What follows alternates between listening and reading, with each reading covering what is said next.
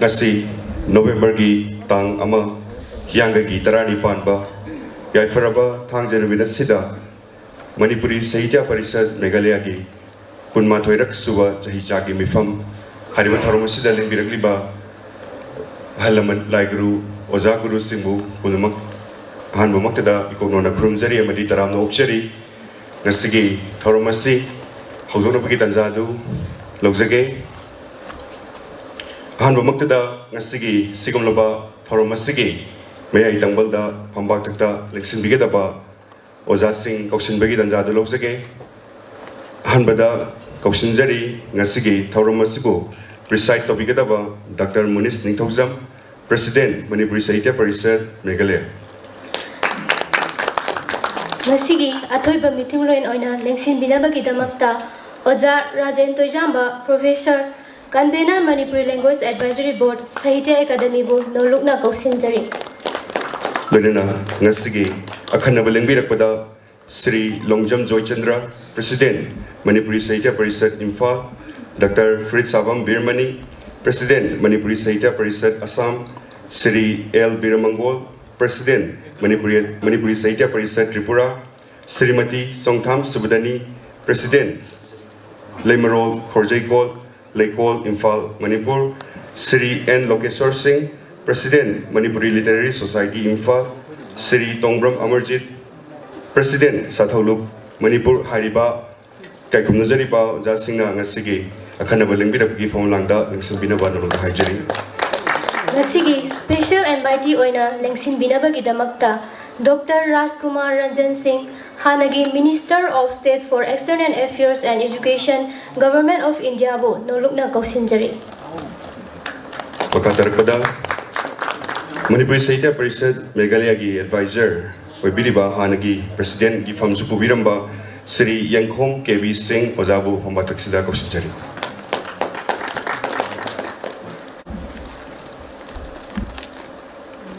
Thagachari Nasigi Yakairo Thoram Asibu Haudopina Bagidamakta Kangembam Nong Dren Koma Maitebu nolukna kausinjari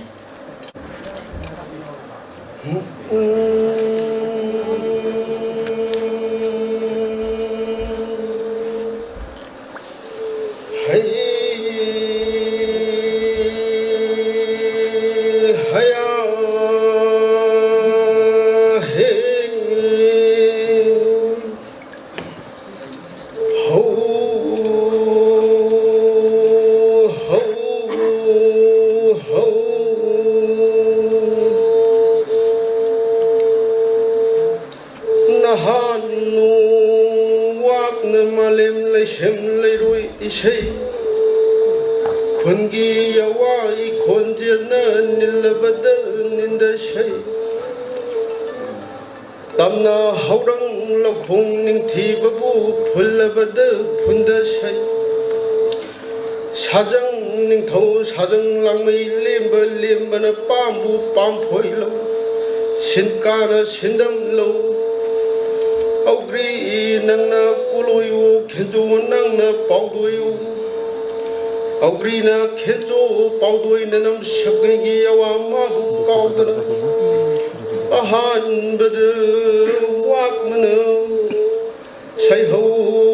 Tamziraki Shigina Makha Tarakpada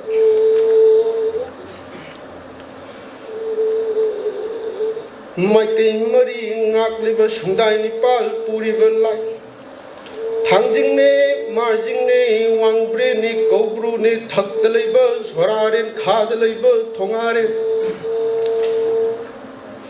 Iram Iwai Ashibu Kon Biriba Singu lining Tow Lirimbi Anigi Makafam the Ladyba Lamaba, Tumaba, Lamsenba, Tusenba Hanukok Chow, Hanu Pansito Singu Laitai Nazaramgi Singu Tintai Nazaramgi Ngasigi May Tambulda Lingsin Biriba Kaikumnajarbo Jasingna Mayra Chukatpagi Tanjadu Untang Lojage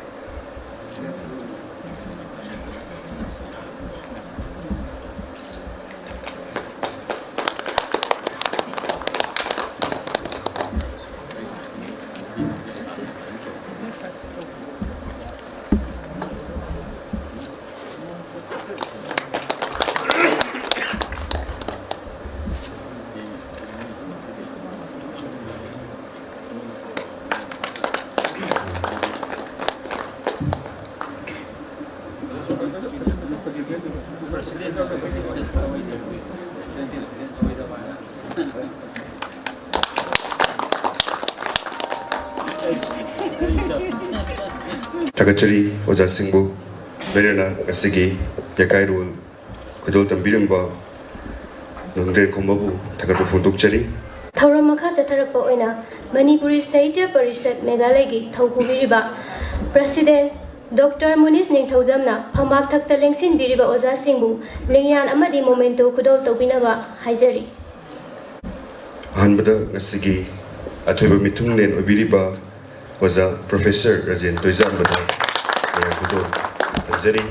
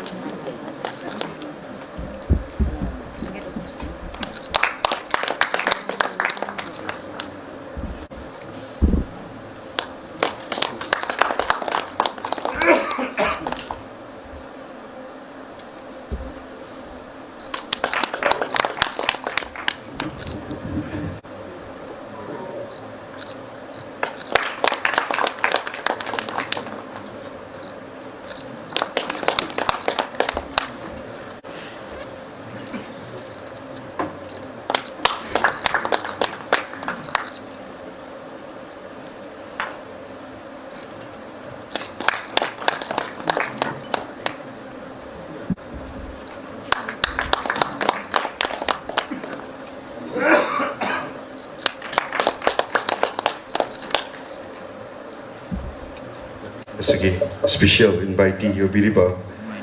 Dr. Raskumar Ranjan Singh, former Minister of State for External Affairs and Education, Government of India.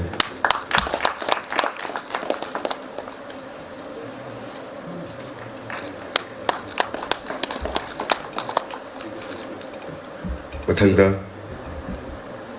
Manipur Sahitya Parishad Meghalaya gi advisor gi thawbubiriba Sri Yengkhom KV Singh Famda Achamblenga Kudol Tamjari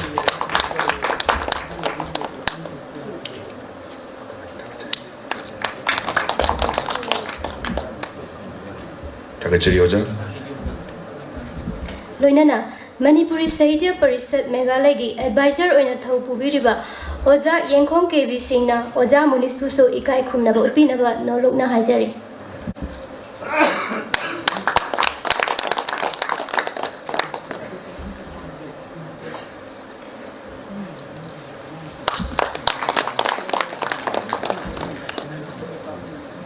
Zawo Tagatpa Ponduk Sari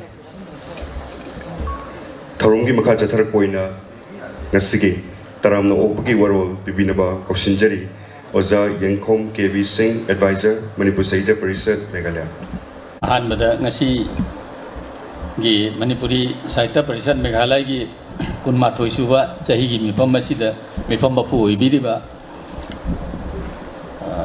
koi President Dr. Munish Ningthaujam wo ngasi gi thoram asi pangthok nabagidamakta taramna okchari aduga makha tabasi mahaki yathang lauraga chathajari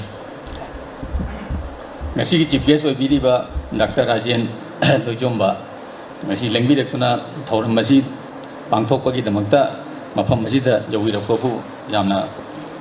Manipur Sahitya Parishad Meghalaya gi maigaidagi taramna okchari Mathangda Sri Longjam Joy Chandra, President Manipuri Sahitya Parishad Imphal ngasi gi thoram asi da guest of honor oina lengbirakpa sida Manipur Sahitya Parishad Meghalaya gi maigaidagi taramna okchari gi mathangda Dr. Frit Sabam Birmani, President Manipuri Sahitya Parishad Assam Mahaksu mfam asida thoram asi yaunabagi damakta yaubirae adu mahakusu taramna okchari Sri L. Biramangol, President Manipuri Sahitya Parishad Tripura ꯉꯁꯤꯒꯤ ꯊꯧꯔꯝ ꯑꯁꯤ ꯌꯥꯎꯕꯒꯤꯗꯃꯛꯇ ꯑꯩꯈꯣꯏꯒꯤ ꯃꯔꯛꯁꯤꯗ ꯊꯨꯡꯕꯤꯔꯔꯦ ꯗꯥꯏꯁꯇ ꯐꯝꯕꯤꯔꯤ ꯃꯍꯥꯛꯄꯨꯁꯨ ꯉꯁꯤꯒꯤ ꯊꯧꯔꯝ ꯑꯁꯤꯒꯤꯗꯃꯛꯇ ꯃꯅꯤꯄꯨꯔ ꯁꯥꯍꯤꯇ꯭ꯌ ꯄꯔꯤꯁꯠ ꯃꯦꯘꯥꯂꯌꯒꯤ ꯃꯥꯏꯀꯩꯗꯒꯤ ꯇꯔꯥꯝꯅ ꯑꯣꯛꯆꯔꯤ ꯃꯊꯪꯗ ꯁ꯭ꯔꯤꯃꯇꯤ ꯆꯪꯊꯥꯝ ꯁꯨꯕꯗꯅꯤ ꯄ꯭ꯔꯦꯁꯤꯗꯦꯟ ꯂꯩꯀꯣꯜ ꯂꯩꯃꯔꯣꯜ ꯀꯣꯔꯖꯩꯀꯣꯜ ꯑꯩꯈꯣꯏ ꯁꯝꯅ ꯂꯩꯀꯣꯜ ꯍꯥꯏꯕ ꯃꯍꯥꯛꯁꯨ ꯃꯐꯝ ꯑꯁꯤꯗ ꯂꯦꯡꯁꯤꯟꯗꯅ ꯂꯩꯕꯤꯔꯤ ꯃꯅꯤꯄꯨꯔ ꯁꯥꯍꯤꯇ꯭ꯌ ꯄꯔꯤꯁꯠ ꯃꯦꯘꯥꯂꯌꯒꯤ ꯃꯥꯏꯀꯩꯗꯒꯤ ꯇꯔꯥꯝꯅ ꯑꯣꯛꯆꯔꯤ ꯑꯗꯨꯒꯤ ꯃꯊꯪꯗ Shri N Lokeshwar president Manipuri literary society Imphal ꯕꯨꯁꯨ ꯇꯔꯥꯝꯅ ꯑꯣꯛꯆꯔꯤ ꯁ꯭ꯔꯤ ꯇꯣꯡꯕ꯭ꯔꯝ ꯑꯃꯔꯖꯤꯠ ꯄ꯭ꯔꯦꯁꯤꯗꯦꯟ ꯁꯥꯊꯧꯂꯨꯞ ꯃꯅꯤꯄꯨꯔꯕꯨꯁꯨ ꯇꯔꯥꯝꯅ ꯑꯣꯛꯆꯔꯤ ꯊꯧꯔꯝ ꯑꯁꯤꯗ ꯌꯥꯎꯕꯤꯅꯕꯒꯤꯗꯃꯛ ꯑꯗꯨꯒꯤ ꯃꯊꯪꯗ ꯉꯁꯤꯒꯤ ꯊꯣꯏꯗꯣꯛ ꯍꯦꯟꯗꯣꯛꯄ special invitee doctor Rajkumar Ranjan Singh ꯃꯇꯝ ꯑꯃꯗ minister of state for external affairs ꯑꯣꯏꯕꯤꯔꯝꯕ ꯏꯗꯨꯀꯦꯁꯟ ꯒꯣꯔꯃꯦꯟ ꯑꯣꯐ ꯏꯟꯗꯤꯌꯥꯒꯤ ꯉꯁꯤ ꯊꯧꯔꯝ ꯑꯁꯤꯕꯨ ꯃꯄꯨꯡ ꯐꯥꯅ ꯄꯥꯡꯊꯣꯛꯄꯒꯤꯗꯃꯛꯇ ꯑꯩꯈꯣꯏꯒꯤ ꯃꯔꯛꯁꯤꯗ ꯂꯥꯛꯄꯤꯕꯒꯤꯗꯃꯛꯇ ꯃꯅꯤꯄꯨꯔ ꯁꯥꯍꯤꯇ꯭ꯌ ꯄꯔꯤꯁꯠ ꯃꯦꯘꯥꯂꯌꯒꯤ ꯃꯥꯏꯀꯩꯗꯒꯤ ꯇꯔꯥꯝꯅ ꯑꯣꯛꯆꯔꯤ ꯑꯔꯣꯏꯕꯗ ꯉꯁꯤ ꯇꯤꯟꯕꯤꯔꯤꯕ ꯂꯥꯛꯄꯤꯔꯤꯕ ꯃꯄꯥꯟꯗꯒꯤ ꯑꯩꯈꯣꯏꯒꯤ ꯑꯅꯛꯄꯗꯒꯤ ꯑꯔꯥꯞꯄꯗꯒꯤ ꯂꯥꯛꯇꯨꯅ ꯉꯁꯤ ꯊꯧꯔꯝ ꯑꯁꯤꯕꯨ ꯇꯥꯕꯤꯅꯕꯒꯤꯗꯃꯛꯇ ꯑꯃꯁꯨꯡ ꯌꯥꯎꯕꯤꯅꯕꯒꯤꯗꯃꯛꯇ ꯃꯌꯥꯝ ꯑꯁꯤꯗ ꯂꯦꯡꯕꯤꯔꯛꯇꯨꯅ ꯊꯧꯔꯝ ꯑꯁꯤꯕꯨ ꯃꯄꯨꯡ ꯐꯥꯅ ꯄꯥꯡꯊꯣꯛꯄꯒꯤꯗꯃꯛꯇ ꯐꯝꯕꯤꯔꯤꯕ ꯃꯌꯥꯝ ꯄꯨꯝꯅꯃꯛꯄꯨꯁꯨ ꯇꯔꯥꯝꯅ ꯑꯣꯛꯆꯔꯤ ꯑꯁꯤ ꯍꯥꯏꯔꯒ ꯁꯨꯝ ꯂꯣꯏꯖꯔꯦ ꯊꯦꯡꯛ ꯌꯨ ꯋꯦꯜꯀꯝ ꯑꯦꯗ꯭ꯔꯦꯁ ꯄꯤꯕꯤꯔꯝꯕꯒꯤꯗꯃꯛꯇ ꯑꯣꯖꯥꯕꯨ ꯊꯥꯒꯠꯆꯔꯤ ꯊꯧꯔꯝ ꯃꯈꯥ ꯆꯠꯊꯔꯛꯄ ꯑꯣꯏꯅ ꯃꯅꯤꯄꯨꯔꯒꯤ state anthem ꯁꯛꯄꯤꯅꯕꯒꯤꯗꯃꯛꯇ Shillong Manipuri student ꯌꯨꯅꯤꯌꯟꯕꯨ ꯀꯧꯁꯤꯟꯖꯔꯤ ꯑꯍꯥꯟꯕꯃꯛꯇꯗ Manipur ꯁꯥꯍꯤꯇ꯭ꯌ ꯄꯔꯤꯁꯠꯅ ꯁꯤꯟꯕꯤ ꯂꯥꯡꯕꯤꯗꯨꯅ ꯄꯥꯡꯊꯣꯛꯆꯔꯤꯕ 12 ꯁꯨꯕ ꯑꯁꯤꯒꯨꯝꯂꯕ ꯆꯍꯤꯒꯤ ꯃꯤꯐꯝ ꯑꯁꯤꯗ ꯂꯦꯡꯕꯤꯔꯛꯂꯤꯕ ꯂꯥꯏ ꯒꯨꯔꯨꯖꯣꯟ ꯏꯃꯥ ꯏꯕꯦꯜꯁꯤꯡ ꯄꯨꯝꯅꯃꯛꯄꯨ ꯁꯤꯂꯣꯡ ꯃꯅꯤꯄꯨꯔ ꯁ꯭ꯇꯨꯗꯦꯟꯠꯁ ꯌꯨꯅꯤꯌꯟꯒꯤ ꯃꯥꯏꯀꯩꯗꯒꯤ ꯏꯀꯣꯛꯅꯣꯟꯅ ꯏꯀꯥꯏ ꯈꯨꯝꯅꯕ ꯎꯠꯆꯔꯤ ꯑꯩꯈꯣꯏꯅ ꯉꯁꯤ ꯁꯛꯆꯒꯗꯧꯔꯤꯕ ꯁ꯭ꯇꯦꯠ ꯁꯣꯡ ꯑꯁꯤ ꯍꯩꯖꯗꯅ ꯁꯛꯆꯕ ꯅꯠꯇꯦ ꯀꯔꯤꯒꯨꯝꯕ ꯁꯣꯏꯈꯤꯕ ꯂꯥꯟꯈꯤꯕ ꯌꯥꯎꯔꯕꯁꯨ ꯂꯥꯏ ꯒꯨꯔꯨꯖꯣꯟ ꯄꯨꯝꯅꯃꯛꯅ ꯉꯥꯛꯄꯤꯌꯨ ꯍꯥꯏꯗꯨꯅ ꯑꯃꯨꯛꯀꯁꯨ ꯏꯀꯣꯛꯅꯣꯟꯅ ꯍꯥꯏꯖꯔꯤ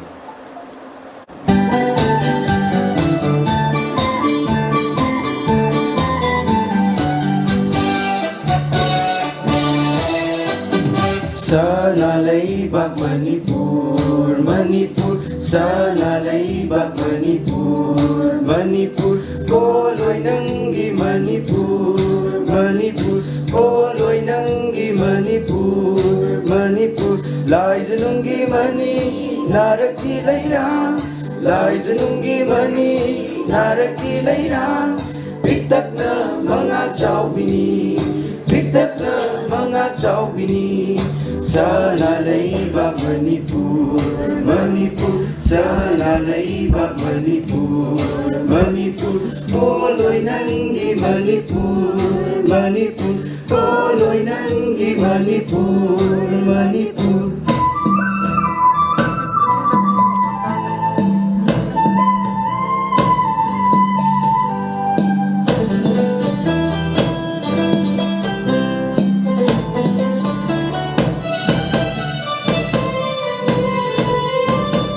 Inumbong dagi haurakpi, jinglo na balon karibi. Inumbong dagi haurakpi, jinglo na balon karibi. Sanglen fi Josepi, chambi haibi. Sanglen fi Josepi, chambi haibi. Jignalem na ngatoibi. Jignalem na ngatoibi. Sana leibak Manipur, Manipur, sana leibak Manipur, Manipur, koloy nanggi Manipur, Manipur, koloy nanggi Manipur, Manipur.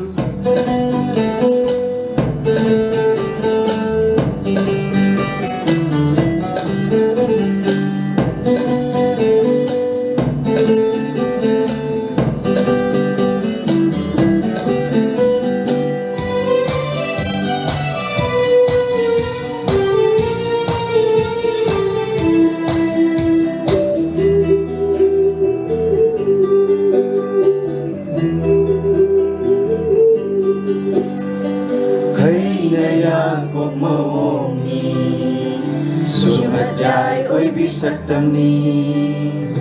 ꯈꯩꯅ ꯌꯥꯡ ꯀꯣꯛ ꯃꯑꯣꯡꯅꯤ ꯁꯨꯝꯍꯠꯌꯥꯏ ꯑꯣꯏꯕꯤ ꯁꯛꯇꯝꯅꯤ ꯀꯣꯔꯧꯒꯤ ꯑꯍꯥꯟꯕ ꯈꯣꯡꯗꯥꯐꯝ ꯑꯣꯏꯔꯤꯕꯤ ꯀꯣꯔꯧꯒꯤ ꯑꯍꯥꯟꯕ ꯈꯣꯡꯗꯥꯐꯝ ꯑꯣꯏꯔꯤꯕꯤ ꯅꯆꯥ ꯅꯥꯎꯌꯣꯛ ꯅꯥꯎꯀꯣꯟ ꯍꯩꯕꯤ ꯈꯣꯏꯔꯣꯡ ꯃꯣꯃꯣꯟ ꯃꯤꯅꯣꯛ ꯂꯩꯇꯦꯡꯕꯤ Nacha nauyok na kon heibi Koyong momon minok leitingbi Sanana itak hau balam Lupana kongo tin balam Sanana itak hau balam Lupana kongo tin balam Sanana atiyana fijang oibi Sangbat atiyana fijang oibi Manigom manganay bini Manigom manganay bini Sana laibag Manipur Manipur Sana laibag Manipur Manipur Koloy nanggi Manipur Manipur Koloy nanggi Manipur Manipur Lai zanunggi mani Naraki lairang Lai zanunggi mani Naraki lairang Bigdag na mga chawbini Bigdag na mga chawbini Sana laibag Manipur Manipur Sana laibag Manipur Manipur Koloy nanggi Manipur Manipur Koloy nanggi Manipur Manipur Koloy nanggi Manipur Manipur Thank you. Manipur State Anthem sakpirambagidamakta Shillong Manipuri Student Union bu thagatpa phongdokjari mathangda ngasigi secretary gi waror pibinabagidamakta koksinjari Oja Dr. Komaljit Chirom Secretary Manipuri Sahitya Parishad Meghalaya mayambu ahan bamakta da khurumjari Manipuri Sahitya Parishad Meghalaya ge kun mathoi chuba chahi gi mefam sok lisingani ga kun manga ngasi tang November gi 1 November gi tang ama da pangthokpa thoram asida yaubi nabagi damakta tinbiriba mayambu amukana khurumjari ngasi gi thoram asigi chief guest oibiriba Oja Rajen Toijamba Guest of honor oina lengsin biriba Oja Singh Oja Joy Chandra Oja Prince Sabam Birmani Oja Birmangol Oja Chongsam Subadani Oja Lokeshwar Oja Tongbrahma Amarjit dagi maru oina koigi special invitee oina lengsin biriba Dr. R.K. Ranjan former Minister of State for External Affairs and Education Government of India mathakta su lengsin biri hana koigi Manipuri Sahitya Parishad Meghalaya gi President oibiramba aduga hujingna advisor oina phampubiriba Oja Yengkhom KB Singh loina na Manipuri Sahitya Parishad ki President oibiriba amasung asigi thauram mapu oibiriba Dr. Monish Ningthaujam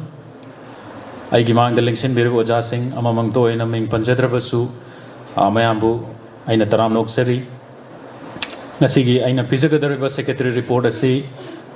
yam kupna pathokchararoige akoina matamgi phibamsi yengjaraga horen makoina Sahitya Parishad ki chahi gi oina phongjaba chephong mangal asi mayamda khudol tamjaba matamda maduda su dum kupna pabigani mata samlapa ma thamjage koigi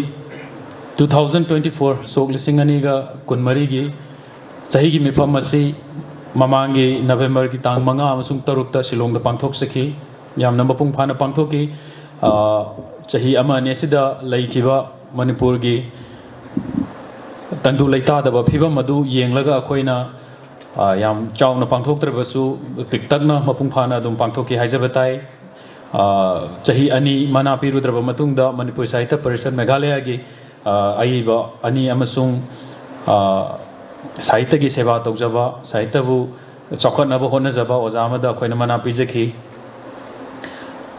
loinana makha tarakpada seminar amasu sinjaki Manipur University Manipuri Department ga pullaga folklore fieldwork Meghalaya 2025 haiba asida folklore seminar amasu koina pangthok sakhi loina na Manipuri Language Day handaki chahi gi oina August ki tang kun maduda शिलोंगी अखोगी हुजिक अखोगी ओजासिंग खरदि लेबिबनी मफम अदुदा ICSSR की guest house के मनाक्ता ICSSR की auditorium अमा लई मदुदा अखोइना पिक्तंगना Manipuri language day अगस्त कुंदा पांगथोक चखी मसिगी मकुप ताब मरोंदी अखोइना मयामना दुम पाबिरसी आई याम सांगना लौजररोय मरोइना मतांग असिदा थमनिंगबदी अखोइगी साहित्य परिषद मेघालयना होनजरिबसी अखोइना मणिपुर की मपानदा लैरबनिना अखोइ हाइबदी ऑर्गेनाइजेशन असिना मणिपुर की मपानदा लैरबनिना मणिपुरी लोन मणिपुरी नाट मणिपुरी कल्चर अखोइगी चनबी चौखटपा हिस्ट्री मयाम असी मयामदा मसक ताकपगी एम्बेसडर अमा ओइबगी सक्तम अदु रिस्पांसिबिलिटी अदु अखोइना लौजगे हाइना अखोइ ओजा मोनिसकी लुचिंग मखादा अखोइना होनजबनी अदुना अखोइना होनजबसी अखोइगी पांथोकचरिबा थबकसिंग असि मणिपुरगी अमदि मैतै मचासिंग खत नतना अतोप मयामदसु योहनजबा अदुना अखोइना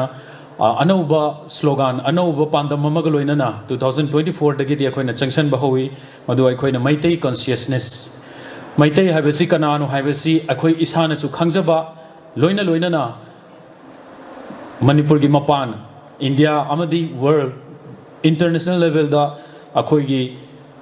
मैतै कॉन्शियसनेस अखोइगी सक्तम अखोइगी नाट अखोइगी हिस्ट्री मयाम असि मयामदा खंगहनबा अदुगी आइडिया दा अखोइना अदुगी पांदम दा अखोइना मसिगी खोंजंग असि संगसन बहोरे अदुना अखोइगी मेंबर्स सिंग मरुइना अखोइगी प्रेसिडेंट ओइबजिबिरिबा ओजा मोनिस अमदी आइहाक अदगिदी ओजा केबी मयाम असिना अखोइना मफम मफम चटपा मफम खुदिंगी हाइरिबा वाखलोन असि संदोक्चनबा होनजै अदुना ngasi lengiraliba mayamna su hairiba wakhanlon asi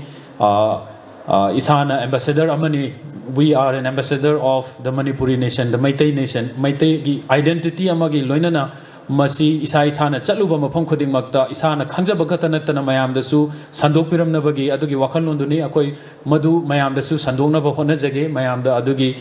request adu tawjari masidagi hena thoidokpa Thank you, Oza. Madisdagi hena thoidokpa ai hojiki oina haijaba lejaroi adu mayamga moka na khurumjari makup taba marondi adum ain haijaba gumna mangalda pabina manik singjer mayam moka na khurumjari Tagachari Dr. Kamaljit Jerome Secretary Manipur Sahitya Parishad Meghalaya Ozagi Secretary gi report thamiram gi damak makhatar kwasidi Manipur Sahitya Parishad Meghalaya gi souvenir mangal haina mingthonjaba souvenir asi mayam gi mafamda Kudol tambagi tanjadu lozige.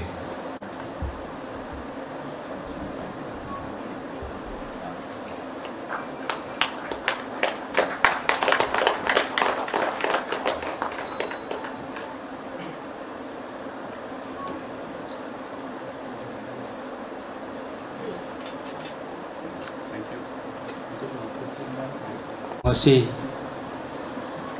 November ki ahanba Isingani sumna kun mga Manipuri Sahitya Parishad Meghalaya na putok saba ngasi ki conference asiga mari linana putok saba mga lahiri batse pong ngasi pai mayang mafamda sinajari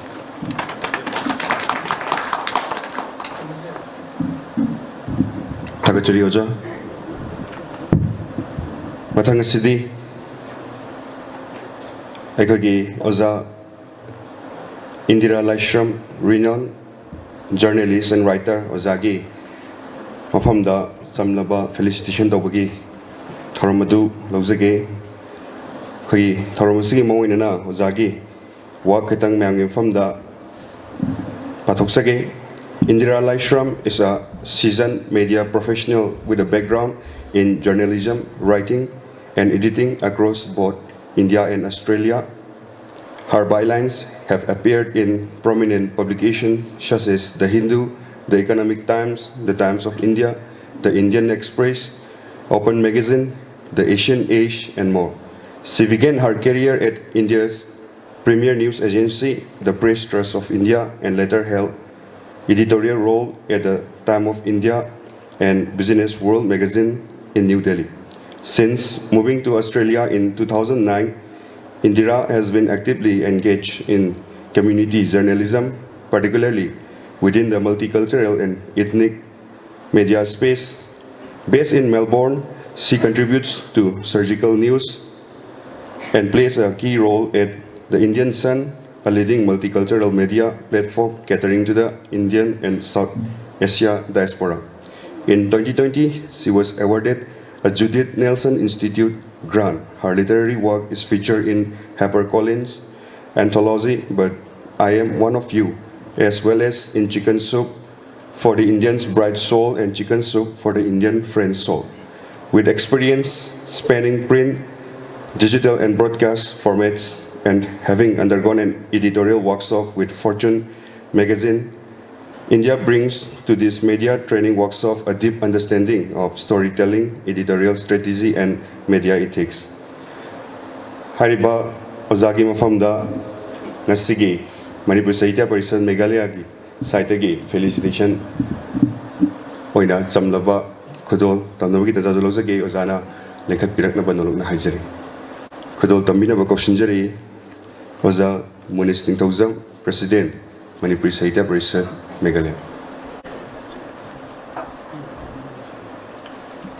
So, I would like to call upon Mr. Lawrence Philip Belcher, the husband of Miss Indira Laishram, to be on the stage with us.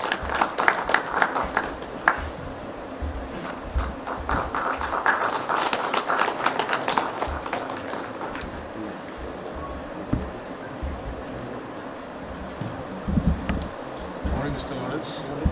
Welcome.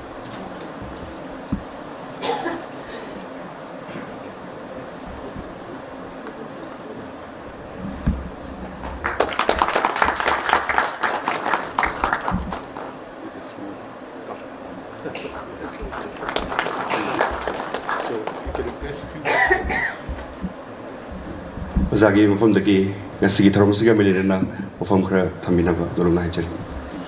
ꯑꯍꯥꯟꯕꯗ ꯃꯌꯥꯝ ꯄꯨꯝꯅꯃꯛꯄꯨ ꯏꯀꯣꯛꯅꯣꯟꯅ ꯈꯣꯏꯔꯝꯖꯔꯤ ꯑꯣꯖꯥ ꯄꯨꯝꯅꯃꯛꯁꯨ ꯑꯩꯅ ꯏꯀꯣꯛꯅꯣꯟꯅ ꯈꯣꯏꯔꯝꯖꯔꯤ ꯑꯩꯒꯤ ꯃꯩꯇꯩꯂꯣꯟꯁꯦ ꯌꯥꯝꯅ ꯀꯨꯏꯅ ꯃꯄꯥꯟꯗ ꯂꯩꯔꯕꯅꯤꯅ so I'm going to mix a bit of English in my words ꯑꯩꯒꯤꯁꯨ ꯂꯥꯏꯕꯛ ꯊꯤꯕꯅꯤ ꯃꯩꯇꯩꯂꯣꯟꯁꯦ ꯏꯕ ꯇꯝꯕ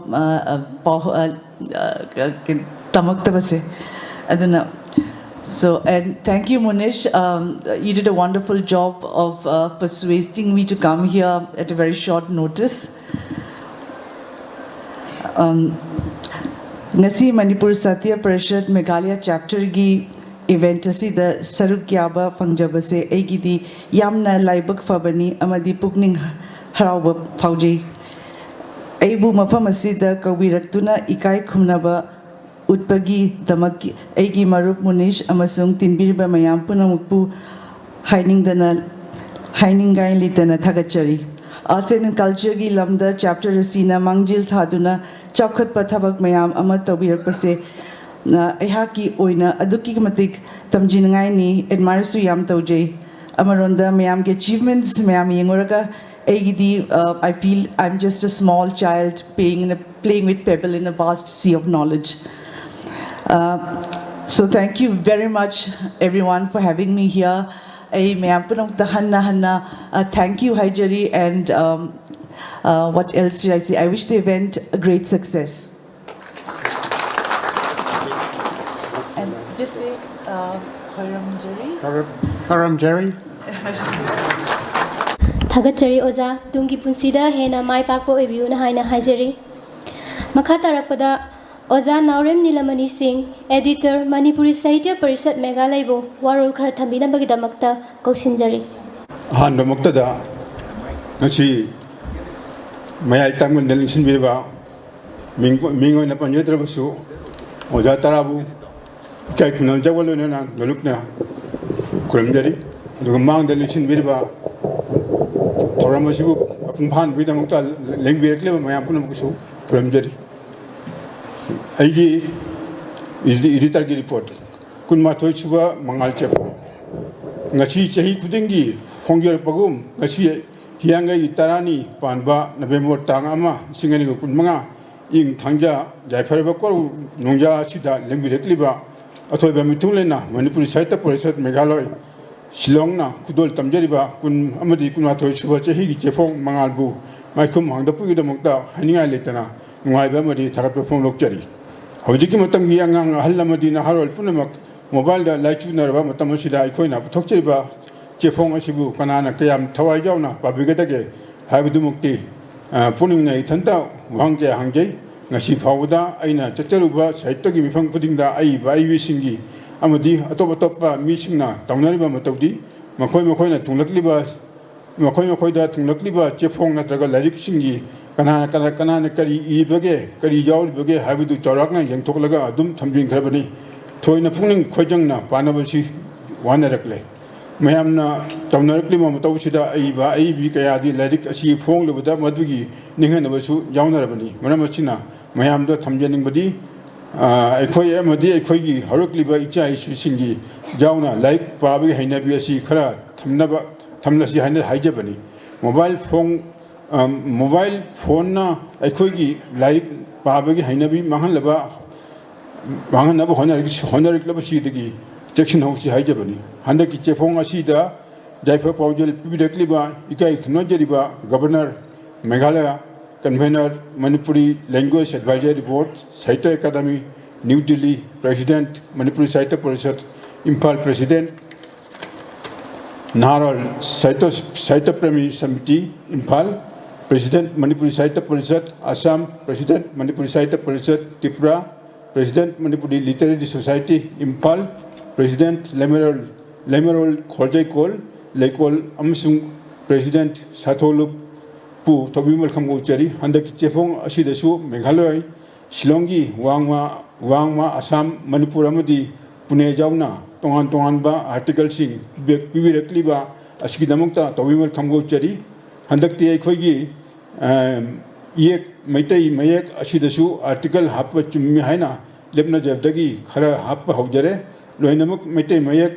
onduna fongbagi tongcha da leibuna adumukti pangthok chakidre matangi lakadaba chefongdadi ibirekliba wajasing ya nasu mitai mekta iba article pibireklabdi thoina hena nuajagani chefong sibu DTP tawda chobu thodang lobiriba oja jaima hauba oja merangtham gajendro icha ibungo maibam niranjan mitai yamadi mayang lambam nongyamba loinana larik oina namthok piduna sinarikliba sinarakliba lamyanba Prince ki Ojasing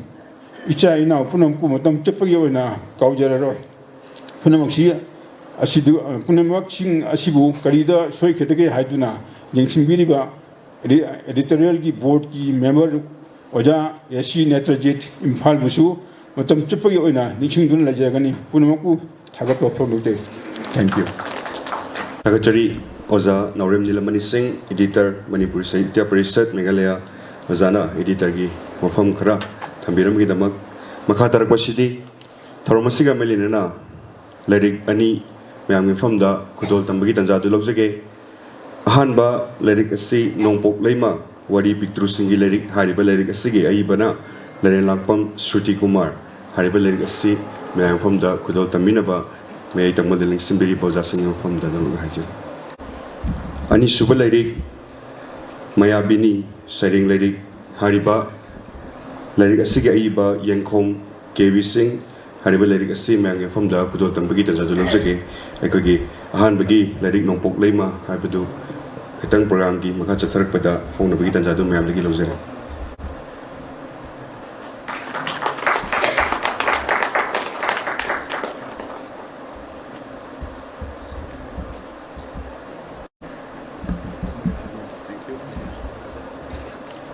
Asigi Pongkriba Lyric Mayabini Saring Lyric Hariba Lyric Asigi Aiba Yengkhom KV Singh Ozana Ozagi Boro Kratamigan mayam punamu amuhanna kuramjari yaki lyric asi yamna pikpa lyric ni adu thangi sengna ai si phong gaina karinta khaluba leite adu hogi be chehida saring lyric macham tang phong gaina aina khoi kenosil iba khotpa master copy se complete loraga trace ta pu gaina sum khanja nari ngaida mangthokkiba loina mangthokkhidai phangdai nuai tan tuminum leithoba ado handaksi hogiba chakiba ka khogi September gi tang kun mathoi nungaijing numit अजी airport चल Guwahati airport चटपसीद Guwahati Meghalaya हेंग लांथोगा गुवाहाटी चंगपसे मीसे मरी मरी मरी सुम चिन दौना 6 लेन लंबी से airport जौरमदाई फाउसे सुम चिनगिना इसाना गाड़ी थोक चटपनी इतोंता अदो गाड़ी चटपगी खुदों चाबो भाव याम वाना तौरगा लांथो चखी करीनो तौरिसे हाइना दुम आइबुदी खंगे नुमि अदुदा अखोगी आसाम की अमदी इंडिया की होइना हाइबे जारे अफाव इसे सकपा जुबिन गर्ग कनोदा सिंगापुर लेकिदबुदुगी मागी डेड बॉडी दो पोरप नुमित ओइरमी गुवाहाटी एयरपोर्ट तकी थुंगगा मयाम से मीजे मरी मरी लानगिबा अदुदु उखिबा मिथित दो मी अमा सिबदा दुगजा मी लखा कयागी वर मितिननी हाइजरिबा मदु उगुदा इंगोन अंगकम फंगी इसिंग बोतल अमा लेदना लंबीदगी थकपगी स्कोप लेते and there complete close mean 100% close करीम लेते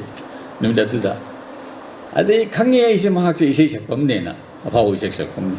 अदु थिगचरुई करिगिनो मी इसे सकपमजे भुबेन हजारिका सुसीगी लता मंगेशकर सीगी करिनो तोइसे थिगचरुदा महाकसिदी इसे सकपतना लमद्रे अतोना ता मयाम मागी मपुनसिदा तालको सेन पुनमजे खाइबोकमा हेना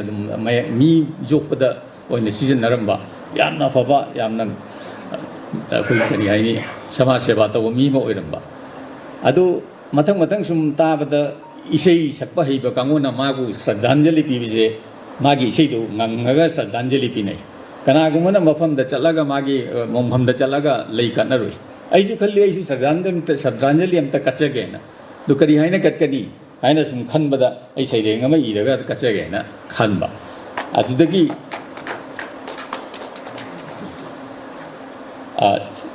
अदुदगी खल्ले अखोगी परिस्थिति कनो सिजु जाम नक्सलमिना सैरेंग अतै लेइब्राइना आइगी चिथौबा सैरेंग खरा खोमजलगा अदुदगी जामना फोंफों साबा मणिपुर राजबारी थुगाइगरे हाइबसिगी अमु दंगलावा कइनोमा फावरे अदुदसु सैरेंग खमिजरे अदो अहोबसे मायाबिनीदा हौरगा अरोइबदा मणिपुरी राजबारी सिबु आइना श्री अखोगी सुरचांद महाराज भवन आइना थोलगा सैरेंग अमना लुचलगा याम पिकपा सैरेंग अमा आइना खुदल तमजबनी मयाम अदु मथंगदा लाइरिक फोंबसिगी मरमदा अमतंग खितंग पंजरंग लिखना तेन हाइजगे दु मयक सेंगना हाइजगे जामना कोगी अल्फ्रेड लॉर्ड टेनिसन ताबिरबनी मयामना मार्क्सजी इंग्लैंड की अफावा राइटर ने 1853 दा आइल ऑफ वाइट आइबा मफम से चलगा जुम भराम लौरगा मागी जुम सिगी ममिंगना कनो करी फारिंगफोर्ड हाउस है फारिंगफोर्ड हाउस से माना बसिद भरा लेरगा सुम लेबिसिदा 1854 गी अक्टोबर थासिदा द टाइम हाइबा मेगाजिन अखोगी डेली पेपर अदुदा ngसाइगी लान अमगी वारी अखोगी द डेड वैली गाइना मयाम खंगना सयेंग माना अदुदा इकिबा the charge of the light brigade मयाम खंगमिरंगमनी the charge of the light brigade सी आई इसामकेदी अखोई हाई स्कूल दा सिलेबस ता जाउदना पाजरे अदुनसु काउदे अदु इबा मागी charge of the light brigade सी 9 December 1854 दा मासी अखोगी अखोगी करी वीकली पेपर एग्जामिनर को वीकली पेपर अंदा फोंदोखरेबा अदगी मागी कनो सैरेंग से पॉपुलर वायरल होइग्रे अदमा हराउरे लाइरिक से इबा हौरे 1855 ता मागी हान हानबा माउथ हाइबा लाइरिक से मा इ दो माउथ हाइबा लाइरिक से इबसिदा अदुजाम पॉपुलर होइना सेल होइ जोन गिदना मा पैसा मयाम फंगदना माना जुमभरा लेरंबा फ्रामिंगफोर्ड हाउस से माना लई खेबना 1856 ता ꯆꯍꯤ ꯑꯃ ꯃꯇꯨꯡꯗ ꯑꯗꯨꯗꯒꯤꯅ ꯃꯥ ꯁꯤꯕ ꯐꯥꯎꯗ 1892 ꯐꯥꯎꯕ ꯃꯐꯝ ꯑꯗꯨꯗ ꯑꯗꯨꯝ ꯂꯩꯈꯤ ꯑꯗꯨ ꯃꯍꯥꯛꯅ ꯂꯩꯔꯝꯕ ꯌꯨꯝꯗꯣ ꯃꯍꯥꯛꯅ ꯁꯤꯈ꯭ꯔ ꯃꯇꯨꯡꯗ ꯐꯥꯔꯃꯤꯡ ꯐꯣꯔ ꯍꯥꯎꯁꯁꯤ ꯃꯊꯪ ꯃꯊꯪ ꯁꯨꯝ ꯂꯩꯔꯝꯕꯗꯒꯤ ꯌꯣꯟꯊꯣꯛꯀꯨꯝ ꯀꯔꯤꯒꯨꯝ ꯇꯧꯅ ꯁꯨꯝ ꯑꯩꯈꯣꯏꯒꯤ ꯈꯔ ꯈꯔ ꯁꯤꯊꯔꯛꯄ ꯍꯥꯏꯇꯥꯔꯦ ꯑꯗꯨꯗꯒꯤ 1846 ꯁꯤꯗ ꯑꯩꯈꯣꯏꯒꯤ ꯇꯣꯜ ꯑꯣꯄꯔꯦꯇꯔ ꯃꯌꯥꯝ ꯇꯥꯕꯤꯔꯝꯃꯦ ꯊꯣꯃꯥꯁ ꯀꯨꯛ ꯅ ꯃꯥꯅ ꯍꯣꯇꯦꯜ ꯑꯣꯏꯅ ꯍꯥꯡꯗꯣꯛꯑꯦ ꯃꯥꯅ ꯂꯧꯗꯅ ꯑꯗꯨꯅ 46दगिना माना 1860 वाउसे माना होटेल चलाइरमीदुदा अदे मथंग सुम मथंग सुम जोन खोतन सुम तरपदी मन होंदोंग जिन मागी जुमसे इरोइरोइबदा यामिना खुनबा नुपी मा ममिंगसे रेबिका रा केन को मान जाम इना खुनबा नुपी न मा लैने लैरगा माना मसीदी यामना अखोई हेरिटेज होगा यामना फजना थंबा जाबो पोत मनी गार्डन जाबो करी जाबो अदु how to keep it properly हाइना माना खलकपदगी 2007 दा माना मसीगी सी कनो से अखोगी मफम मसी मागे जुम मसी फजना सेम सादना पैसा सी अदुगा चंगे बिसे in terms of billion pound चंगे ना है अदु हौजिक फावा मफम से टूरिस्ट स्पॉट होइना मीना पैसा पीरगा अखोई इंडिया की पैसा द ओरदि आई एम चंग लुपा 2,000 की मथक चंगनी मदु जेंगबगी दमक मागे अदोई लैदि मसिदैना हाइजनिंगी सी अखोइना लाइरिक इरिमेदि इरिबिसे अखोगी मणिपुरी साहित्य द लैंग्वेज द कथोक्सब स्ट्रेट अवे डोनेशन पीबगुमन आई इसागी करिंग हलक्त्रबनी अइना 2010 दा लाइरिक अमा लमकोई वारी बहरेन मालेम द तोमथिन गालिबी बहरेन आइना यामना चंगोना जंगम ngam ai ngam जब शक्ति द फोंगजेगी अदु होय अइना फोंगी दु आई कसु चौथोकचदे अइगी साइटगी पुकैदा अदुगुंबा लाइरिक अमा थंगी हाइदुगी नुंगाइबा दो फौजे अदुगा मयामना हंगी मथंग द सिगुंबा लाइरिक फोंकदनाइना अगी लाइरिक अदु फोंमुदा आई इसादगी लुपा लाख अनि खर्चा होइगे अदि अजुम पासलगा दि खलगा कोइरुदना इन पैसा लंथोरिदो मपान चतना अदुसु पारगा दि जाम रे हाइजरिबा अदु तिगन एनकरेज मदु हलौ हाइबना तबा एनकरेज तौनबा माजि पैसा जि करमाइना खैतंग हलगा दि आई पैसा जि खर लाए मथंग दमु आई फोंगे हाइबगी आशा जे कोइ स्पेशली मैतै रोमगी लाइरिक फोंबा मयाम की वानी अना हाइजरीसे अदु थम्मगदी यामना काननी हाइना हदे इनौ नौना हजि खरा तौदे अखोगी मपानदा लाइरिकसे डिस्काउंट दा थाबा लेनाबा खोनाबा सुम असि जन असि फै हाइबगी सुम हाइजनिबगी वानी अदु यामनादी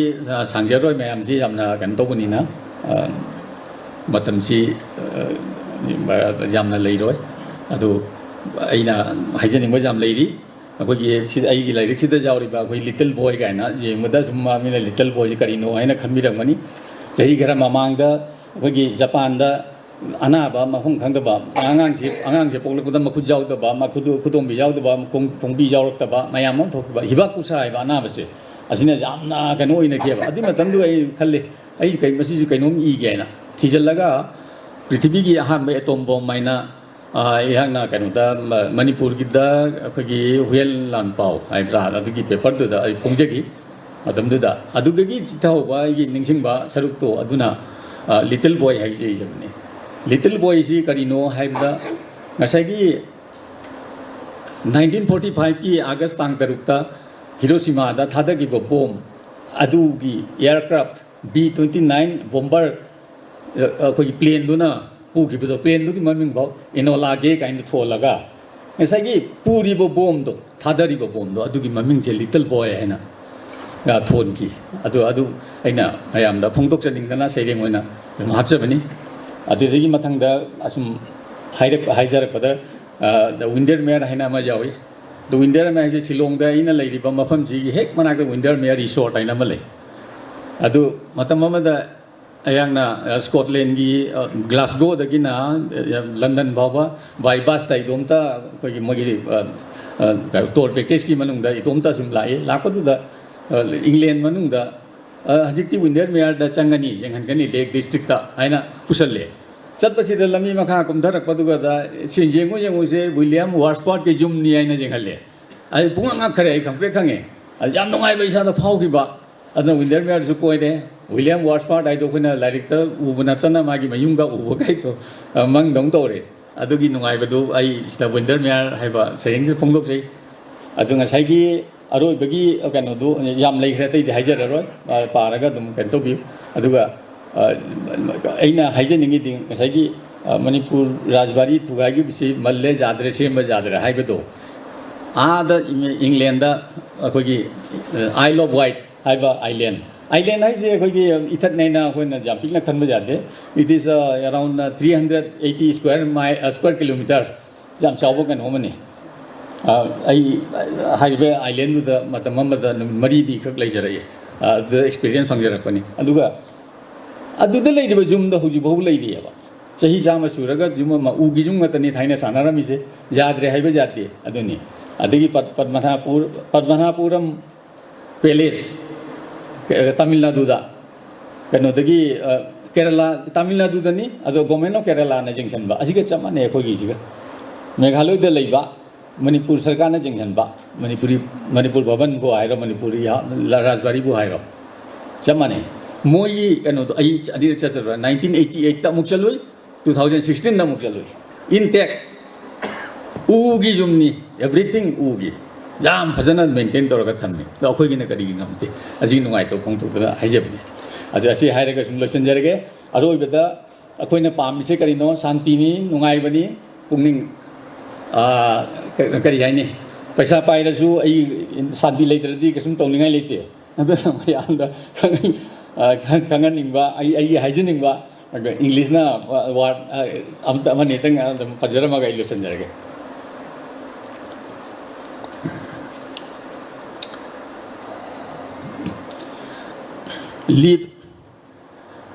Live as an open book and smile throughout the life. Use your smile to change the world. Don't allow the world to change your smile. Thank you. Ojagi lariki matangda mamal yamlaba wafam kaya amrum thambiramagidamata ojabu hanna thagatpa phongdokjari makha chatharakpa oina larik masak takpagi tanja ama laujage Aiba Oja Dr. Munisna Iba Aron Bakuzin Tarang Koba Lari Asi Masak Takpi Nabagitamakta Koksinjari Oja Professor Chirom Rasketan Singh Department of Manipur University Pumnamaku Ahan Bada Noloksari Asi Meghalaya Manipuri Sahitya Parishad Meghalaya Gi Kumar Thoi Suba Annual Conference Sida Dais the Lengsin Biriba Ozasing Punamu ai Matam na Laitaba Sida I Subchana Ahan Boina Urumzari Aduga Mang Lengsin Biriba Tongan Ba Manipuri Saitagi Sangstan Mayam Dagi Lengbirakpa Ozasing Tripuragi Assamgi Manipurgi Koi Saitya Bunuk Sibiba Mayama Lengsin Relebire Loina now Lamdam Masjida Mahiroi Biriba Manipuri Gi Manipuragi Lembirapa Mahiroi Mayamasu Punam Sisupin Jarakandai Kurumjari Madamdi Ozagi Nasiena Masak Taxa Gaduriba like a sea Asem Badi Okoigi Mamangi 2024 da Ozagi Zamuniski Larixi Pongre Manipur 1981 Manipur Lising Masapan Marphuma Thoi Arunba Kuzin Thora Lariki Mamini Manipur Gagi Dot Mari Rakanda Lisingama Samapan Marphuma Thoi Arunba Kuzin Thora Lariksi Impal the Ponki Bani Adubu Masi Mayam Kanoina Yam Paksana Kano identity Adu Lariksi Mayam Mapanda Hojik display Kanotor Besta Sodum Lajere Aduga Mayam Sodum Pambigani Lamai Sunny go Fumari Hedi, see Maite Kanoka Kine, and I say Bangali Mayakini, अदुगा मैतै मयक यावरगदि double ने याम थाबा याम चौबा लाइगम खकनी मसिगी मतंग ने अदु ngasiगी C program सी याम यामी अदुगा issue मतम सी अइगोद PB बदा बातोनी बदा मिनिट 10 मुक्तनी मिनिट 10 ददी लाइक सी लोइनमक मसक ताकददी अइगोंददी खर वाना थोकदोरे अदु अइ समलपना हारिबा मतम सिदगी दंग लौजरे हरगा खतंग हेंदो इजिलेरगा सु लाइक सी मतंग दई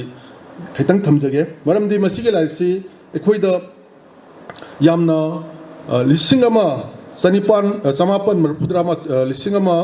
1891 की लान लिसिंग अमा सनिपान मरपुद्रामा थोई की मणिपुर की अरोइब निंगतम लान हैना खंगनरिबा लाइक असिक वारी असे तोंगान तोंगान बा हिरम सिंगदा तोंगान बा अखोई की लाइक ओइना ड्रामा ओइना वारी स्टेदा मयाम अमा लेरे अदो हंदक अखोई की मुनिसना निंथोजम मुनिस मामांगदा लाइक मरी लेखरे लाइक अहुम अइना पाजबदा याम फजबा ट्रिलोजी अमा हाइदी अइ चलुखिगे अइ वारी लीगे अइ हिंगली हाइबा फजबा नोवेल अहुम पुथोकरे नोवेल अहुम सी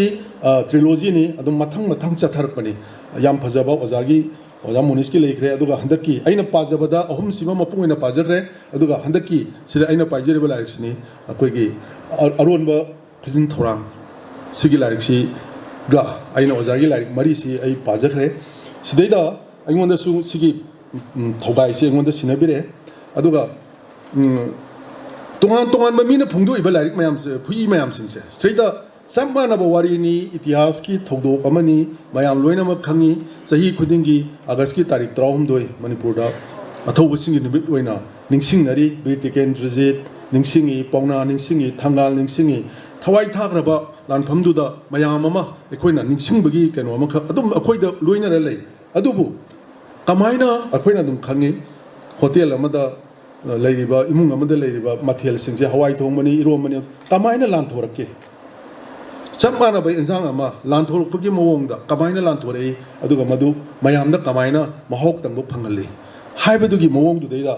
इनौनव मवोंग अमदा हंदक ओजा मुनिसना अरोन खुजिन थौरांग हाइना ममिंग से थोलकांदा इकोइदा मुंग नौना लानथोरई हाना लेदुगा वारीदी अदुम मयाम मानयबसी मयाम नुं खंबियु अदुगा लानथोरपगी मवोंग अदु कमाइना सागले अरोन खुजिन थौरांग से कमाइना ओइरिनो कमाइन थोलिनो कना कनागी अरोन खुजिन थौरांगनो हाइबना चिंबा सिदा अखोइना खंगी अखोइगी रिसर्च राइटिंग ददी सोइदनमकी डोट मरी से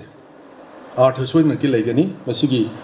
ओजाना मणिपुर अरगा डोट मरी थमगा लिसिंग अमा सनिपान मरफुद्रामा थोय थमिसे सिदगी हौरे ओजाना अखोइदा पाखोंग अमा खक चनबसे मरबदि सि करे हाय आइन रिसर्च राइटिंग ददी मसे डोट अनि अहुम गी सो आर्थ ले मरी गी सो आर्थ ले सिगी मनुंगदा अखोइना लोलगा करिम खर थमी अदुगा अरोन खुजिन थौरांग सिना याम सावना थमे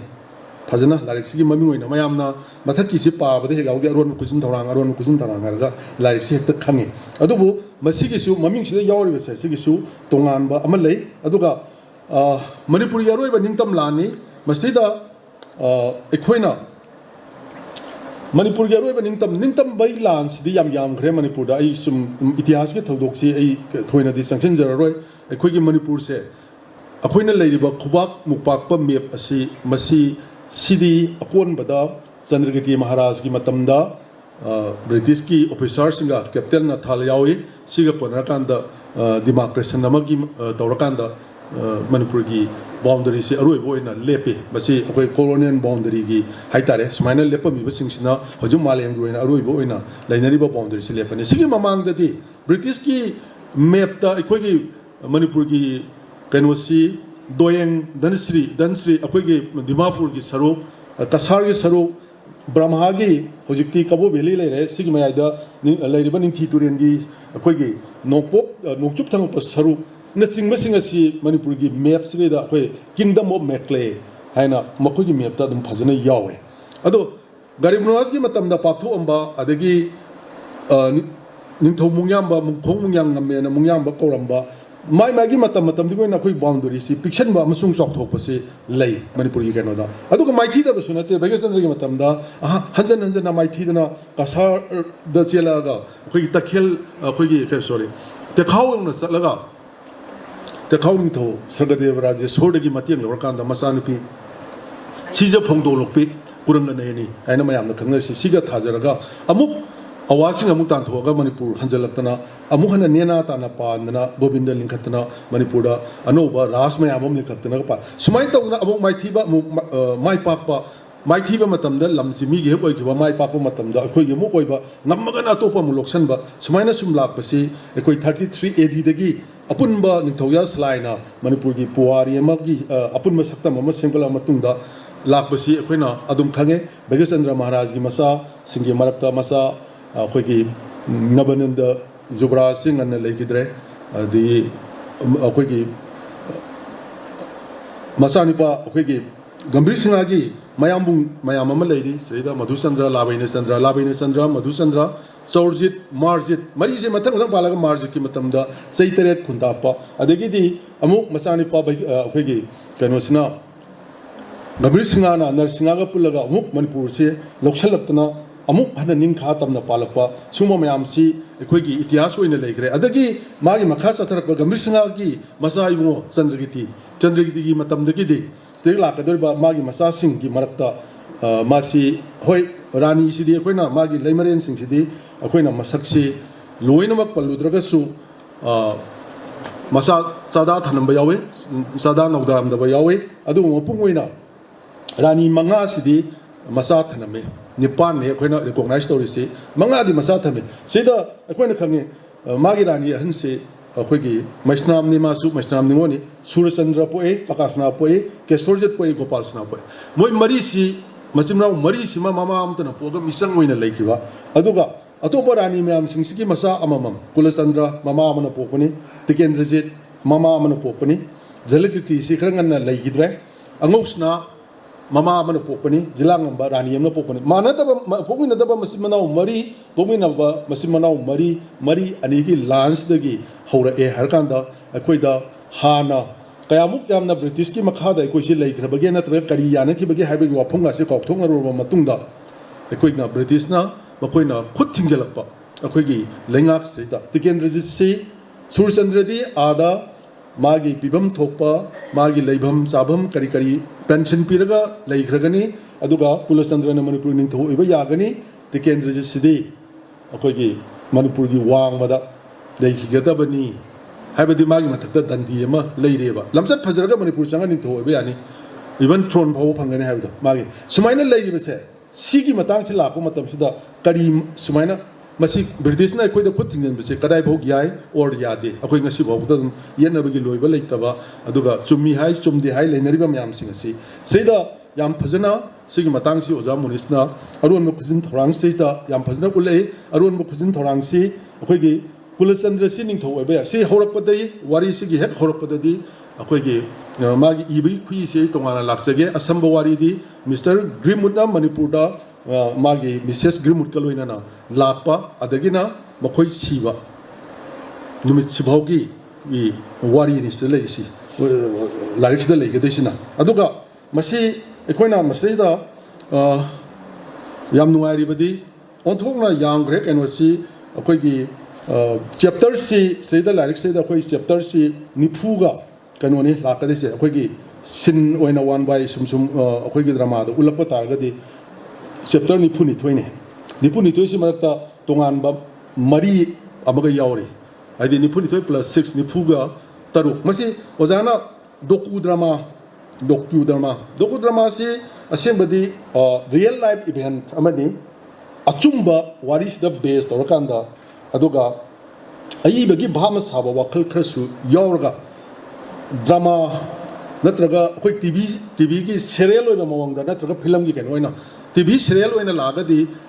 ओंथोंना फजरनी तोंगानबा सिगी लारिक सिगी मसक अमा लाकु मतमदा अदुना मैत्रम बिरेनगा इरिबा बिरटिकेंद्रजी तोंगानबा बिरमंगोल की बिरटिकेंद्रजी चिंबा लेरिबा मेपुरदा ममि चप्पा मयाम लेरिबिसदगी खरा तोंगाला कांदा सिगी सिलाए मजिदने आइना कमाइना लांथोरपगे हाइबदो आइना स्टेट हाइसे अदुदा अहोबसे सेदा निंगसिंग युम्बी हाइबा म हौरे मसी ख्वाइदगी मरु ओइबा मनी लारिक सिगी ओइना नत्रगा अखोइ मणिपुरी सिंगी ओइना मैतै मसा सिंगी ओइना मपुंग ओइना सिगी निंगसिंग युम्बी हाइसे अखोइगी कनोने मणिपुर की शहीद मिनर से नत्ते मणिपुर थवाई थाख्रबा ब्रिटिश ऑफिसर सिंह अखोइगी साय मंगा कत्तना हापा कंगला the ममांग angouba makok kelu haiba lei haiba ekoi gi maitei gi puya da yawi haiba wari se sigi tarakhiba madam angouba manga makok tana hatkiba sigi maming thaba ningsing yumbi amakak lei masidagi howeba masi karai da lege kanda hojik Shillong se koi British kambuna sengbalamba North India gi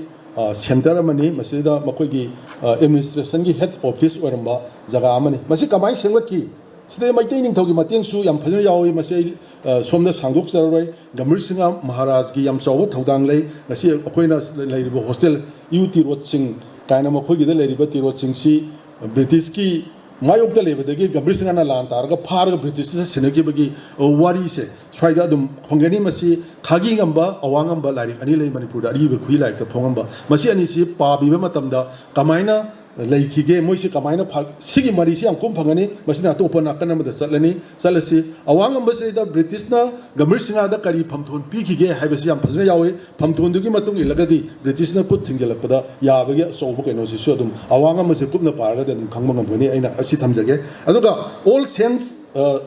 sensor sama se da legi sir sigi da hojiki ningsing numbi si yungi am sigi yumbi si akoigi kenona archaeological survey of India gi makhada protection tawraba ek ki makhada protection tawraba meters ani ya koi bese da yum kai sajanba kai do karimbo ya roi do ba adugumba file oina lupa lakh ama thiga da ba masida kanuma thudia pokote pa thugai ba natra kanom tawrma da yum aduga sahi ani jen la leiba natra kana mai marani matungina anima hadi lakh ama su thiba lakh ama se matam du hol era bani lakh ama su thiba sahi ani su jele ba adu oiba yari ba oige do ba jaga amani masida iri basi manipur da sigi ba mi singdo akoi manipur da moi gi ningsing yumbi am ta leite makoi gi kanu maming thawa am ta leite seida di seloi thara thama iraga leirami ada akoi na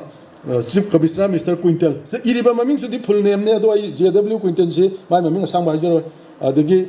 McDowell skill ade Mr. Grimwood Henry Simpson adoga Lieutenant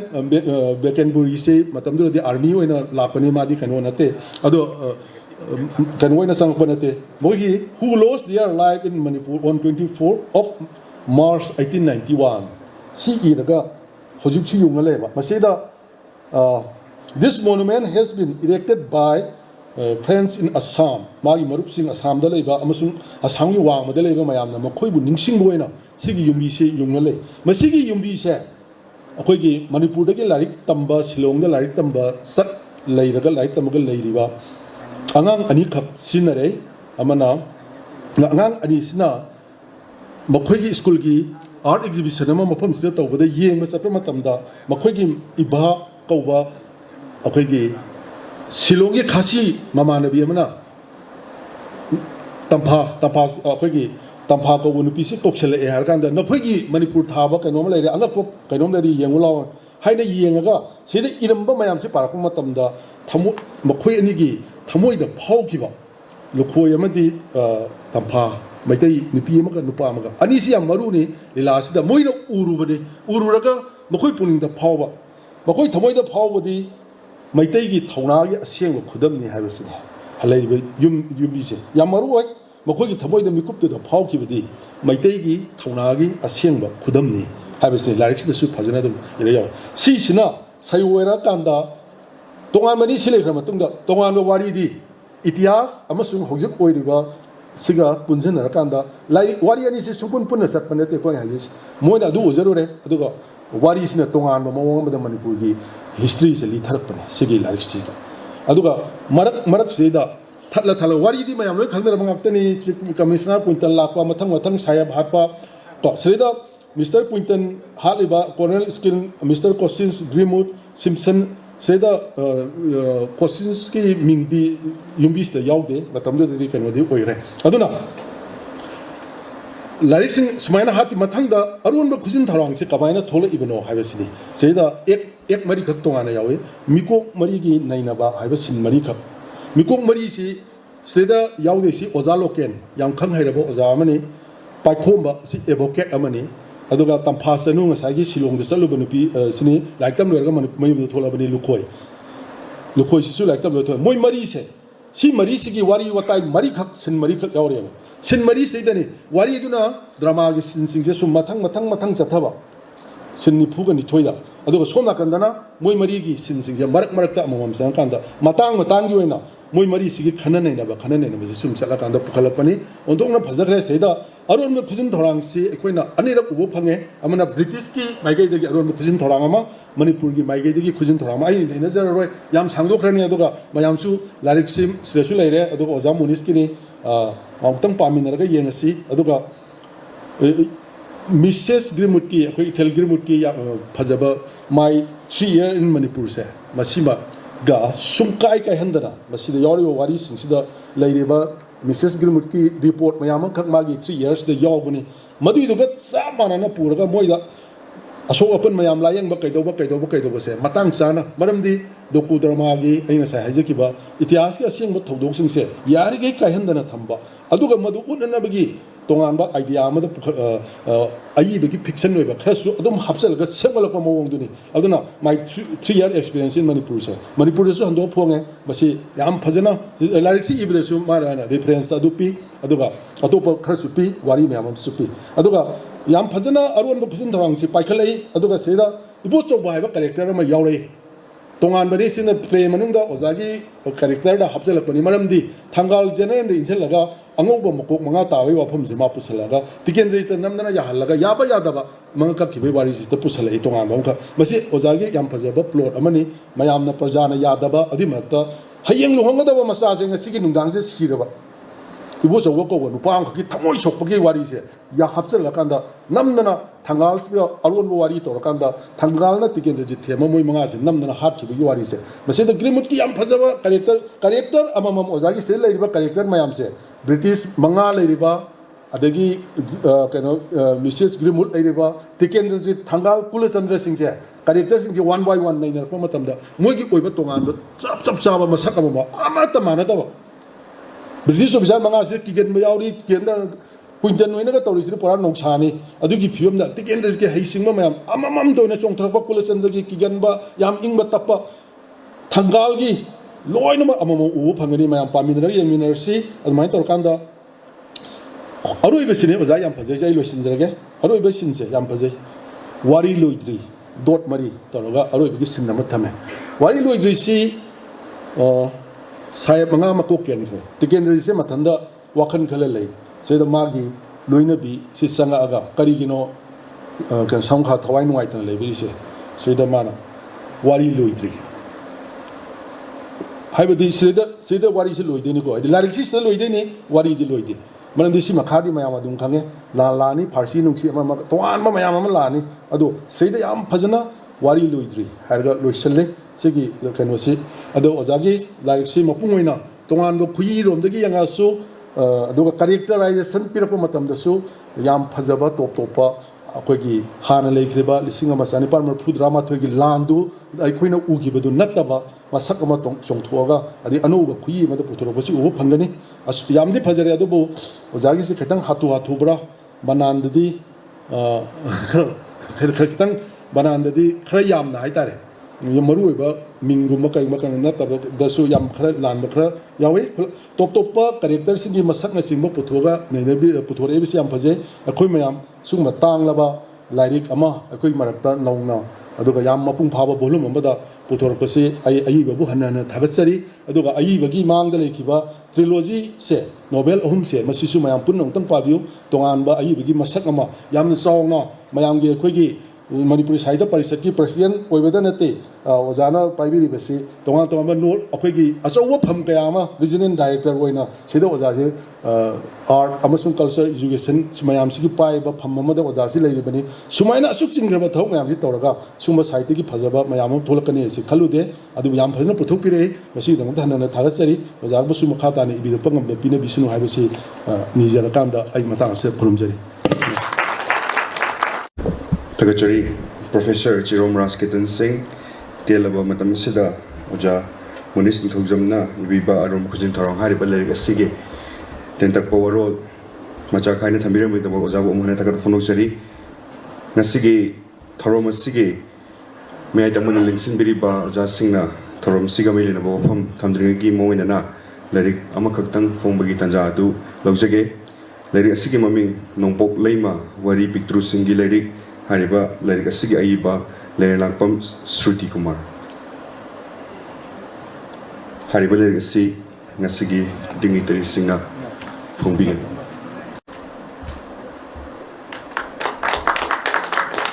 Turina ngasigi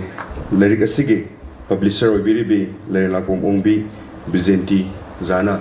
ngasigi dignitary singi mafamda chambalenga nang kudol tamigeni.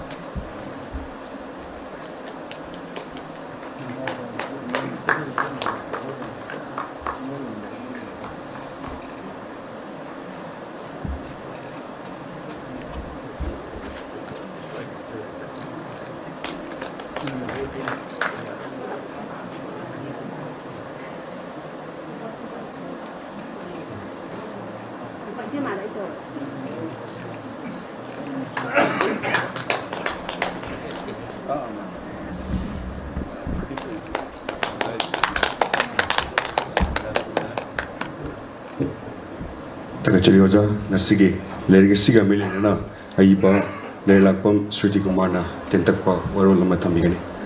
Kun Mathoi Suba Manipuri Sahitya Parishad Meghalaya ki ngasigi thoram asiga mari lenana Lerlakpam Publication ki 35 suba ai larik Wari Masa Pitru Wari Masa Pitru si aina kan ngai khalaga masi ingraji da microfiction naina tholaga na thonjan bani asi wo ka naam tholak to bu de ina an wa masi chapter se ai pai hu rage ai aigi gari ke sigi matang da lari ke sigi mingthol Nongpok Leima ai Nongpok ki ai bairaga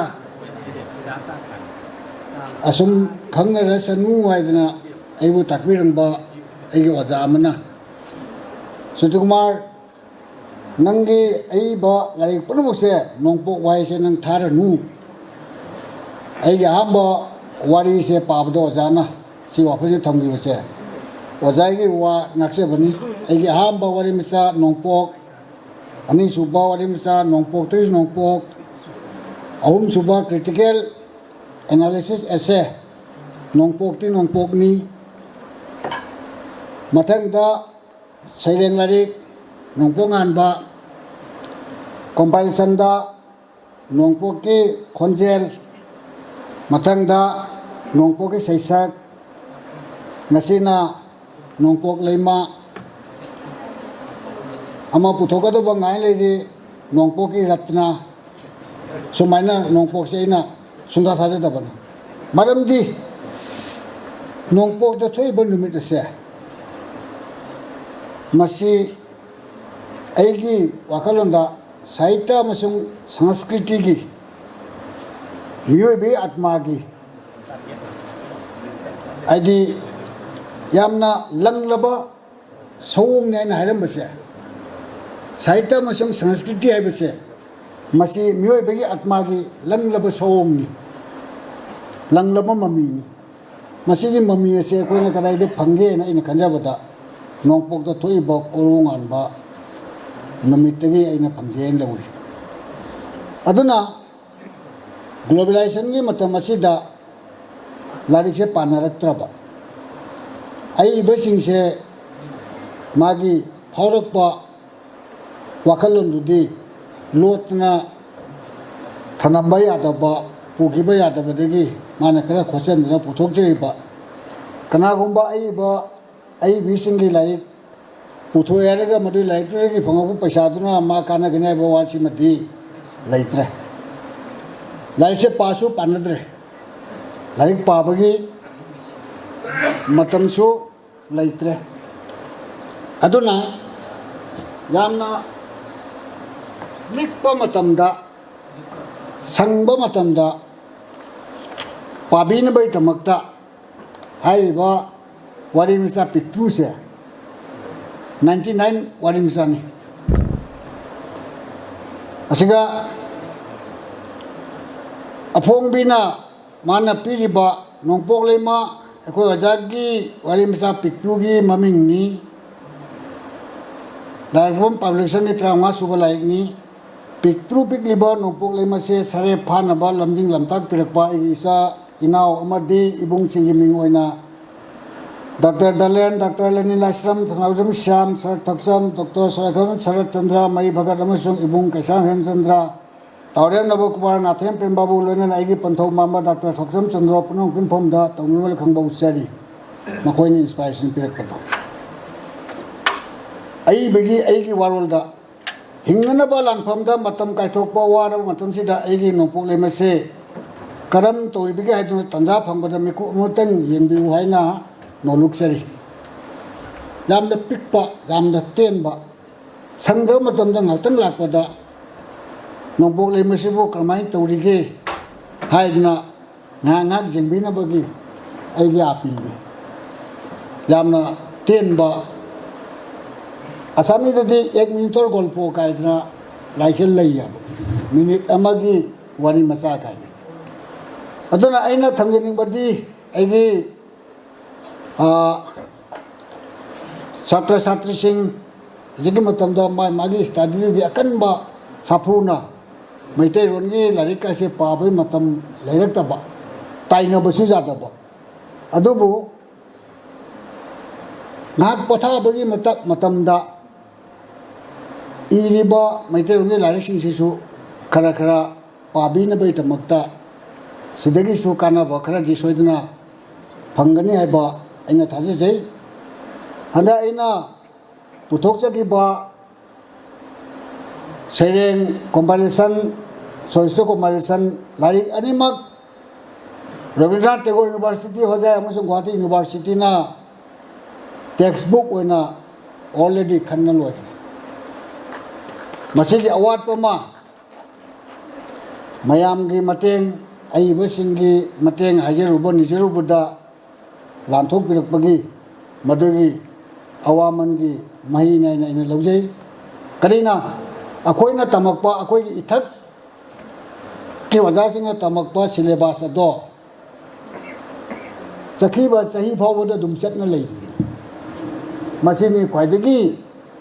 लुरिबसे like जोमदा फंगदबा xerox तौना हिंसिना पाबसे नुंगाइरक्तबा अदुना अहनसिंगदुगी तौविमल मदु इकाय खुनो उचदुना अहनसिंगी तोंगानबा मखोइगी syllabus की ओइबमा थमगा मयाय वयरतगिना होजि फावगी मनुंगदा इरिबा फोंगिबा ओजासिंग अइबसिंगी मखोइगिसु मफम हमददी कलहौनबा हाइदना हाइरिबा text book अदुदा अइना हपसिनजबनी मसिगी Meghalaya की परिषद की conference से मतिक मयाय लेना मपुंग फाना पांगोकपा लाकदबा सही क्यादसु मणिपुर की वांगमदा लेबा बराक वैली ब्रह्मपुत्र वैली अगरतला नचिंबा मफम क्यादगी अइबी सिंह छात्र सिंह सरुक याबिदुना मतम ममगी मेघालय साहित्य परिषद आरेगा मयामना हराव हराव जौ लाउना तिलंबदो मधु अमो हन्ना बाजार मुनि स्की प्योतगी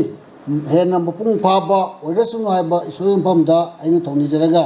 आइगी तेलबो वाइ खरज मतंग सिदा लसिनजरे thank you Takachiri Oja Makaja Tharpoina Nasigi special invitee Obiriba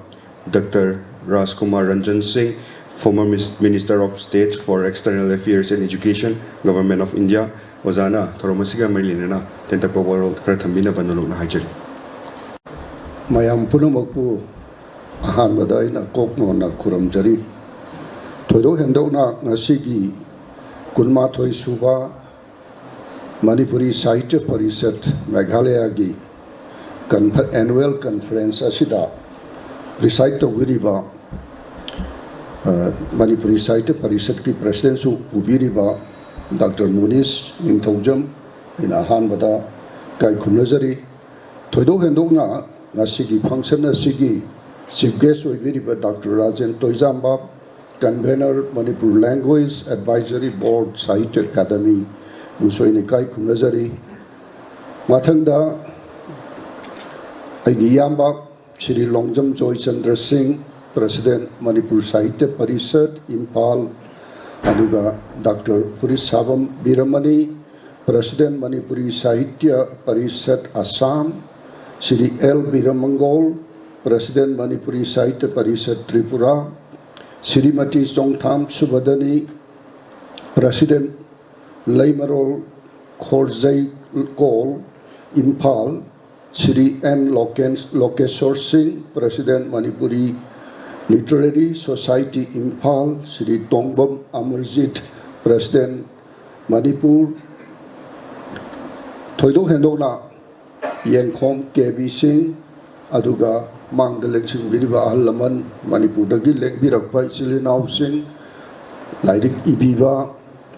कवि ओइबीबा पुनुमकपु अइना अमुक्का हना खुरमजरी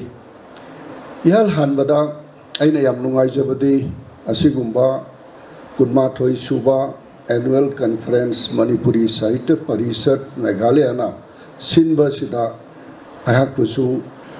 मियामगी मांगदा लेप्सनबगी तंजा अमा पिबिबसे मसी अइगी ख्वाइदगी लाइबक पबनेने लौजै मरुओइबदी मपुंगओइबदी अहाक ngarang nahan si Asian Confluence की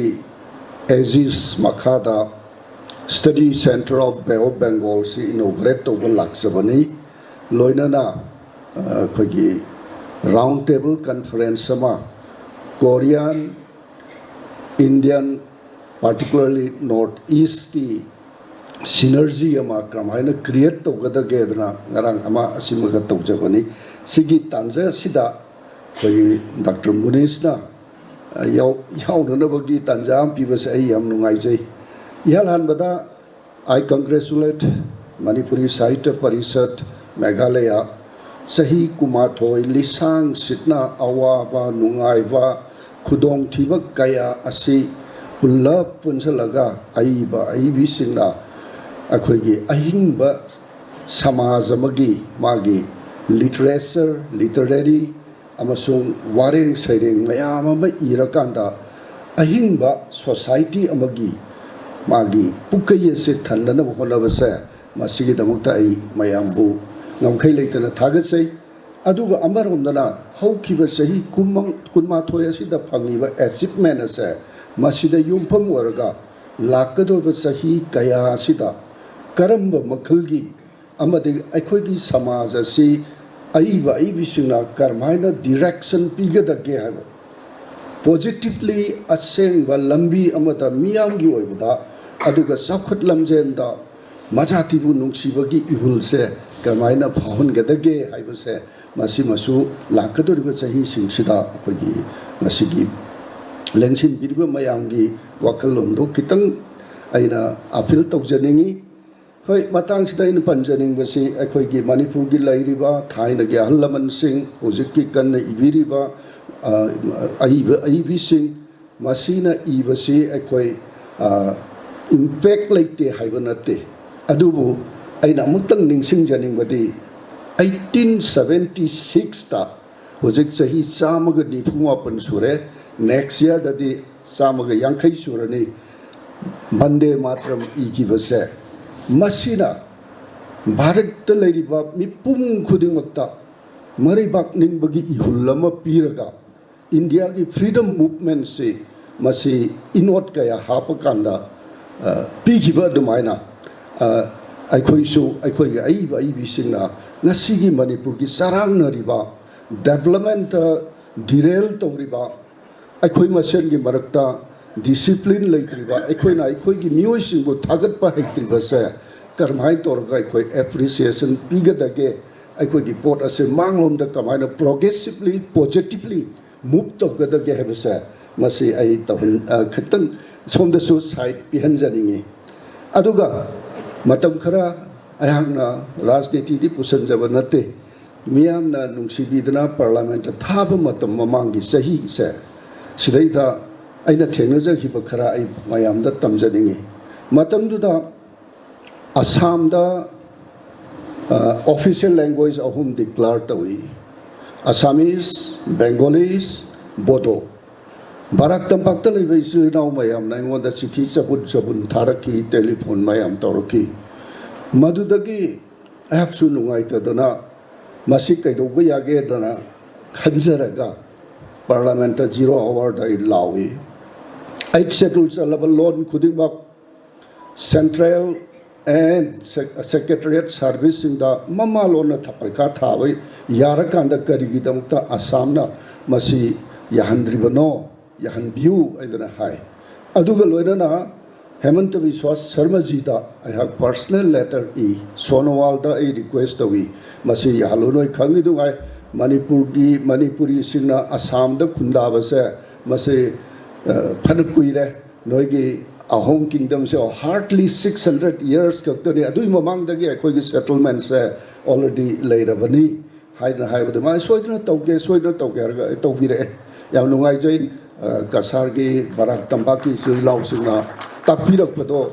madu ai yam nungai jai adu matang sida ina mokak panjani mom dilai same thing akoi manipur da sunai kari tauge da akoi sinda di maitai lon nung siba maitai gi literature bu pamjaba kharana ngaudana question selaga sabam thakung khangdana honaraga su the younger generations the parents the families masa masu singdo maitai lon tamibe school da thaning de that's asigi asoi bese machine khaktang aikoi modified tausi haina I haijani maramdi karigino new education policy da bharat ta leriba मातृभाषा खुदिंगमक राष्ट्रभाषा ने prime minister ना लाउथोख्रबने अदुगी मथक्ता pre primary दगिना up to class 10 12 फाउ से मम्मा लोन लारिक तंबिब याय हाबे लैंग्वेज बैरियर रिमूव तौसी अखोई कंसेप्चुअली क्लियर तौनबा ममा लेबाकु नुसिनबा मरमदमबु नुसिनबा मछातिबु नुसिनबा मागी कल्चर बु योखटबा ngamnunabagi मधुगी पोटो न्यू एजुकेशन पॉलिसी ता हापबने अदो आई सिंह मरुआ पांग सिंह आई खुनजरवा मयाम नति कन्न होनबिरी जनरल पब्लिक ना अखोगी लोन ngang बसी इकाइरी सि करिगिनो मसी इकाइ रोइदबदि अमरम दामुक सोई मयाम दा मग थमजरिंग साइ लारि फोंबी खिबदा कोनबा फोंबी खिबो ओजादुना पल्ली पाबीना व लैते हेलना अखोई येंगसे बेंगोली की फैमिली अमखक येंगसे होल बेंगोली की फैमिली से मयाम हुजिकति खंगदे को सही तरा कुनी ममांगदा बेंगोली की फैमिली से मखोई की नापन सि कदाई दे लैगेबा आई बेंगोली की सोसाइटी मयाम बराक तंपाक की बेंगोली कम्युनिटी मयाम लोइनो बनिन खंगोंगने बेंगोली फैमिली की नापन से करिदा तौनगेदा आई होम लाइब्रेरी दा मोर देन 5000 बुक लई आई सितार लई आई ग्रामोफोन लई लोइनमक बेंगोली खुदिमक they are all involved ko lyric pabada bengali isai sakbada bengali music ta moina thawa yawuduna moigi literature all over india even the first novel laureate se rabindranath thakur ji nisina phangri bani bharat ki hoina sikari gino hargade magi society duna magi lona do madu sakhana ko hona bada punamaki involvement inclusive involvement se tawe अदो अखोई तौब्रा तौदब्रा तौद्रगदि let us try मसी तौनबो होनसी हाबसे आई पंजरिंग आई मांगदा अखोई राजकेतन सु फमी आई गसाई पलहौद्रे अदुगा मणिपुर की language and scripts असी याम debate Tawi loan चौकलन से अखोई की सिदा इवन मयम ओसा जुइने हेन खंगबिरंगने चाइनीज की वगैरह जापानीज की वगैरह any changing world की circumstances asida anova innovative ideas and technique मैम थोला कांदा why hey mayek se loide hengal level अखोइना सुम कन्फाइन तौदना सुम लेरगदि करी हाइगने अखोइ की लोन से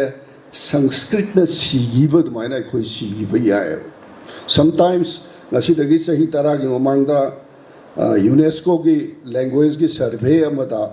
ai laiyuk phabadagi matamdu da India International Center da laibadagi yaujaki mada maina mapam phonge language ki da Maithai lon se is a dying language and udlay ada matamdu da history ki waja phaupi nupi jenu ki do ma ngo munya sida manipuri lai mawon da ho sira bra na lon se na hai ada ina side koi ngangi koi loi ngangi da kari gi noi thir ga da di school sing the medium of instruction se survey to mutam da English se loi irakba aduna koi lon se koi tamdre ngangna dre haina UNESCO ke record ta la that's ase ikai ni ngai ne ba koi school da English su tami yai maitai lon su dum tamba da kari kai gi sini sima aduna lon ni matang da su parliament lai ringe si da the Supreme Court of so volumes of case line mayaki. I could see Karam Bazatino, I was say, sometimes I confuse it at over and Oza Hansinati Tafira Pay.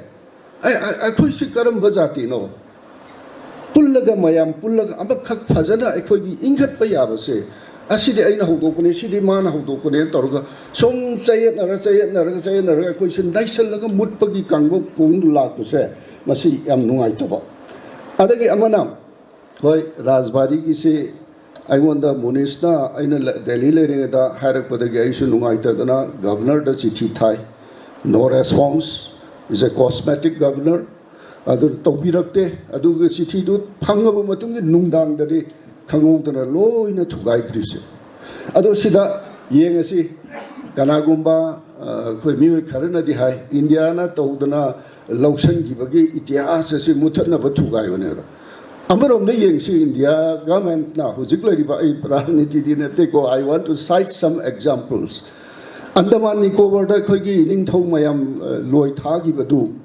Hana Mount Harry Hivado, a Kogi. Spirit of freedom, spirit of kingdom, ado Lady Bharat Sarkar in the Kangakanda, Mount Manipur and Tolem. Whereas I call Manipur Gimina, I call it the heritage of Nateva. This is a heritage of the Meghalaya also. Asibu, which is the heritage conservation, archaeological survey of India, Indian National Trust for Art and Cultural Heritage, many Mayam, Assam the so. Meghalaya the so Makogi Lairiba traditional house as a Carmina conserved Tony Ivasiki technology Mayamon later. Adu Power consult Togdana to Kai Vivase, Sondana India government that I select India government at the Mount Harris, Mutalaga, Mount Manipur, Kauri, Adukai Manungi, Muishina, Kariwa Kandagi, Masibu, to Gairivano Ivase. Say I thought Mayam Sum Naina Sebo. I may have never done Saga the Long Doramale. The latest I Tamzageo. Assamgi, a home kingdom, only 600 years. Only 600. Manipur has 2000s. Karigino, UNESCO the record, I'm Bobson Gandri Karigino. Assamna, Narang Nahan, a home king, Mongpam Bobsali, Siv Sagar temple Sali, Manipur Karim Bobson Gandri Karigino. Only Sankritanda. Intangible heritage, the Yawunatana. Impal Masamuk said, heritage, world heritage, and Bayava, Karigino Haragati, the oldest capital, not changing any time, ruled by a dynasty throughout the Southeast Asia. As Impal says, of the family. Anishuna, the birthplace of the world famous polo. Ahum Subasina is a U-turn point of the Second World War. Ahum si club Toraga, I could get Aibe sing, Aduga, Maripa Kunuksigo Mayamna, Masi, UNESCO record, I could Tamna of Honabangam, the Sikarigino. I have the Ibusudum, Nansuk, I don't like Harakusi, I could get a normal labor, Masi, and Tang Dominasi, Havasima, Hygienic. Narang Kogi Kevi Sina Hak Paminavada Yamapuri Musibo, Haymayam on the Tambi. Matamama Manipurgi Maharaj Singh ko Karhanit Kogi princely state or करे हानि गौरिया धर्म चला कांदा अखोगी heritage होगा property से all over India particularly east Bengal east Asia दा करी ईस्ट इंडिया दगिना नॉर्दर्न इंडिया भागदा अखोगी प्रॉपर्टी मयाम अमले असी nobody cared it even this hairudogadi fajadabani red land say it was sold out by 2 lakhs only अखोई मतमदुगी कांगू सिंगसले यो थोमी मी जी बाबा बापू की लईरिबा सक्ता कदबा इतिहास की केनो ओगदबा पोर्ट सिंसिबु डिमोलिश तौरगा थुकाइबा पामबसे अखोई की कोकसित करी यावगेबो अखोई से मैते ई सेंट्रबरा सिनी the first I thunder thinking to the at Kanoda Navadip to Mayamale then Mathura the Kongde or Brindavan the Kongde UP the Kongde tap tang layer see I quit at the Mirai was a joy no I won't in a Kuala Lumpur dying thing as a ray I said Pasida embassy Sinakari Harake they on the Dang Lakagi Bhakti movement ki play ut ke anu ulle well Bhakti movement ki Krishna ki taubose South India de ho re adagi Mirabai ki utle adagi loy ulle East Bengal yoraka da wana first Manipur ulle ai si hayana mayam akhi indigenous beliefs in duai Mirai benate ko but let us see tarmaina mina recognize to ge si yen kanda Manipur da target torkanda South India, North India, Middle India, only Krishna Bhakti movements. The Krishna Gaktaneva. When it reaches to Manipur, Radha Krishna rely. Asikari de la the Bengal the Urishaga, I could never watch it again. I could had a leisure culture do, but to promote Torkanda, I could say.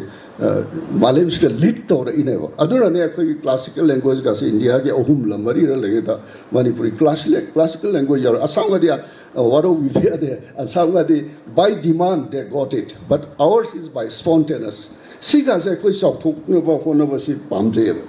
Then Yamnuaita Womana Mayam Levagning Bugiti, Bangladesh, the Gayam Satpi, Bangladesh ki Maruma function, Shuadum. Maribakti Nini. Aduga Ate di Panjaro, Amakok Panjage, Masi, Tin Mandire Namasilet Amule. Tin Mandir se Mamagi Mahara Singna, Silet, Amasung Dhaka, the Taba, Maiti Mayam Sing se, Masigi annual function Taban Somba, Ras, Lila, Zako, Aduga, Cherauba, Loito. Tin Mandirs the Karikari Laila Lame Haragadi. Laimarel Sidavi, Pakangba, Sana Mahi, Ohum Silla. I could maintain a Madu this environment or Hundo Tame, Yangsandre. I could maintain the Yamasula, even Barak Tampak, the Sodom, Maro, Vidiate, Swarmanakta, Hinadamina, Lamdu, and Tobo, Matai, I said, right on same thing Bangladesh, so prime time that a prime land that Taramba, my teaching said, Toga, some set kill. Other Hundo, my Hundoma Kanda, who's Aina Igi mission office ta matamduda lead to se Rupa Ganguly and I'm lead to be. Mangonda in request of the Madam Sibu Karitoya get to Kandaman Hare. Sorry, renovate of Gahara, renovate over. And the Handa is a kind of young candidate Pakang Magi Mandi that Pakang Magi to 2%. Siki Makoksi to Gairaga. Krishna, Karino, Polo Pugi, Kalidomon, Torka, Jamuna, Landberg, Adu Hapsel Lagalera man. Amana Krishna Gilale, Amana Mahadeva Lale, Amana Kali Lale. Bengali Amana Adu Rentopio. Adu I renovated Torkanda guest house of Sage, Kanda present occupants in the Marie Torre, Saviaran, and I'm not gonna take Aduga any low gaps in a tape. No point the Sukana doing a quick lack of missing, Sina, Made the Legionum Harakanda, who would the high would be Savangam. So my Togana many areas that Akogi Matamamagi, Ining Tausina, Alaman Sina, Tanama, Kubam Mayamalayo. Masi Mayam Sisu, Akogi heritage or a Pukat Yanaba, Akogi Nasigi, Saita, Parisaki, Matoichipa, Mifam Shadai Sorakoma, Panjani Bagiwani, Adona, let us hope, Lakadoriba, Sahi, Kaya Asida, Akoina, Karamba, Anuba, Manipurgi. Tomtin over Potsa, Akogi Aiba, Ibising, Oza, Alaman Singna, Karamhina direction, figure the Gahivasima, Aduga, Ani Subadana, Akogi, peoples as see karamba mayonda positively forward oinanabagi adugumba wakalon su khara thambirakani haibagi wahi se ai haijaningi ado I congratulate Manipuri Sahitya Parishad Meghalaya for the 21 years of successful running aduga masina kari tauge da akhoi Manipur dagi tamna leragasu akhoi haurakpham roots ado always asigumba Sahitya Parishad ki karigi Sahitya ki taugu mansina link tawe amaram no zaina yam ngai da bonga thengai sing su khara chacharami mamang da di irang leitringa da khwaidagi kasin noiba sing amada madusu nongin gi haurakpham thi bachat pani Bombay National Historical Society na assign tawudagi chapasida singi khulakpa jasame gi manaktani lekpasida magi da kare haigadamno sang masam lerame matamda video parlors yam satli na mai board to the current helen ngasi di thajaki kainom haibra mai thong haibra kanoma man thelame mai te lon de the Bengali me ta aina khulakpa da nang sigo mai te lon sip kana ne yengi ne hai da mar so da foreign si pham le roi doi ne adu la ga kapatori ne hai that means I could literatures kare hai gani film gi wagera literature gi wagera sina politically sang ba yada ba mafam sing sida tana thana yada ba lipun ma always akoi gi sahitya gi kanguna literature kanguna create to bose masi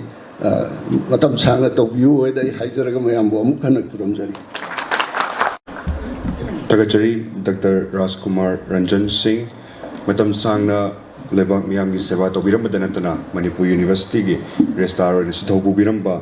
ozana ngasi gi tharom masiga mailena ba fam kya thambiram idamal amuka hanna tagat fondok chari makha tarak poina akhana belengbi rakbugi warol pipina bugi damma question jari Sri Tongbram Amarjit President Sathaulup Manipur ahanba muktada Singlai Baki Lamdom Masibu Naukon Bilibi Singlai Ma Ima Nehu Campus Sibu Koliba Ibudo Ibento Ani Mapamda Ikongona Unemzari Nasigi Yamna Jingliam Lava Thoromasigi Sigweski Pampam Lang the Linsin Viriba Ikai Kumnazariba Ozaribungo Dr. Rajendra Jamba Convener Manipuri Language Advisory Board Sahitya Academy Ahanmada ikai kumna puchari guest of honor in Linsin Biriba ikai kumna zariba oza Sri Longjam Joy Chandra President Manipur Sahitya Parishad Imphal oza busu ikai kumna puchari Dr. Puri Sabam Biramani President Manipur Sahitya Parishad Assam oza bu ikai kumna puchari oza Langoljam Biramangol President Manipur Sahitya Parishad Tripura oza bu ikai kumna puchari aduga Srimati Jongtamong B Subadani oza President Lekol Impal ozabu ikai kumna buchari Sri N Lokesor Singh President Manipur Sahitya Parishad ozabu su ikai kumna buchari aduga special invitee wana Linsin Biriba Dr. Rajkumar Ranjan Mayangi oza former Minister of State for External Affairs and Education Government of India ozabu ikai kumna buchari Asigi asigum laba ching lem laba thorum asigi akoi special invitee singi marakta Linsin Biriba hanagi Meghalaya Manipur Sahitya Parishad ki president ki thausu matam sangna piramba oza yangkom KB sing uji kai kumna buchari aduga yamna dynamic oiba akoi gi iramdam sigi aitare Manipur gi ona saktuk chanengai waraba akoi gi yam basaklaba Dr. Monish Ningtujam President Manipur Sahitya Parishad Meghalaya hojingna Indian Council for Cultural Relations Northeast Region ki oina Regional Director oibiriba yamawai ngangkhoi letana tobimal khangu chari amasung ikai kumna bu chari asigum laba platform amada aihangna ahaki oiba puning gi warol kara thamjaba si tiki pa di sajata bani adubu by virtue of my position as a president of Sathaulup aisida lakcharaga pambak taksida aigi oza sing chamar khana tapi bangam oza sing ga phamina basai asai degi tanik tanik puning sida kari bu hai du ne ai khal leijaram bani ado asuki matik nungai silong da lak pa janda kamari ak su bani adugi mamang da program khra da su lakcha khre ado yam nungai le badi ngasi mang da Linsin Biriba se aina koi ngarang lap da su dum hai je अखोई मणिपुर की खुन हुप्तना लागा अखोई शिलोंग सिदा मेघालय सिदा अखोई से अचौबा अखोई की लैंग्वेज की कल्चर की अखोई की इमालोन की ओइबा सुगुम्बा कॉन्फ्रेंस अमा यावबा हाइबसे अखोई साहित्य नुंसी जदना खोरिरोलबु योखचनिंदना अखोई होनजरिबा मयाम गिदि अखोई ngasi निमिनिनी पांथोकद्रिबा मिकुबसी अखोई काउंगम लरोइदबा पुंसीदा मसिनसु हेना इनोट पीदना इमालोन गिदमा अखोई कल्चर की ट्रेडिशन गिदमा होनबदा अचौबा इनोट मा पीगनी हाबसे यचेत थाजबनी अदो मांगद लेंचिन बेरीबा ओजा राजकेतन लेंचिन बेरी त्रिपुरादगी ओजा सिंग लेंचिन बेरी आसामदगी जाना मैम लापजाइदी ngasi की कॉन्फ्रेंस सी आदि नेशनल लेवल की कॉन्फ्रेंस ने ना लौजै केनोदा स्टेट मैम रिप्रेजेंट तौर लाइने अखोई की हौरफमदी मणिपुर ओइरगसु अदुना साथोकचब अमा फावे ngasi की असुगुम्बा नुमित असिदा जाना वफम खरा फोंदोकचब फंगजबसिजा मणिपुर साहित्य परिषद सी मयामनसु हेना खंगबिरे 1935 ता लिंकत पिरम्बनी मतमदुगी अहनसिंगना लमयानबा इरापोर्ट मतमदुगी अदुगा अखोई लावे खरबो ओजा सिंग नीलकांता ओजा अखोई ओजा मयाम सिना होने बिरम्बा मयाम से मतमदुदा असम दा चलगा त्रिपुरा दा चलगा बांग्लादेश दा चलगा अखोई की ओइबा खोरिरोल की सुगुम्बा मूवमेंट अमा सागतपसी विजन लैबा अखोई की इपा इपु लाइवे खरबसिंग दुगी मफमदा अखोइना सरदांजलि कफम तोई मधुमंगने अखोइना ngasi इकाय खुमना उटपोइना ngasi मेघालय दसु लाकांदा ngasi मेघालय की मणिपुर साहित्य परिषद इंग्लिशिंग अनि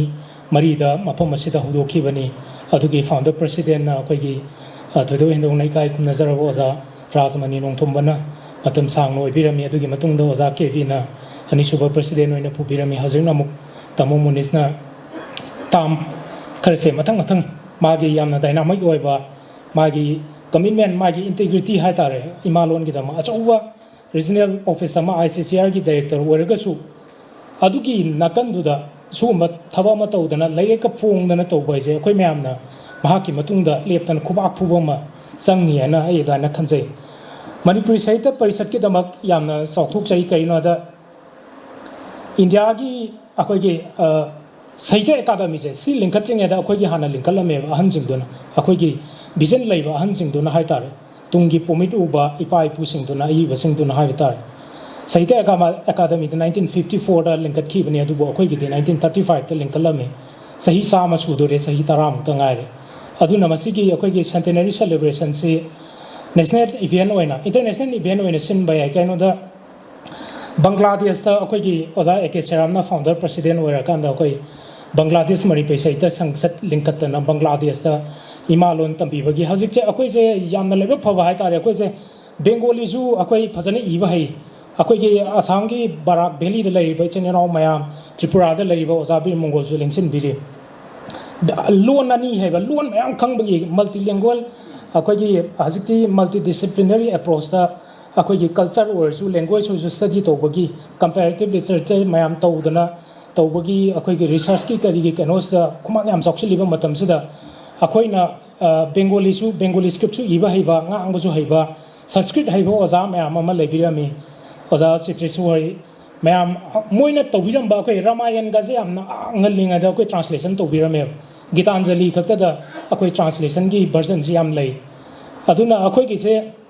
अखोई इसाना खंगजदबोई वानी अखोई थंगोई पोदोन की मंगाना मखोंदा nganदबदो दाइना अखोई की अइबसिंगी मंगालदि अखोइना लाथोगा खंगबंगा मे अखोई ngasai ओजाजिंगना हाबिबदो अइ पुनिंगददि कल्ले अखोई लेक पादे हाइबसे पाइ हैना इना खंजबा हाइतारे कनागुम्बा सीरियस रीडर्ससिंगददि ngasai तमो मुनिसना फोंगबा लेरेक बुलुम चहुम पेज चहुम पानगेरा चंगा पानगेरा यामना थवाय औना लेक पाबा एबिट रीडर्ससिंग हाइतारे मोइदि अदुम पेज लिसिंग पालजो सबना ओजा अखोई खेत्री बीर की नोवेल का से अदुम कनागुम्बदि अदुम नुमित खरनी दा पार लोसिले अखोइना लेक पादे हाइजे अखोइना सर्वे फजना तौ डाटा कलेक्ट तौदबो यावने अदुगा अखोइगी हौरइबा नहारोलसिंग मरकता हाइतारे हजिकसे मैते मेक्सु हैबा बेंगोलीसु हैबा अदुगा इंग्लिशसु हैबा लोन याम हैबजा अखोइगी मसे अखोइगी तोंगानबा मगुन अमनेना लौवे अदो अनिमा अखोइ हैरिजे अखोइगी पुकैसे असेंगबदी तसेंगबदी याम इना खुलिनेना लौजै अदुगा मसागी मणिपुरी साहित्य परिषद से अखोई मणिपुर साहित्य संस्थान मैम लेजे थबक तौनिंगबा इमालोन की दमक सेवा तौनिंगबा मैम से यामना थोलपगी यामना लेबनेन लौजै अखोई साथोक लुप्ति तसेंगना हाइरुरगदी Saita Parisat Kumba, Achoba Akwegi Premier Institute Haitare, Amagi, Yangaru, Akwedi, Satolo, Akweje, Masu Gumbaneva, Masu Suron Gumbaneva, Akwedi, Asing, the Kanta, Kanjavanate, Ipai, Pumam, the Nato Viramba, Kongul, Duda, Quina Laxara, Kanda, Ipu, Iben Mam, Haitare, Aiba, Ibising Mam, Dona, Tobiam, Aquina, Amuk Tizelaga, Makoye, Bagun Duda, Aquina Muk, Matuda Mokoye, Lenjum the Tunga, Aquina Muk, Honazabaga, Samana, Loge, Aquina. Puning da dain kan je ado akoi Manipur Sahitya Parisat che hajik so tum akoi changchang launa cultural forum thangde Manipur Sahitya Parisat khangde samiti khangje thabak se lep tawi tawri ba akoi se amana amagi akoi baton se dum lek phungba ka se mase aina sum khanjaba da di akoi samudra naira amrita tu e do adugum bagi sana na mainung da sanga ga he na akoi ki conflict situation sanama lai je si je akoi ki golden opportunity ne na ina daina logjai kaino da Sidan Naina Kanda solution, the best solution, the Lagnavagi, Maramama Sweden Wagani Kale. Other Tripura, the Ozabi Mongol to Lincoln Berry, Oza, Arcade Tarun Jithoy, Adagi, Akwagi, founding president Mayamama, Liberia May Arcade, Zitendra Zit, Oza Kamal Zit, Makoi Mam Mayam, Sina Makogi, Hunter Zogay, Oza Kanogi, Arcade Kamal Ziki, Sam, Subok, Montoro Makoi, Tripura, the Manipur, the Lakanayam Towe. See Mam, Akoi Mam, Imalon get among the Haragadi. Imalon ke dama koi oza oi bising ngasi lengjen biba mayam che akoi silong da lai se akoi gi on ko sa hai tare laipam sa pham na akoi gi tamong muni soi kamal jewen na akoi tawrage noi lawan tawraga akoi mayam lai ne ba akoi je kathuk pam ga loina na di tawnari nga ta ne ba thabak se aseng mati ha ga lai am phong da lising hum jang asai oza ke bi na bi do la ani sang mo to madu da gi profit ti akoi na leirik tu da iriba information mayam Kanaba Mayam, the me Mam, the Paraga Hena, Sakana of the Never, Leto, Yolaga, Profit Pangani Havaki, Asada Lepung, with him Tanana, Kanzeva, Aquay Lepung, Mams, Aina Sikali, the Hana Karikali, no happiness in Mayamdo, Aquina, Amaga Pau Ponga Hena, Sakoto Manipur, Aquagi, Masai was a Ranjan so happy Amado. Aquay say, I sing with the Mangam that is Sansilia to go, Aquagi, Sayet Queen of Mayam, ladies, Masses, Aquina. Any concept of Manga Lam Dida, Aquagi, Sinkai Hulam Dida, Mamaga Leva, Manga Lagan, the Pungan Bombata Mama Soidana, near future is the Aquay Soidan Upangani in a Kale. As it lay conflict mayam, the Aquamasin, Baptana, the Paupana, the misunderstanding mayam, do not woven in a loxe. Although Aina Manipur Sata, Prisatki the Mok South Oxarisina, Manipur Sata, Prisatki Masalusan, branch mayam say, Manipur, the Quaki Bisham District Kudinga, Bisham Puda Tobalda, Dina. Jiri Banda, I am a tongue Linkalameva, Matamdugi Hansing, Ozani Lakanta Tangi, Ozatung Brakangi, Mams in Salasalakan, the Haitar, Alaman Mamsina, at the time, Dungi Haitar.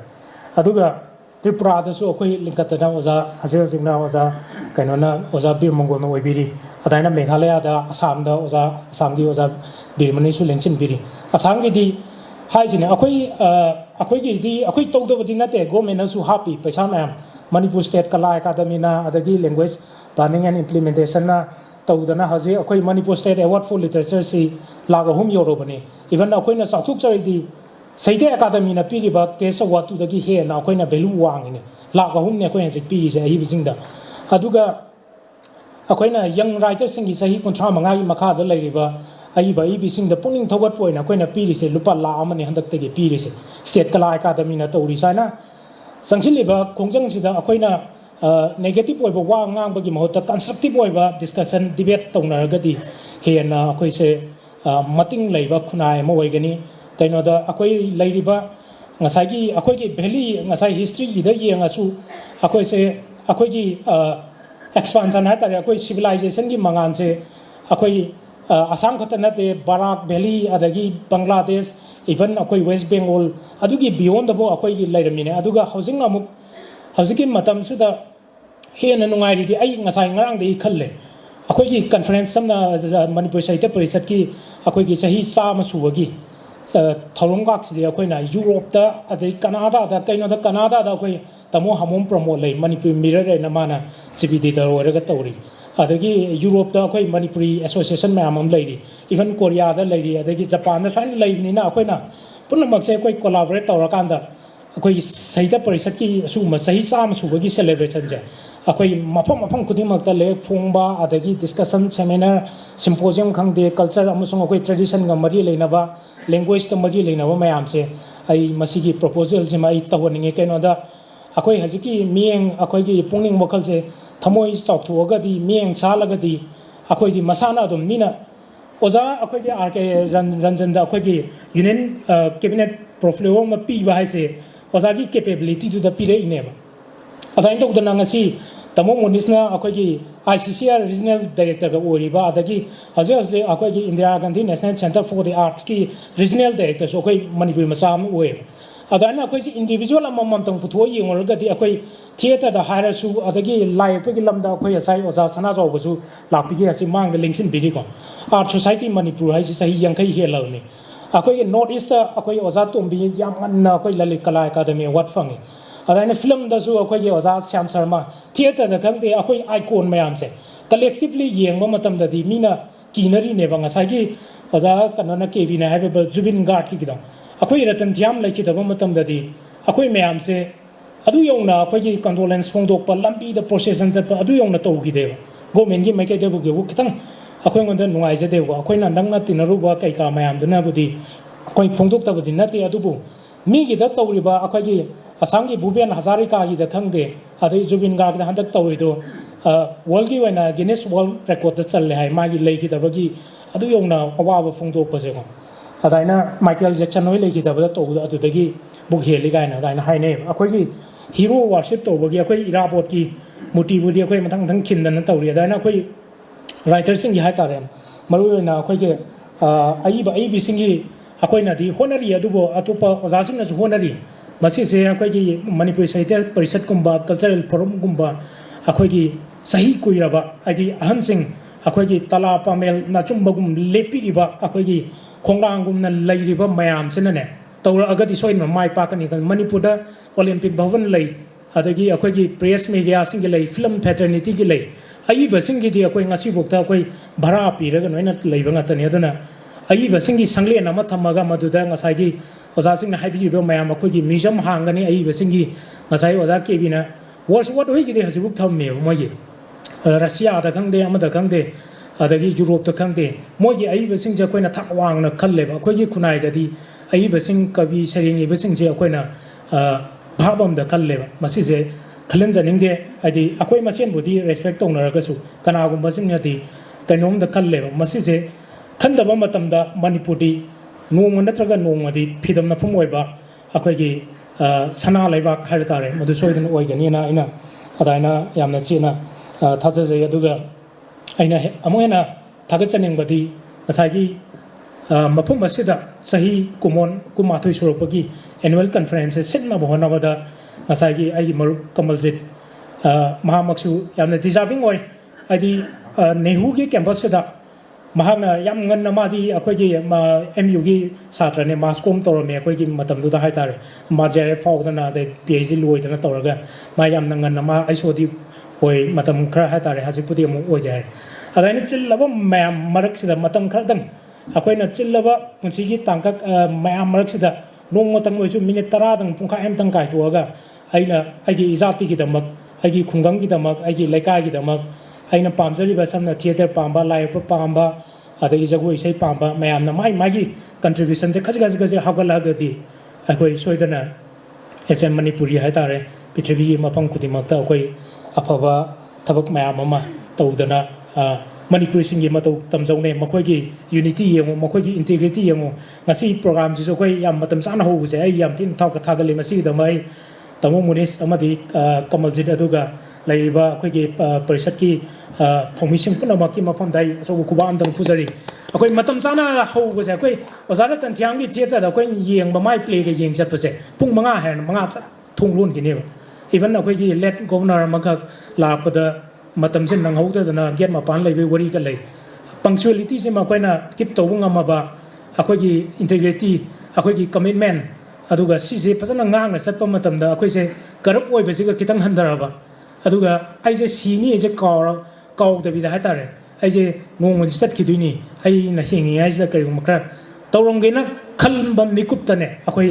ꯑꯐꯕ ꯈꯨꯟꯅꯥꯏ ꯑꯃ ꯁꯣꯏꯗꯅ ꯑꯣꯏꯕ ꯉꯝꯒꯅꯤ and through literature we can build a better society, a better Manipur, and we can safeguard our integrity. Have a way crazy tamzaraga nomapu krumzari. Jari Ojabu, Mathangda, Oja Sri and Lokesur Singh, Manipuri Literary Society Impalbu, Thoramasiga Mari Lainana Wafang Kara Tambina Bagidamakta, Nolukna, Koksinjari. Lengthen Biriba Pumna, Kai Kunajabugalana Kurumjari. Nasi Manipuri Saita Parishat,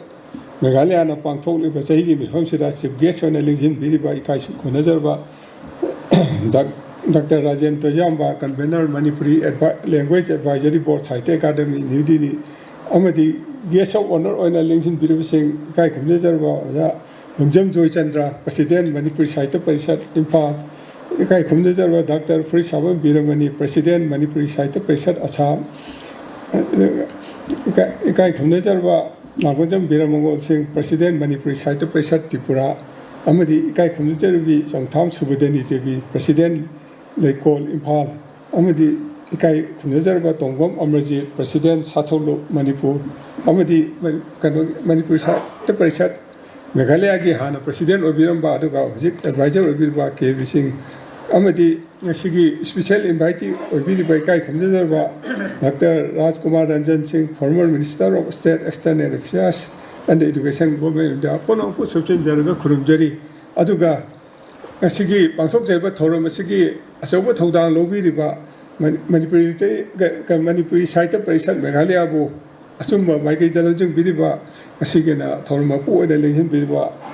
Kai Kumdazarba, Dr. Munis Ningtongjam, President Manipuri Saita, Parishat Meghalaya, which we Kai Kumdazarba Kurumjari, Adugalona Loina,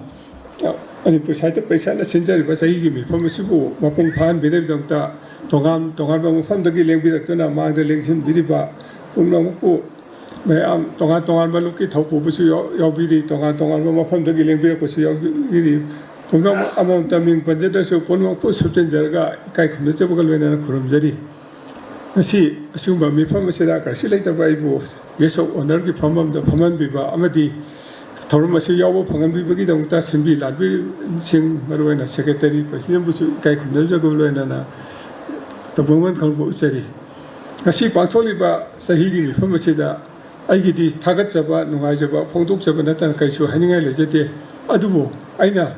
Manipuri Saita Parishat, Meghalaya, and Kolmasu Supasai, from left and Patrol Sekarigino, Hina Kalu, Adubu, Madubi Pokum, Sodom, Irai Line at Tori, Madudi, Manipuri Saita Parishat, Mato Fazana Toriba, Ahimba, Loop Amani, Mato Fazana Toriba, literary organization Amani, have a seta evening, Manipuri Saita Parishat. Now, Sayi Kulmato, I said that Manipuri Corridor, the Tobibadan, I said, Asukamatic Park Jawi. Manipuri Saita Parishat Meghalaya Danate, Assam Labiriba, Tripura Labiriba, Lupsingsu, Musiki Tawdang, Lobi, Pasida Natan Manipur, India Mapanda Labiriba, Bangladesh, Gaja, Ekasharana Lobiriba, Tawdang, Sidi, Yama South Sending Manipur Mapanda Labia, Korirolgi, Lupsing, Honavis, Korirol, Sokan of Danate, Kuna Sigi Sanabi Ngapa, Maliam the Kunai Sibu Masata no Honaba, Amadi, Equi Machin, Puchin the Honaba the Shoe, a sober Todang Lobi, but look at any. The chief forum, I said, Aquame and Pulli, say, Corridor Gimapanani, Manipuri Saita Parishat Meghalaya, Manipuri Corridor is often a bit Todang, say, Lobidam, the Aquim, Tongan, Mafam the Gilatan, Mafam Sida Pullips, a Pulamno, a city Manipur Gimapanda, Aiba, Missing Kangana, a Foban Nere Kayare. The corridor Gilamda, Lemjaningai, or about Manaki Asupanga, and the Manipuri corridor Gilamda, Awataki Mahi, Haibi, Mayamsu lady, Masiga Marta, Manipur Saita, Parishat Meghalaya, Sutai, Kulmatu Sida, a silver Todan Logdana, Larika Pongana, Aiba, Kavi, Pun Togatuna, Toron Kaya Pantokana, Aiba, Singi, Tona, Happy Duna Lali, corridor Gi, Matic Makul labor, Potok, Kayasu, Putopiduna Lali. Kaya amasu puthokper kidoribni matung dasu asigumba maroi pe thoda si lobira kadoribni Manipur Saita Parishat Meghalaya na saal ba sahi kaya agi corridor ge seba tokdon lakon gamli che lamdam sida laibiriba aibi amadi corridor bu pamjaba nungsijaba singna pukchen singna thawai yauna corridor ge seba tobiba amadi lucingba singsigi ka thokpa gi magun ani haidabang gamloi ꯃꯐꯝꯁꯤꯗ ꯂꯩꯕꯤꯔꯤꯁꯤꯡꯁꯦ ꯃꯥꯒꯤ ꯁꯤꯟꯐꯝ ꯑꯃꯃꯝꯒ ꯂꯣꯏꯅ ꯂꯩꯕꯤꯔꯤꯕꯅꯤ ꯑꯗꯨꯕꯨ ꯈꯨꯔꯣꯏꯔꯣꯟꯒꯤꯗꯃꯛꯇ ꯑꯋꯥ ꯑꯅꯥ ꯊꯤꯗꯅ ꯃꯥꯒꯤ ꯂꯨꯔꯕ ꯃꯊꯧ ꯀꯌꯥꯗꯨꯒꯤ ꯃꯊꯛꯇ ꯃꯅꯤꯄꯨꯔꯤ ꯈꯨꯔꯣꯏꯔꯣꯟꯕꯨ ꯀꯥꯎꯊꯣꯛꯄ ꯌꯥꯗꯦ ꯊꯥꯗꯣꯛꯄ ꯌꯥꯗꯦ ꯃꯤꯔꯥꯏꯕ ꯌꯥꯗꯦ ꯑꯗꯨꯅ ꯀꯟꯅ ꯍꯣꯠꯅꯗꯨꯅ ꯂꯥꯛꯄꯒꯤ ꯃꯍꯩꯅꯅꯤ ꯉꯁꯤ ꯃꯅꯤꯄꯨꯔꯤ ꯁꯥꯍꯤꯇ꯭ꯌ ꯄꯔꯤꯁꯠ ꯃꯦꯘꯥꯂꯌꯥꯅ ꯆꯍꯤ 12ꯒꯤ ꯃꯥꯏ ꯄꯥꯛꯄꯒꯤ ꯄꯨꯋꯥꯔꯤ ꯄꯨꯗꯨꯅ ꯑꯩꯈꯣꯏ ꯃꯌꯥꯝꯒꯤ ꯃꯃꯥꯡꯗ ꯂꯦꯞꯄ ꯉꯝꯂꯤꯕꯁꯤ ꯉꯁꯤꯒꯤ ꯃꯅꯤꯄꯨꯔꯤꯒꯤ ꯄꯨꯋꯥꯔꯤꯗ ꯃꯅꯤꯄꯨꯔꯒꯤ ꯃꯄꯥꯟꯗ ꯂꯩꯕ ꯂꯝꯗꯝꯁꯤꯒ ꯇꯠꯅ ꯊꯥꯅꯕ ꯌꯥꯗꯕ ꯃꯔꯤ ꯂꯩꯔꯕꯅꯤ ꯑꯩꯈꯣꯏꯒꯤ ꯄꯨꯋꯥꯔꯤ ꯅꯩꯅꯕꯗ ꯁꯤꯂꯣꯡꯁꯤ ꯀꯥꯟꯊꯣꯛꯄ ꯀꯥꯎꯊꯣꯛꯄ ꯊꯥꯗꯣꯛꯄ ꯁꯨꯡꯌꯥ ꯌꯥꯔꯔꯣꯏꯗꯧꯕꯅꯤ ꯑꯔꯣꯏꯕꯗ ꯃꯅꯤꯄꯨꯔꯤ ꯁꯥꯍꯤꯇ꯭य ꯄꯔꯤꯁꯠ ꯃꯦꯘꯥꯂꯌꯥ ꯃꯇꯨꯡꯗꯁꯨ ꯂꯦꯞꯇꯅ ꯃꯅꯤꯄꯨꯔꯒꯤ ꯈꯣꯔꯤꯂꯣꯟꯒꯤ ꯁꯦꯕꯥ ꯇꯧꯕ ꯉꯝꯕ ꯏꯁꯣꯔꯅ ꯄꯤꯅꯕꯤꯁꯅꯨ ꯉꯁꯤꯗꯒꯤ ꯆꯍꯤ ꯈꯔꯗ ꯉꯥꯏꯔꯦ ꯁꯤꯜꯚꯔ ꯖꯨꯕꯤꯂꯤ ꯌꯧꯔꯛꯀꯗꯧꯕ ꯃꯗꯨꯁꯨ ꯃꯥꯏ ꯄꯥꯛꯅ ꯄꯥꯡꯊꯣꯛꯄ ꯉꯝꯕ ꯏꯁꯣꯔꯅ ꯄꯤꯅꯕꯤꯁꯅꯨ ꯍꯥꯏꯔꯒ ꯃꯌꯥꯝ Thagachari Sri N. Lokeshwar Singh, President Manipuri Literary Society Imphal. Mathangda Kausinjari Srimati Songtham Subudani, President Laikwal Manipur Zana. Taramasiga Milinaba Ufam Kratambina Bahajari. Ngasi Manipuri Sahityā Parishat Meghalayagi Kungamatri Suba Annual Conference Asigi Dais the Lingsin Biriba Hanlu Maktada Dais the Lingsin Biriba Sibgesh Dr. Rajen Toizamba Convener Manipuri Language Advisory Board Sahityā Academy Bo Aina Hanlu Maktada Ikai Kumrabuchari Loinana Ngasigi Guest of Honor gi Pham Langda Lengsin Biriba Oza Sri Longjam Joy Chandra President Manipuri Sahityā Parishat Imphal Loinana Dr. Purisabam Biramani President Manipuri Sahityā Parishat Assam Amadi Sri L. Biramangol President Manipuri Sahityā Parishat Tripura Loinana Ekoigi Sri N. Lokeshwar Singh President Manipuri Literary Society Imphal Amadi Sri Tongbam Amajit President Satholup Manipur Loinana Special Invitees Oina Lingbira Iba Dr. Rajkumar Ranjan Singh Former Minister of State for External Affairs and Education Government of Manipur Amadi Ekoigi Dr. Monis Ningthaujam President Manipuri Sahityā Parishat Meghalaya bu aina ahanba maktada ikai khumnabu chari noluksari loinana ngasigi thauram masibu mapung phanabagi damakta lingbire iba Manipur dagi adagi atopa state aikhoigi bharat ki atopa state north east dagi lingbire iba hojai dagi lingbire iba tripura dagi lingbire iba aikhoi punamapu subsanjaraga aihakna Ikok nonjari noluksari Loinana ngasi ekoigi thauram masigi ahanba maktada ekoigi yekairul sakti kiba ekoigi nongden khombagi gurpusu ahakna ikai khumna buchari Loinana ngasigi ekoigi lairik phongbi giba Ani ekoigi KB amadi ekoigi Suti Kumar ani busu ahang kai kumna bosari loinana ekoigi Silongi mafam asida leibiriba punama busu ahang kai kumna bosari tasengwa mak ngasi siyamna ekoigi aigi wakalda asuki matik ekoi nuaiba adugomba ekoigi thauram amani haibase aina haidaba ngamjaroi maramdi ekoi 2004 da linkhat pikhiba ekoigi Manipuri Sahityā Parishat Meghalaya gi ekoigi safong lakhibadagi na ngasi sahi kunga mathoi sangjal aba masigi sangaba journey ase ekoi awahana kaya mayok na bidana ekoi na ngasi phawba ekoigi site gi thauram ase leptana pangthok pirakpa masimak ekoigi Mafam masida laibiriba ekoigi Silongi silnausing amadi ekoigi Sahityā bu nungsiba kayana masibo yokhat pidana ngasi phawba ekoi thomse pangthok piba haina aina lawjai loinana aina ai pokning da yamna aina khalakpa mana atai atai akhoi site ki sansthan akhoi manipur gi mapanda soijaina na tagraba dugumba akhoi irisa singi site ki sansthan singasi akhoi hojikti akhoi magi hojai khangde adegi kano silsar khangde adegi bangladesh khangde adegi akhoi ayamba loina ba khoi site ki sansthan se loina ba khoi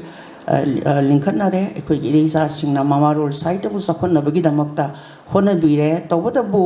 akhoi na silong dadi akhoi na khullama ta dana leikai ma ta dana akhoi gi maitei gi kano si akhoi leitabrai na khanjai aduga tawata bu akhoi gi silong da akhoi gi manipur da gi bu oiro assam da gi bu oiro aduga akhoi gi maitei sing sidai sida thabak tawbiba singna sumai tawdana akhoi na akhoi gi silong sida su akhoi sumba sangstan ama akhoi linkhat si haidana linkhat pidana ngasi bhawa akhoi gi mingoina panjarabada kb adigi akhoi na kaidongoi da kawbang amjaroi akhoi gi rajmani nongthomba akhoi na silong gi program sidi akhoi na matam supada invite tawbirei akhoi gi site gi sangstan lekol akhoi gi literary organization women literary organization si akhoi manipur laiba si adum invite tawbirei aduga akhoi 2007 dagina ngasi bhawa se akhoi adum akhoi lekol gi oina su adum saruk yazai aduna akhoi matungda su adum masi akhoi baton tawbirakani haibagi akhoi gi thajajari aduna akhoi na site gi akhoi gi sidai sida silong da leibiri ba akhoi gi writer sing haibadi akhoi gi khudam oina hairabada akhoi gi yangkom kb adagi akhoi gi munish adagi akhoi gi nil akhoi wazani nilamani adagi matam du da akhoi na thengna jarak pada rajmani nongthomba magi nupi santi kumari na singba adagi hujik leigi da basu yaure akhoi na hangjabada mapan gi ayamba writers singna member oibi en haire mangal gi se phong de so dum akhoi member oibagi mingse yawi aduna yamna nungsiba akhoi gi wari ma khakni aduna akhoi na akhoi gi imarol saita sakhotna bagi damakta akhoi na akhoi khuding mangna hona bina dana akhoi hojik si akhoi gi saita gi sel se lep panate akhoi sendhari tawadabu akhoi na atopa 8 schedule challaba lon singi akhoi gi magi akhoi gi khongjel dadi akhoi gi manipuri saita gi sel se akhoi tappe haina ina khanjai maramdi akhoi atopa 22 state 22 kano khoi gi schedule da saliba loan singsna advance hoina khoi gi sakthre na khanjai maramdi karigino da khoi classical language khoi sanmangamdri adagi khoi gi manipur gi writers sing ai bai bi singi site academy award pudi khoi phange nupi su phange nupa su phange togoda boy khoi gi gyanapit award kumba khoi gi achoba khoi gi literature gi kano se sida masi khoi ngasi hawa khoi phangmangam da base masi khoi huji aibi singi masi achoba thodang mani haibase ai wakal da khanjai aduga khoi na site haibase samaj gi mingsel ne na khoi na haina re aduna hoji khoi gi matam gi matungina thoiba thodo wathok mayam si khoi aibi singi magi ibidana awani masau do bidana degi kano do phongbi rakadori bani ado akhoi taseng na hai taragadi akhoi manipur da su akhoi gi yamna adum lai selep na phongi atopagi kano sudum phongi adubu taseng na akhoi yamna quality leiba akhoi gi magul leiba adugumba akhoi gi site gi puthok se akhoi masibu puthok pa haiba sidi akhoi gi aibi singi kota lai haiba se amka su haijari aduga loina na ai loisalakpada akhoi gi ai pokning da phawba ama kaktang ga ai masim tang ai haijaramge hauji manipur da thoiba tangdu leita da pa hauji akhoi gi kanona su former kanona su ningsing birame aduna hauji leiba kanu si akhoi yamna phi khudong thiba akhoi gi taseng na hai taragadi akhoi maitai furup se yamna khudong thiba phiba mama da leiri aduna akhoi ꯍꯧꯖꯤꯛ ꯂꯥꯟꯁꯤ ꯄꯨꯔꯥ ꯂꯣꯏꯁꯟꯕ ꯅꯠꯇꯦ ꯑꯗꯨꯅ ꯃꯦ 3 2003 ꯍꯧꯔꯛꯏꯕ ꯑꯩꯈꯣꯏꯒꯤ ꯉꯁꯤ ꯐꯥꯎꯕꯗ ꯆꯍꯤ 2.5 ꯁꯨꯖꯜꯂꯛꯑꯕ ꯃꯁꯤꯒꯤ ꯍꯤꯁꯇ꯭ꯔꯤ ꯃꯁꯤꯒꯤ ꯀꯩꯅꯣ ꯋꯥꯔꯤꯁꯤꯗꯤ ꯃꯁꯤꯒꯤ ꯊꯣꯛꯏꯕ ꯊꯧꯗꯣꯛꯁꯤꯗꯤ ꯆꯍꯤ 10-30ꯒꯤ ꯃꯇꯨꯡꯗꯗꯤ ꯑꯩꯈꯣꯏ ꯍꯤꯁꯇ꯭ꯔꯤ ꯑꯃ ꯑꯣꯏꯅ ꯂꯩꯍꯧꯔꯒꯅꯤ ꯂꯩꯍꯧꯗꯕꯁꯨ ꯌꯥꯔꯣꯏ ꯑꯗꯨꯅ ꯃꯁꯤꯒꯤ ꯑꯩꯈꯣꯏꯒꯤ ꯋꯥꯔꯤꯁꯦ ꯃꯁꯤꯒꯤ ꯊꯣꯛꯏꯕ ꯊꯧꯗꯣꯛꯁꯤꯒꯤ ꯌꯥꯝꯅ ꯑꯀꯨꯞꯄ ꯃꯥꯅ ꯑꯩꯈꯣꯏꯒꯤ ꯋꯥꯔꯤꯁꯤ ꯂꯥꯏꯔꯤꯛ ꯑꯣꯏꯅ ꯄꯨꯊꯣꯛꯄꯤꯗꯅ ꯂꯥꯏꯔꯤꯛ ꯑꯃ ꯑꯣꯏꯅ ꯄꯨꯊꯣꯛꯄꯤꯔꯒ ꯑꯩꯈꯣꯏ ꯇꯨꯡꯒꯤ ꯃꯤꯔꯣꯟꯅ ꯃꯗꯨ ꯈꯪꯖꯍꯧꯅꯕꯒꯤꯗꯃꯛꯇ ꯏꯕꯤꯒꯗꯕ ꯔꯥꯏꯇꯔꯁꯦ ꯃꯁꯤ ꯑꯩꯈꯣꯏ ꯑꯏꯕꯁꯤꯡꯒꯤ ꯗꯥꯏꯇꯅꯤ ꯍꯥꯏꯕꯁꯦ ꯑꯩꯅ ꯍꯥꯏꯖꯒꯦ ꯇꯧꯕꯇꯕꯨ ꯑꯩꯈꯣꯏꯅ ꯃꯁꯤꯒꯤ ꯆꯨꯝꯅꯒꯤ ꯋꯥꯔꯦꯡ ꯁꯩꯔꯦꯡ ꯑꯗꯒꯤ ꯗ꯭ꯔꯃꯥ ꯁꯨꯝꯕ ꯏꯕꯤꯅꯕ ꯌꯥꯝꯅ ꯀ꯭ꯔꯤꯌꯦꯇꯤꯞ ꯑꯣꯏꯕ ꯀꯩꯅꯣ ꯃꯌꯥꯝ ꯑꯃꯗꯤ ꯑꯗꯨꯝ ꯂꯩꯕꯤ ꯇꯧꯕꯇꯕꯨ ꯍꯤꯁꯇ꯭ꯔꯤ ꯑꯣꯏꯅ ꯃꯥꯒꯤ ꯁꯣꯛ ꯇꯥꯔꯤꯛ ꯃꯌꯥꯝ ꯑꯃ ꯍꯥꯞꯇꯅ ꯏꯔꯛꯀꯗꯕ ꯃꯌꯥꯝꯗꯨꯗꯤ ꯑꯩꯈꯣꯏ ꯃꯁꯤ ꯑꯩꯈꯣꯏ ꯀꯅꯥꯅ ꯇꯧꯕꯤꯒꯗꯒꯦ ꯍꯥꯏꯕꯁꯤ ꯑꯩꯈꯣꯏ ꯀꯩꯅꯣ ꯑꯏꯕꯁꯤꯡꯅ ꯃꯁꯤ ꯑꯆꯧꯕ ꯗꯥꯏꯇ ꯑꯃꯅꯤ ꯍꯥꯏꯕꯁꯤ ꯈꯟꯖꯩ ꯑꯗꯨꯒ ꯑꯩꯒꯤ ꯋꯥꯈꯜꯗ ꯑꯩꯈꯣꯏꯒꯤ ꯀꯩꯅꯣ ꯑꯩꯈꯣꯏꯒꯤ ꯉꯁꯤ ꯃꯨꯅꯤꯁꯀꯤ ꯃꯥꯒꯤ ꯑꯩꯈꯣꯏꯒꯤ 1891ꯒꯤ ꯀꯩꯅꯣ ꯋꯥꯔꯤꯗ ꯌꯨꯝꯐꯝ ꯑꯣꯏꯗꯅ ꯑꯩꯈꯣꯏꯒꯤ ꯄꯨꯋꯥꯔꯤꯒ ꯁꯥꯒꯣꯟꯅꯅ ꯏꯕꯤꯔꯤꯕ ꯂꯥꯏꯔꯤꯛ ꯃꯍꯥꯛꯀꯤ ꯂꯥꯏꯔꯤꯛ ꯍꯧꯖꯤꯛ ꯀꯩꯅꯣꯅ ꯔꯥꯖꯀꯦꯇꯟꯅ ꯔꯤꯚ꯭ꯌꯨ ꯇꯧꯕꯤꯈꯤꯕ ꯁꯨꯒꯨꯝꯕ ꯑꯩꯈꯣꯏꯒꯤ ꯀꯔꯤ ꯍꯥꯏꯅꯤ ꯑꯩꯈꯣꯏꯒꯤ ꯌꯨꯝꯕꯤ ꯑꯃ ꯌꯨꯝꯕꯤ ꯑꯃ ꯎꯕ ꯃꯇꯝꯗ ꯑꯩꯈꯣꯏꯒꯤ ꯑꯏꯕꯒꯤ ꯃꯥꯒꯤ ꯀꯩꯅꯣꯁꯦ ꯏꯅꯤꯡꯕꯒꯤ ꯋꯥꯈꯜ ꯃꯥꯅ ꯊꯤꯖꯤꯟꯅꯤꯡꯕꯒꯤ ꯋꯥꯈꯜ ꯄꯣꯛꯂꯛꯇꯅ ꯏꯕꯤꯗꯅ ꯄꯨꯊꯣꯛꯄꯤꯔꯦ ꯁꯨꯃꯥꯏꯅ ꯇꯧꯗꯅ ꯑꯩꯈꯣꯏꯒꯤ ꯑꯔꯤꯕꯒꯤ ꯑꯗꯨꯒ ꯑꯩꯈꯣꯏꯒꯤ ꯍꯤꯁꯇ꯭ꯔꯤꯒꯤ ꯑꯣꯏꯕ ꯄꯣꯠ ꯑꯃ ꯏꯅꯤꯡꯕꯒꯤ ꯋꯥꯈꯜ ꯄꯣꯛꯄꯤꯔꯤꯕ ꯑꯩꯈꯣꯏꯒꯤ ꯅꯤꯡꯊꯧꯖꯝ ꯃꯨꯅꯤꯁ ꯑꯩꯅ ꯑꯁꯥ ꯇꯧꯖꯩ ꯑꯗꯨꯗ ꯅꯠꯇꯅ ꯑꯩꯈꯣꯏꯒꯤ ꯃꯄꯥꯜꯒꯤ ꯁꯤꯜꯆꯔꯗ ꯂꯩꯔꯤꯕ ꯑꯩꯈꯣꯏꯒꯤ ꯀꯩꯅꯣ ꯀꯨꯟꯖꯂꯥꯜ ꯌꯦꯟꯗ꯭ꯔꯦꯝꯕꯝ ꯃꯍꯥꯛꯁꯨ ꯃꯅꯤꯄꯨꯔꯒꯤ ꯍꯧꯈ꯭ꯔꯕ ꯏꯇꯤꯍꯥꯁꯀꯤ ꯋꯥꯔꯤ ꯈꯨꯝꯒꯠꯂꯀꯥꯟꯁꯤꯗꯩꯁꯤꯗ ꯃꯍꯥꯛꯀꯤ ꯂꯥꯏꯔꯤꯛ ꯐꯣꯡꯕꯤꯈ꯭ꯔꯦ ꯑꯗꯨꯅ ꯃꯣꯏꯒꯨꯝꯕꯁꯤꯡꯅ ꯑꯩꯈꯣꯏꯒꯤ ꯌꯥꯔꯒꯗꯤ ꯑꯩꯈꯣꯏꯒꯤ ꯊꯣꯛꯏꯕ ꯊꯧꯗꯣꯛꯁꯤꯡ ꯑꯁꯦ ꯈꯔ ꯀꯨꯞꯅ ꯏꯕꯤꯗꯅ ꯑꯩꯈꯣꯏꯒꯤ ꯍꯤꯁꯇ꯭ꯔꯤꯕꯨ ꯅꯩꯅꯕꯗ ꯑꯩꯈꯣꯏꯒꯤ ꯄꯥꯝꯖꯕ ꯑꯗꯨꯒꯨꯝꯕ ꯑꯏꯕꯁꯤꯡꯅ ꯍꯣꯠꯅꯕꯤꯔꯛꯀꯅꯤ ꯍꯥꯏꯕꯁꯤ ꯑꯩꯒꯤ ꯊꯃꯣꯏꯗ ꯆꯦꯠꯅ ꯊꯥꯖꯖꯩ ꯑꯗꯨꯅ ꯑꯩꯈꯣꯏꯅꯗꯤ ꯑꯩꯈꯣꯏ ꯂꯤꯇꯔꯦꯆꯔꯒꯤ ꯑꯣꯏꯕ ꯄꯣꯠꯁꯤ ꯑꯩꯈꯣই ꯊꯧꯔꯝ ꯑꯗꯩ ꯂꯥꯏꯔꯤꯛ ꯐꯣꯡꯗꯅ ꯈꯣꯠꯇꯅ ꯌꯥꯝꯅ ꯇꯧꯔꯦ ꯇꯧꯕꯇꯕꯨ ꯑꯔꯣꯏꯕ ꯑꯣꯏꯅ ꯑꯩꯈꯣꯏꯒꯤ ꯃꯅꯤꯄꯨꯔꯤ ꯁꯥꯍꯤꯇ꯭ꯌꯒꯤ ꯏꯁꯇꯦꯜꯁꯤꯗꯩꯁꯤꯗ ꯑꯇꯣꯞꯄ ꯏꯁꯇꯦꯠꯁꯤꯡꯒꯤ ꯑꯩꯈꯣꯏꯒꯤ ꯂꯣꯟꯁꯤꯡꯅ ꯃꯥꯡꯖꯤꯟ ꯊꯥꯅ ꯆꯠꯈ꯭ꯔꯦ ꯍꯥꯏꯕꯁꯤ ꯃꯁꯤꯃꯇꯪ ꯑꯩꯈꯣꯏ ꯈꯪꯍꯟꯖꯅꯤꯡꯉꯤ ꯑꯗꯨꯒ ꯑꯩꯈꯣꯏꯁꯨ ꯃꯗꯨꯒꯤ ꯊꯥꯛꯇꯨ ꯌꯧꯅꯅꯕ ꯍꯣꯠꯅꯃꯤꯟꯅꯁꯤ ꯍꯥꯏꯕ ꯋꯥꯐꯝ ꯑꯁꯤ ꯉꯁꯤꯒꯤ ꯊꯧꯔꯝ ꯑꯁꯤꯗ ꯑꯩꯍꯥꯛꯅ ꯊꯝꯖꯔꯒ ꯑꯩꯈꯣꯏꯒꯤ ꯃꯅꯤꯄꯨꯔꯤ ꯁꯥꯍꯤꯇ꯭ꯌ ꯄꯔꯤꯁꯠ ꯃꯦꯘꯥꯂꯌꯥꯒꯤ ꯃꯥꯒꯤ ꯃꯇꯨꯡꯗ ꯆꯍꯤ ꯂꯤꯁꯥꯡ ꯁꯤꯠꯅ ꯑꯩꯈꯣꯏꯒꯤ ꯃꯇꯝ ꯆꯨꯞꯄꯗ ꯊꯧꯔꯝ ꯃꯄꯨꯡ ꯐꯥꯅ ꯄꯥꯡꯊꯣꯛꯇꯅ ꯏꯃꯥꯔꯣꯜ ꯁꯥꯍꯤꯇ꯭ꯌꯒꯤ ꯁꯦꯕꯥ ꯇꯧꯕ ꯉꯝꯕ ꯑꯣꯏꯁꯅꯨ ꯍꯥꯏꯕ ꯋꯥꯐꯝ ꯑꯁꯤ ꯊꯝꯖꯔꯒ ꯉꯁꯤꯒꯤꯗꯃꯛꯇꯗꯤ ꯑꯩꯍꯥꯛ ꯃꯇꯥꯡ ꯑꯁꯤꯗ ꯑꯩꯒꯤ ꯋꯥꯐꯝ ꯇꯦꯟꯁꯤꯟꯖꯔꯤ ꯄꯨꯝꯅꯃꯛꯄꯨ ꯑꯃꯨꯛꯀ ꯈꯨꯔꯨꯝꯖꯔꯤ ꯃꯃꯜ ꯌꯥꯝꯂꯕ ꯋꯥꯐꯝ ꯀꯌꯥꯃꯔꯨꯝ ꯊꯝꯕꯤꯔꯝꯕꯒꯤꯗꯃꯛꯇ ꯑꯣꯖꯥꯕꯨ ꯊꯥꯒꯠꯆꯔꯤ ꯃꯊꯪꯗ ꯑꯣꯖꯥ श्री एल ꯕꯤꯔꯃꯪꯒꯣꯜ ꯄ꯭ꯔꯦꯁꯤꯗꯦꯟꯠ ꯃꯅꯤꯄꯨꯔꯤ ꯁꯥꯍꯤꯇ꯭य ꯄꯔꯤषꯠ ꯇ꯭ꯔꯤꯄꯨꯔꯥꯕꯨ ꯋꯥꯔꯣꯜ ꯈꯔ ꯊꯝꯕꯤꯔꯝꯅꯕꯒꯤꯗꯃꯛꯇ ꯀꯧꯁꯤꯟꯖꯔꯤ ꯗꯥꯏꯁꯇ ꯂꯤꯡꯁꯤꯟꯕꯤꯔꯤꯕ ꯑꯣꯖꯥ ꯃꯌꯥꯝꯁꯤꯡꯕꯨ ꯁꯨꯞꯅ ꯑꯝꯇ ꯈꯨꯔꯨꯝꯖꯔꯤ ꯃꯇꯝ ꯈꯔ ꯂꯤꯡꯁꯤꯟꯅꯕꯒꯤꯗꯃꯛ ꯃꯥꯡꯗ ꯂꯤꯡꯁꯤꯟꯕꯤꯔꯤꯕ ꯑꯣꯖꯥ ꯃꯔꯨꯞ ꯃꯄꯥꯡ ꯃꯌꯥꯝ ꯑꯗꯨ ꯉꯁꯤꯒꯤ ꯃꯤꯐꯝ ꯑꯁꯤ ꯚꯥꯕꯣꯛ ꯈꯔ ꯋꯥꯠꯂꯒꯁꯨ ꯌꯥꯝꯅ ꯃꯔꯨꯑꯣꯏꯕ ꯍꯤꯁꯇꯣꯔꯤꯀꯦꯜ ꯑꯣꯏꯕ ꯃꯤꯐꯝ ꯑꯃꯅꯦꯅ ꯑꯩ ꯂꯧꯖꯩ ꯑꯩꯈꯣꯏ ꯑꯣꯖꯥ ꯖꯣꯏꯆꯟꯗ꯭ꯔ ꯃꯅꯤꯄꯨꯔꯤ ꯁꯥꯍꯤꯇ꯭य ꯄꯔꯤꯁꯠ ꯏꯝꯐꯥꯜꯒꯤ ꯂꯩꯕꯤꯔꯤ ꯑꯣꯖꯥ ꯕꯤꯔꯃꯅꯤ ꯂꯩ ꯃꯅꯤꯄꯨꯔꯗ ꯑꯁꯥꯝꯗ ꯇ꯭ꯔꯤꯄꯨꯔꯥꯗꯁꯨ ꯑꯩꯈꯣꯏ ꯄꯨꯔꯤꯁꯣꯠꯅ ꯁꯤꯟꯖꯕꯗ ꯁꯨꯃꯥꯏꯅ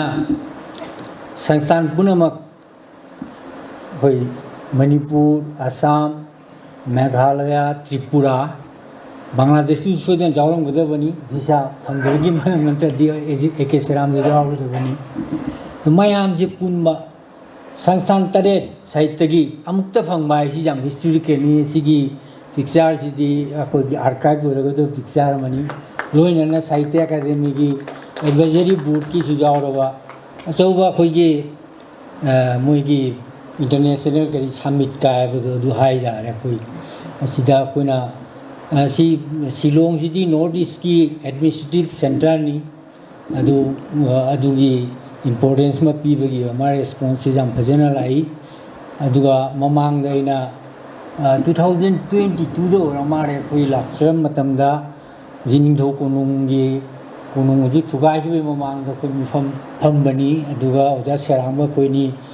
लौबो फुटु दो जी जाम तांगे अदु आर्काइव त लेरबदा फुटु नै द लेजि अदु हुजिकी अदुगा चलगदी यांग हांगना लेरमनी सि जाम पेनलबा मनी अखोगी चही तरेट खुनचाकपगी अखोई अवा अना फत्तबा कया लेरगसु अफबा खरदी लेयाने खंजी मरमदी चही तेट खुनताकपगी मरमदगिनी अखोई असमदा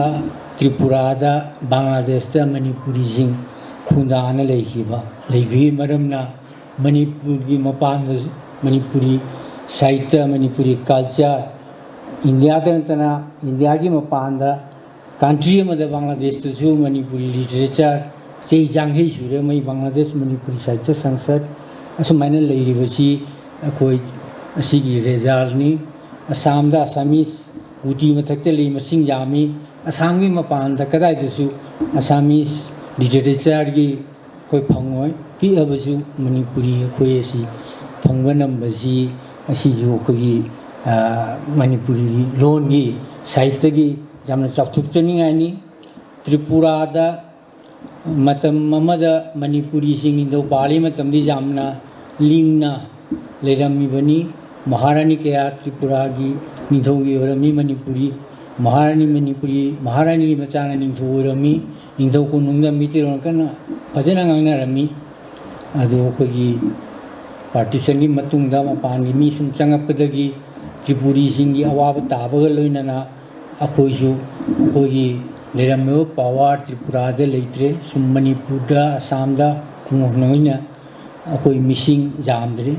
30,000 मुतने कोने लेरिसे लेरगसु मणिपुर की माई कल्चर माई साहित्य की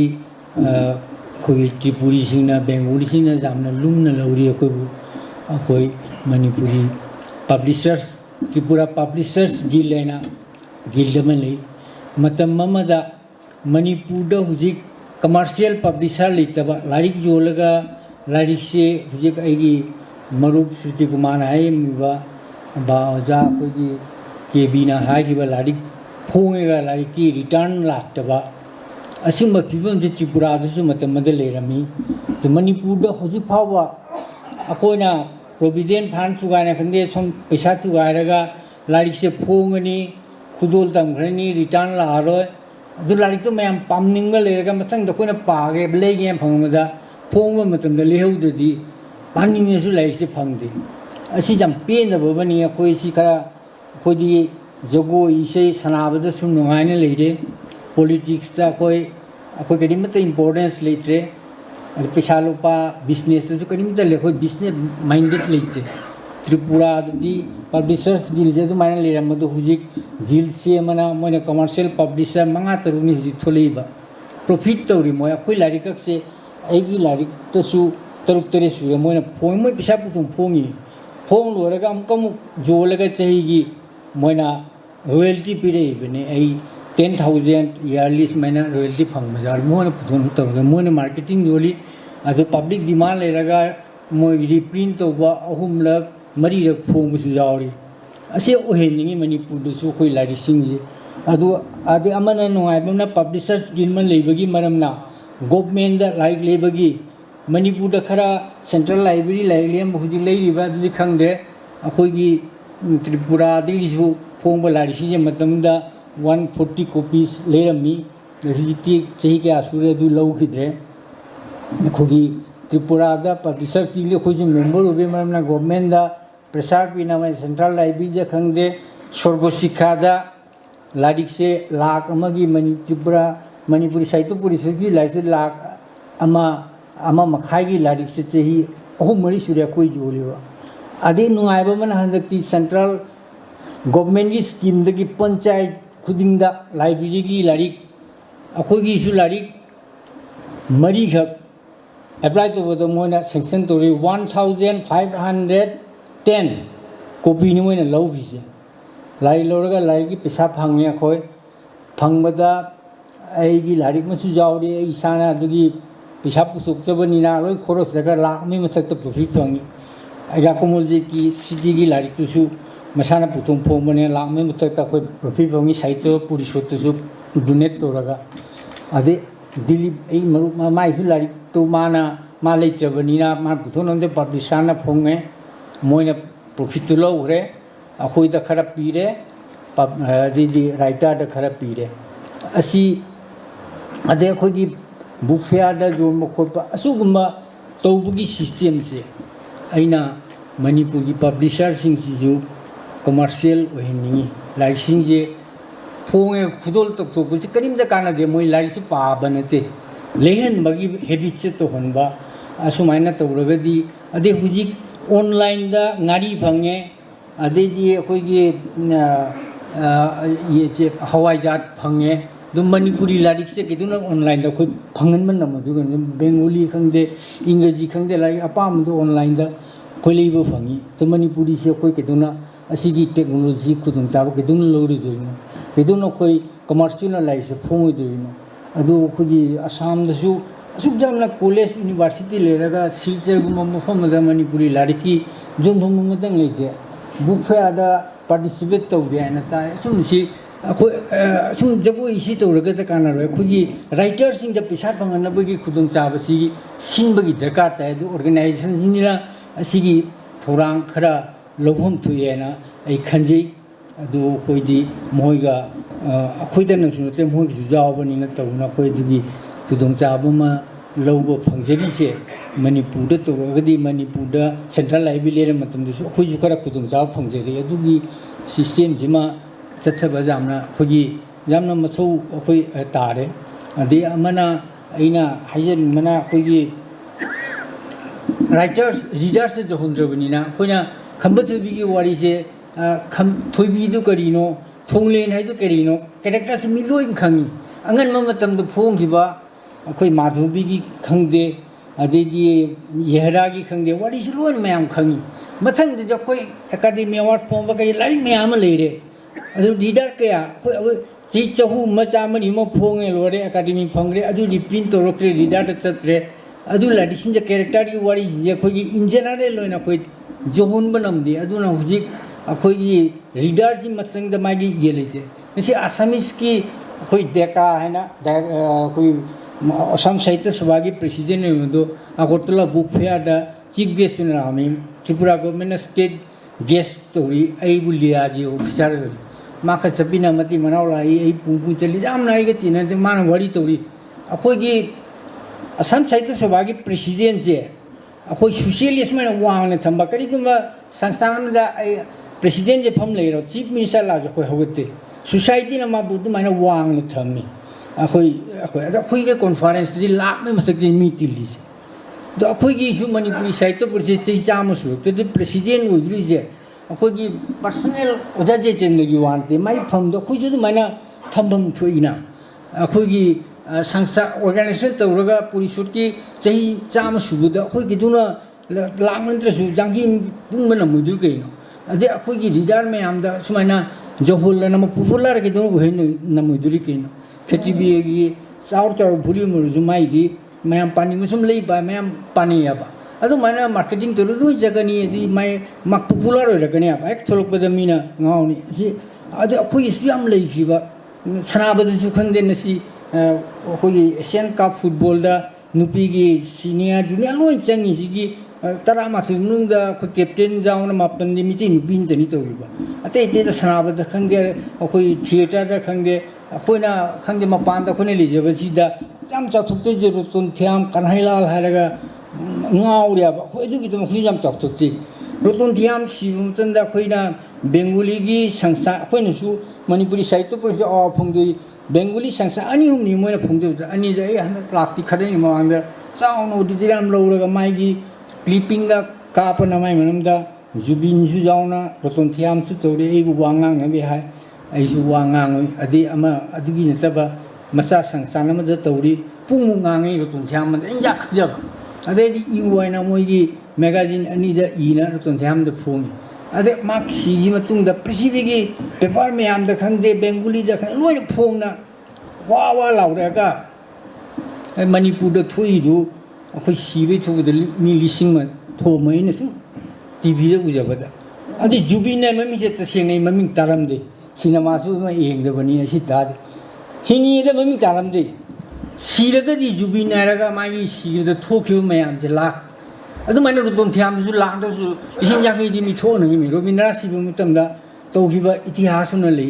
रबि अखोइ दि चौथोन हाइजरि मि रुतोन थियाम से अखोइ गिदि रबिन्द्र नायना पृथ्वी द मसक खनंगि मणिपुरी की खंगै रबिन्द्र न चखिबा देश की हे न चलि माना माइ थिएटर पुना मणिपुरी होइना पुना चखिबा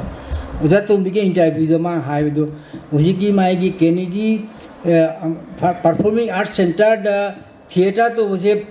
भारत की नसीब कनाम त डायरेक्टर तो उनम दिया है अब अदु चही अमै ममांग द माइ मसक स्टडी तो हाय तौरगा मान सुजम न फाउरी बसे कमाइना फाउरी मा हाबदा आई साइंस टेक्नोलॉजी मतेंग लौना वेस्टर्न कंट्री दुमाइना सरकार लुबनते मणिपुर द पोक्सरुबगी आई इसागी कल्चर मयाम से लेरमबगी तमई फाउने अदु नेना हुलुइदो अदु मयाम फाउरी इबा हाइबो अदु गुमरो तोन थियाम लेजिदबदा तबुजु नुंगाइत माना सीरगा पृथ्वीदगी फाउरेगा मणिपुर द लागा लिसिंग अमद लोसले जुबिनना मयाम पृथ्वी खंगम दबद लाख लाख थोयगा पृथ्वी मसा खंगले सी अइना ngang गुवाहाटी लेरिबसिगा मोय टीवी भापद जुबिन की सेंतननी मोर होल सिंग द उजी जुबिन की सिनेमा दा इसे तौरीजी 4.5 लाख मी येंग हायबा अदि ओबेट तोंगे जुबिन की सेनता अजी तौलीजे अदु खै केदुना सि पुखतपन से लेजरी बइसा हुजे हुजे हिंगना लेरिबदा अरिबम साम सोमा ले पृथ्वी में आम खंगी अदुम मसिंग से खै पुखकबे दकानी असि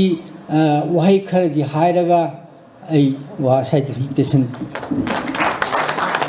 Tagachari Sri L. Biramangol, President Manipur Sahitya Parishad Tripura, Zana, Ofam Kratham Biramgidama, Matanga Koshinjari, Dr. Farid Sabam Birmani, President Manipur Sahitya Parishad Assam, Ozabu, Waro Kratham Binabador Hajari. Masigi, Kunmathoi Suba, Manipur Sahitya Parishad Mehalagi, Sahi Pamale Nasida, Election Bill Kudumapo, and Kuramjari. Quiggy. Tangbal Linkat Piriba, Lincoln Biriba, some President giving ship and Jerege, Equigi, Oza, Dr. Munis Ninthusam, and an Tagachari. And what I see doing as I get Aina, was Karahi and Angelic conversation and Minship Panjarogi, Bukuram, Bukuram, the Luna, means you can't look at the Nico. And I have got Pasidi, I Yamun the Gahucha. Yamun Karapan Biram Makarado, Aina, Samasamo, Jerumina. Kitang Singok Baha Gadra, Natagana, Sinket, Hajalamba, Hagadra, Natagana, Yamun Shida Pulmum Tongolamba, Hagadra, Lakpagam, Ito Yarange. They should be beginning Haitare. Ado, Ham the hanging is Nangasaki Yamun Panbi, Hongi Warisi. A Hongi Warisi sick, so he chatrup the sanction now. Amata upon Arak, like in a panda. Dynasty Amana. Dynasty Amaniko. Dynasty not the Manda. I do not migrate or sell you. I do my young, my Tanjara Magaduga, Kogi Manipur, Gise, Koinali sanction, Chagi Yamatan Pandra, Haibuku Momo to the 8, Todokomo to the day, Todona Timsinjara. And again, Asagi associate official language, the Yamun Logi rules here, the Koingang of the Yamu. Aduga, Masidamu, Aina, Yamundamu, Polumum Kakam, Hapwich and Englishina. A Kogi associate official language. Assam da district Marida, Borak Biligi, Home Lajare, Brahmaputra valley की अखोई होजाई district Anam लेरे मरी सिगनी अखोने official language होना associate official language अन सरकार खांबी बिबसे अयाब पिबिरिबसे अदुगा मसिदा अखोई फरक चिनबा अमखक हुजिसु अदुम लेरी करिनो अदा gazette notification अन यामु Assam government माइगी थोकदबसे हुजिबो थोकपिदरि मसी अखोई उजिक्ति राजनीति से नक्सल आमिना करीगुमुंग मतौ यामु होना कितन पाउद फाउदोक न बिउ हसिमा यामु हाइजनिंग मसी तौरगदि याम फै कने खोदि पांगन से कने दि तमंगमदे अखोइ मी से लिखरबा अदगी स्कूल सु सुम सिजलकपा अदगी यामना सेंग प्रैक्टिकल करयामु यामना ओइबगे हाइबसे बोराक भेली से ngसाइगी इखोइ मणिपुरी सिंग जामे लेजरिमनेबा मसिदगा मिसै मितै सिंग ngसाइगी सुम शहर द सुम येंगगदि मी चामा लापुदु अमखक थेनबनेबा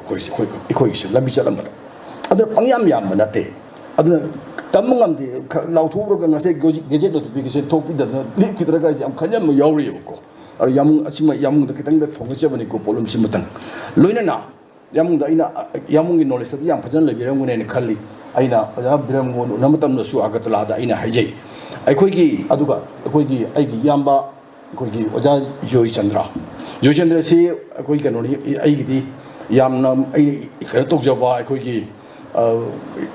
ओजा यामसे यामना कोकसु याम फरि याम फम्बगसे कई वादे है याम नुंगाइ फमी मी आई से ना हाय दो यामुंगसिना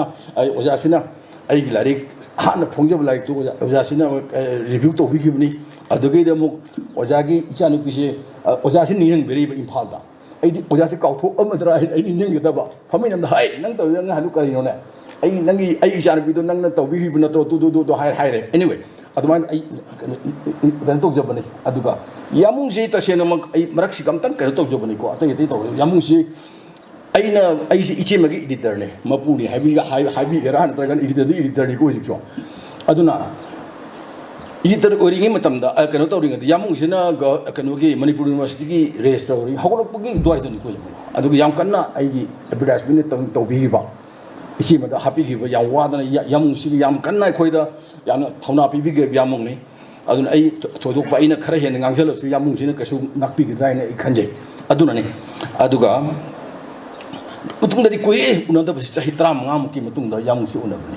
यामुंगसि राजनीतिदा ngसाइगी अचौबो सिंग चंग्रबिनाइबको अखोइनसु याम कन तानजरुदबा हाइगद्रा नत्रगना इपा कनोदगसु अखोइगी कसारमद लागसु आइगोंदा थबक थौदारकद्रा खलग इसिम चेंजबा उनब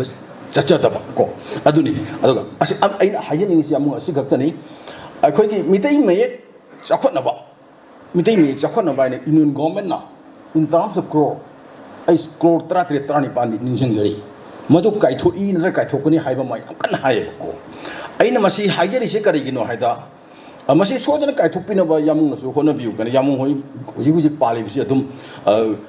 मिनिस्टर ओइद्रमक्सु अदुम हाइगी कनोदा लेमिनरी लाइन द लेमिनरी लोइ तानरिबु ngaptani khangaribu ngaptani हाइनरगा कनो खोइनो वा खतन हाइजरु ताबिगदा मतंग ngaptani अब अदुना ngasai aina kanna haijaning se karino aida asik ohenbi war se karino aida mitei mayek chakhotnabo honabase ngasai ki manipur da tanate ba assam da sune abu chakhot koin tawis aduna hairi ba senbam do laagadi akhoi assam su khar logjage assam su kata khaibi ma tawbi hu haibase ai oja rajen to jam su haijaning yamu oja ti su haijaning masi mitei aibdi hojik ne aina haijaning se karino kano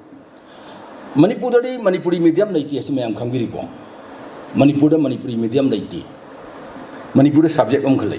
medium ने सही खर ममांग तौरमे हुई तौद्रे अदो अखोई Assam सिगदी अवाबने अवाब subject अमखत नते तम्मे से ओजा कोई Manipuri class 10 में मणिपुरी तम्मे से ओजा सब्जेक्ट पुनमक ने ओजा इंग्लिश खतनी कोई इंग्लिश तम्मी से अतई मणिपुरी साइंस अदुगी हिस्ट्री जियोग्राफी अदुगी पुनमक से लोइने मणिपुरी मीडियम ने कोई प्रॉब्लम से दुना अखोई से हेना कोई अवाबा मायोक नहीं अदु हनक सु दुगायबको मयाम से कोई आई मा कोई अइना असम दगी लापो कोबनिना कोई कुमसी सही असिदगी हौना असम के स्कूल सिंगदा कोमानगा क्लास 1 गा अनिसिदा मणिपुरी मेक से मितई मेक से इंट्रोड्यूस तौरे गवर्नमेंट ऑफ असम तौबिरी में को है नुंसीग्रपोने याम कन्ना डिमांड याम कन तौब नते ngसागी यामुंग अखोइना एसोसिएट ऑफिशियल लैंग्वेज से मसिसु याम कन्नगा हेक्ता मई होनगा तौगिबा नते नुसीबिदना पिबिरकने हाइदर खोइसे दो खोइसे पिदबसु यादबा कैनादि असमदा असामिस के हेक मथंगदा असामिस के हेक मथंगदा ngасagi sagai amagi suna leijabase sagai amagi suna leijabase se sundabu manipuri la kano se hayo schedule kanogi ai schedule chanbalo nam oijare adugi su matak ta ngasagi saita academy na ekoi gi maikai dagi oja hoi ajen oi toja am hoi kari hoina nusi bidna oi gi assam dagi su amakak sahi kuding yoina ekoi gi advisory board ki member amam khanbire asi hari basing se ekoi mang dang jam by board ki member mayang netajit jawri ekoi gi oja kanu jawri mayang pun musi loina wami ne ru ngakni ko pun mang ado si pun musi lai bina ekoi gi mayek sidang asagi ekoi na thengnari ba awabam ne ekoi na larik se low matam da manipurna mayek tambagi amakak lawrani class 1 siga manipur amakatane saita katane laktur se chumro ja ai jaisa ngasagi atai subject ngasagi social studies adu adan leina adu singudi manipurda mitai mayek na natragana akoi gi manipuri medium na tamina mitai mek ta senda ya din sengi thodoku yaudre aduna polum se ko na khwa hen ba khode leiye ko aduga akoi gi sisiga matang sida ngasagi asang gi sima ai tasilam dai ibema akoi gi ai ibema ko ibema mati pangan ni ko adu ai oja munis ai hangjaramne ibema se ai ngasagi ha ma yengbadadi aswai dadi ngasagi ai kasada ude khangadam ne chimi pangan ne ba du ai swai da ngasagi nan su selidar nang khitang dang manana natra adu ai confuse oi adu oja munis ai hangjaramne aduga aine panjari se karegi no ida asam da manipuri medium hingali se nangdi manipuri ni ko asam da manipuri medium hingali se 80% miti pangana ni ko 80% miti pangana manipuri medium hingali se hojiksi aduna nangsu chakraga mari mata ga thonaradi haige do ba mitai mek se lak pada noi ningan na ba yate mitai mek tang madam ne asi nangi magiri khra habigo yohun biyo ko aduma haijabne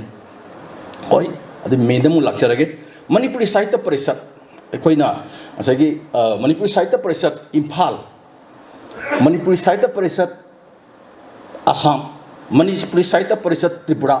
manipuri sahitya parishat meghalaya manipuri sahitya parishat mizoram hari bisa machi manau ge phibamda maming si hongdoktana yatkhiune aduga assam ge onadi top amana assam di 1961 da 61 da assam khoi gi kaino se haure hobadu su ngasai gi khoi gi manipuri sahitya parishat imphal gi branch am oina horamme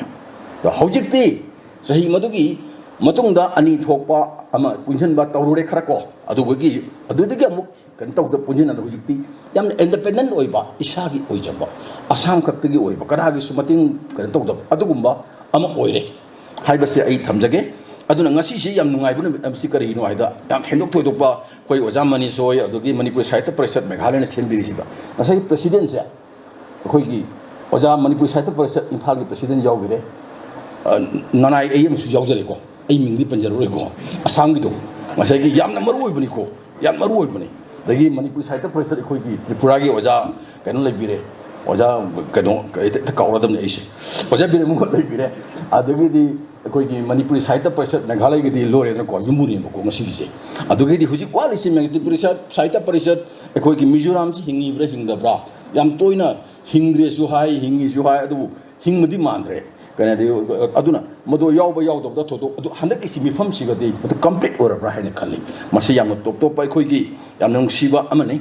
musima koi gi meghalaya na sinmada yamna mong ta ba ai mamangi chahi kuding ai hape yaujob ai 90% yaudran lak prai ne khali aduga thodo sumai to udra punmase amukta da punmase to do yaugi da bra aina khangwa wat panara andra ai yuna di han bani sima thamjarage adudagi aina amkha oda hoi ai hajin koi gi manipur sahitya parishat assam gi koi gi assam da gauti da kari ngo mifam to matam da moi assamese ni khara waro koi se nu sida kai nu nin to sibo mai si jaraga di moi me to am ta hap chalu si ngasai ikoi ji ro si di kak ta brina bingoli me tai na miti me houding it is hona moina domai do na hapu haibong ko moi de penja da ba asam da lei bagi aduna akoi meghalaya siga su oja kamalji oi khanbir ka akoi di meghalaya gi khal lui ko खासी सु ngसागी जैंतियारा खासी मते अमदो करे खासी गारो अनि मक्से ngसागी कोइगी आई schedule चंगे ताना बनिना पृथ्वी द अमतंग अहाम इंडिया द अहान मनी स्टेट अमदगी अमतदा स्टेट कोइगी लोन नि चन्न बताना बगाइसे अदुना होय खासी दे इरे नुआई गद्रा दु हुजिगी हाइब लोन दु इरे नुआई द खलम जाय मोइगी सु कितंग अमका हापी रदी हयिंग वांगांग होय अदुगा अखोय आई खंगजे मेघालय की मिफम कयादा खासी की अईब कया लाकना सरुग याखरबनी सेरिंग पाखरबनी अदुम गतंग हापसिन बिरगदी यामने इकोइसी मसा मतंग सिदा पंजनिंग से कोइसे अखोइसी मेघालय द लेबने अखोइसी मेघालय से कोइ इमानी ने मेघालय द लेबिरी सिंग इमान नत्रने कोइकी असम दे देखो मसाम से कोइ इमान है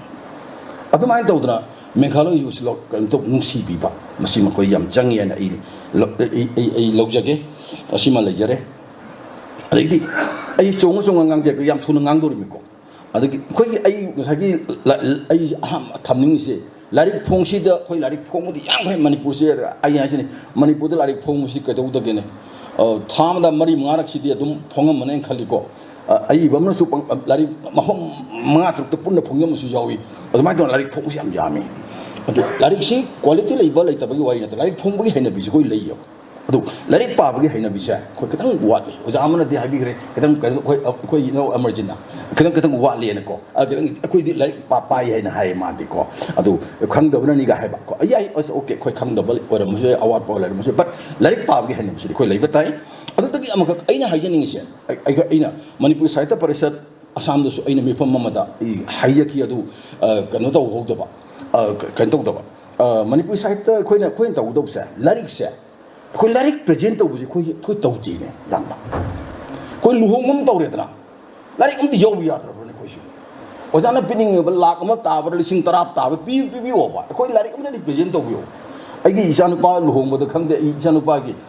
मरुप की मचानुपा लुहोंगदे मचानुपी लारिक अमख प्रेजेंट तौ खुदोल तौ मसी इखोई लारिक पाबा हैननबगी अखोई मणिपुरी साहित्य से चखोननबगी मणिपुरी लोन से चखोननबगी अन अचौबा लंबी मनि हाइब तारे मसी मा आई तमजनिंगे अदुगा अइना सुम लाउद लाक्चबा लारिक पाबसिंग लुप अमख ऑर्गेनाइजेशन अमख अखोई सि हुजि खंगदे पृथ्वी दा करम लारिक कदाय करी फोंगरे मदुई लाइक तो कमायना फंगी को अहोंग ममलदा अखोई फोंग हौरबरा हौदबरा ना अकरु याम तांग लारिक लेदना अदु अहोंग ममल फोंग मयम जावरबने अदुगा मस सर्कल से तिनबगी सर्कल से ओजा कमल दा इना हाइबे जाय ओजा दुई लाइक तो कमाय तोगे खोई लुप ममल लेदियाबा ओजा दुई लाइक तो कमाय फंगदगे हाइबसे ओजा कमल तार ए दुई लाइक तो हेन पाबद अतुप लाइक अम लेबनिना हाइबंग मसा इखोई मदुगी लुप से लाइक पाबसिंग लुप सिमा आई यामना मसिमा आई थमजनिंगे अदगे अमखक तंग आइना हाइजनिंगे से खोगी ngasi से खोगी असम दगी लाई से ई खांगी खोगी मणिपुरी साहित्य परिषद की ब्रांच के प्रेसिडेंट अनि आई मित उजरी नुपी अनि यावरी को अदगे दि डिस्ट्रिक्ट की सेक्रेटरी यावबिरी डिस्ट्रिक्ट अतोप मयाम नि खोगी दि डिस्ट्रिक्ट त्रंग थोई नि खोगी से ब्रांच ना खोगी यांखै हुमफु मथक्तनी अबको अदुना अखोइना ngसागी लाई बखरा से आइना हाइजे मयाम तिलिमनि असम दगसु मयाम लाई अदुबु असम की मयाम सिने खनमी गदमना आइना हाइजरी बसे खोगी पुक्सेन चौथोबिरगा आइना हाइजरी बसे याबिउसिदा आइना हाइजरी सिंग ngasi si अखोइ सिग फमी से मिनी मणिपुर मनि सिदा मिनी मणिपुर मनि को नुंसीदरने चिंगली बाक्सिदा लागा मणिपुर दगी मी कुथानि पुदे लागा सि तिलदरने जा अदुना ngasi खोइना लैबा ऑडिटोरियम से मसी मिनी मणिपुर ने मसी खल्लगा इखोइना यामना थवाई यावना मणिपुरी चाखनबा मणिपुरी लोन चाखनबा मसी मिनी मणिपुर हम Labni लेरबनी ngakhtagi oina sahi numit ini tagi ors leirubni haibasi de koina khana nainariba sina akoigi ima leiba ki phananaba ima lon phananaba ima lon se haina chakhothanabagi adugumba lambi amata koi henam kam changjalasi habi thamdaraga mayam punum muk haina kuramjari thank you thagachari ojabu nasigi thauramasi akhanaba lengbirakpa oja Sri Longjam Joychandra President Manipuri Sahitya Parishad Imphal bu thauram asiga mari leinana warol khara thambinabagi damakta nolokna koksinjari ngasi Manipuri Sahitya Parishad Meghalaya na sinbiraga yumbu oibiraga kungamathoi suba Meghalaya gi साहित्य परिषद की अखोई मिफम चाही मिफम पांथोकपसिद सरुक याब फंजबसी पुनिंग यामना नुंगाइब फाउजे अयहाक शिलोंगदा आई लाक्चबसी हनकिसिगा अनिरकनी अमना चाही 30 मुखी मतम ओइरमगनी साहित्य एकेडमी की प्रोग्राम अमदा अखोई लैखिद्रब ओजा प्रोफेसर चोंगथाम मनिहारगा आई लाक्चे मतमदो अइना निंगसिंगजबदा अखोई पाइन होटल लैरिबा अदैदा लैरे हारगा लैजे अदो मेघालय की से यामना खंगबगी कइनोसी खुदोंग चाबसी मतमदुदा आई लैजखिदे अदुबो हंदक अनिरक सुना लाक्चबसी यामना पुंगनिंगदा यामना नुंगाइजबा म फावी अदुगा मसिना अखोई लैरिबा ngasai mayamna takpi hiba अखोई मसेन मणिपुरी हाइबताई अखोई अते अते कम्युनिटी मते मैते रोंडा लोनबीबा अते कम्युनिटी की सुइबेमा मसु याउबीरी अना अखोई मयाम पुंगनिंग फाउदोकनबगी तंजामा आई मसिना ई पीरे न खजे मसी पुनमक सिनबीरीबा मसीगी मूविंग स्पिरिट ओइबीरीबा अखोई की मणिपुरी साहित्य परिषद मेघालय की हौजी हौजी अचौब थौदांग लौबीरीबा प्रेसिडेंट ओइना लैबीरीबा डॉक्टर इबुंगो मुनीस अखोइना मागी अचौब कंट्रीब्यूशन से अखोई कौबुम थोकते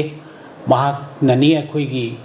मयाम अमा मफम मसिदा चिंजनबीरे हारगा अखोई मयाम उनबगी खुदोंग चाबा मा अखोई फंगिसि असिगुम नुमित नुंगाइरबसिदा ई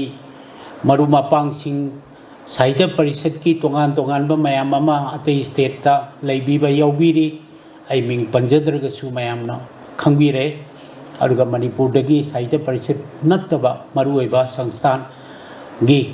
अखोई नुपी की संस्थान ओइरिबा लेकोल अदुगा इबुंगो अमरजीत नहा सिंगी पुनभम ओइरिबा साथौ लुकी रिप्रेजेंट तौदना मसीसु यौबीरी पुनमगसे आइना सुबजिनजरगा आई नुंगाइबा मयाम उनबगी नुंगाइबदो आई फोंदोकजरी असिगुम्बा मयामना मरु ओइरबा थौदोक असिदा मति अखोइगी यामना ममल यामला वहाई खरा ताकपीखिबा अखोइगी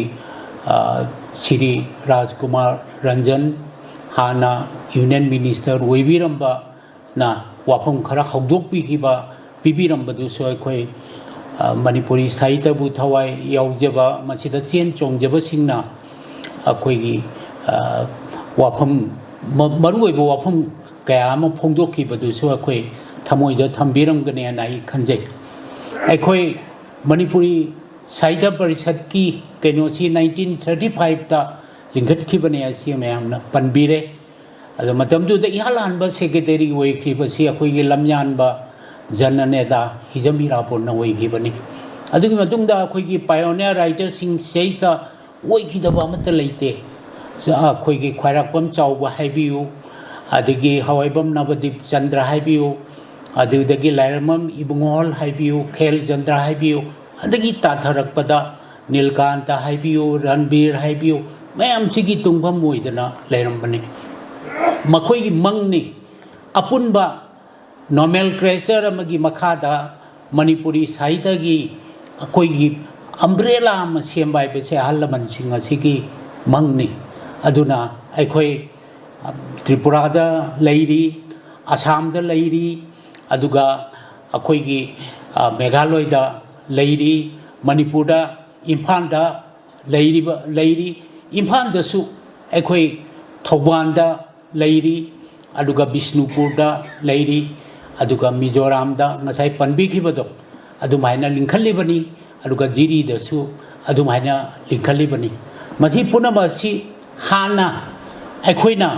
apunba sangsthana amagi makhada leiba natragasu ahlamansing adugi matamdadi yamna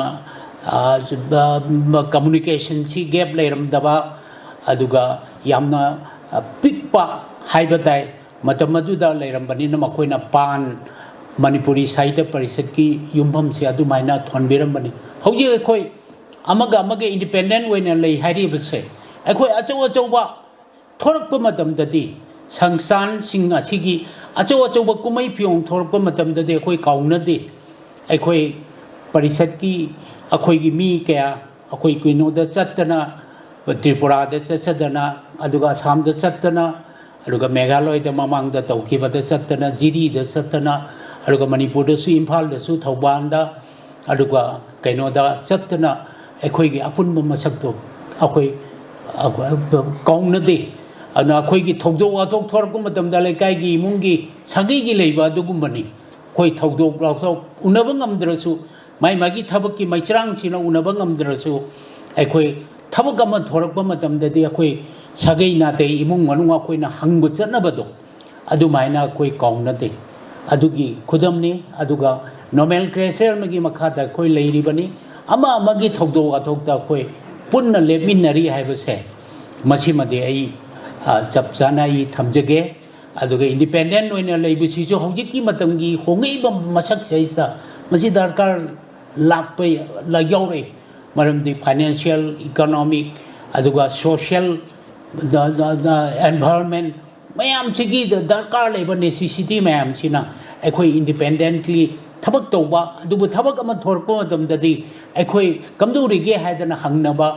अदुगा चथोक चसिन तौनबसे मसिगी मरी सिदे अखोई थगत अखोई थादोंनादेना हाइजगे आइना टेंशन ना हाइजरबदा अखोई मणिपुरदगिसु मणिपुरी साहित्य परिषदगी अखोई अहुमनी लाक्चरीबसी आइगी मांगदा फंबिरी जनरल सेक्रेटरी ओइना हुजिक लेबिरिबा इम्फाल की इबुंगो डॉक्टर प्रेम डॉक्टर पिरोबर्टा अरुगा जॉइंट सेक्रेटरी ओइना लेबिरिबा अखोईगी इबुंगो डॉक्टर रामेश्वर अदुगा मतम चुप्पदा अचौबा लिटरेचर की इम्फाल की करीगी द अचौबा थौदांग लौबिरिबा अखोईगी इनाव ए सी नेत्रजी अखोई पुन्ना इम्फाल की कैनोसीदगी अखोई लाक्जबनी मसी दा आइना हानबा सिदा यावजब फंगब सेसा पुगनिंग द नुवाइजबग लोइनाना अखोई यामना नुवाइबम पोकचै अदुगा मसिदा मसिगी दमक्ता पुनबिरिबा अखोई मणिपुरी साहित्य परिषद अखोई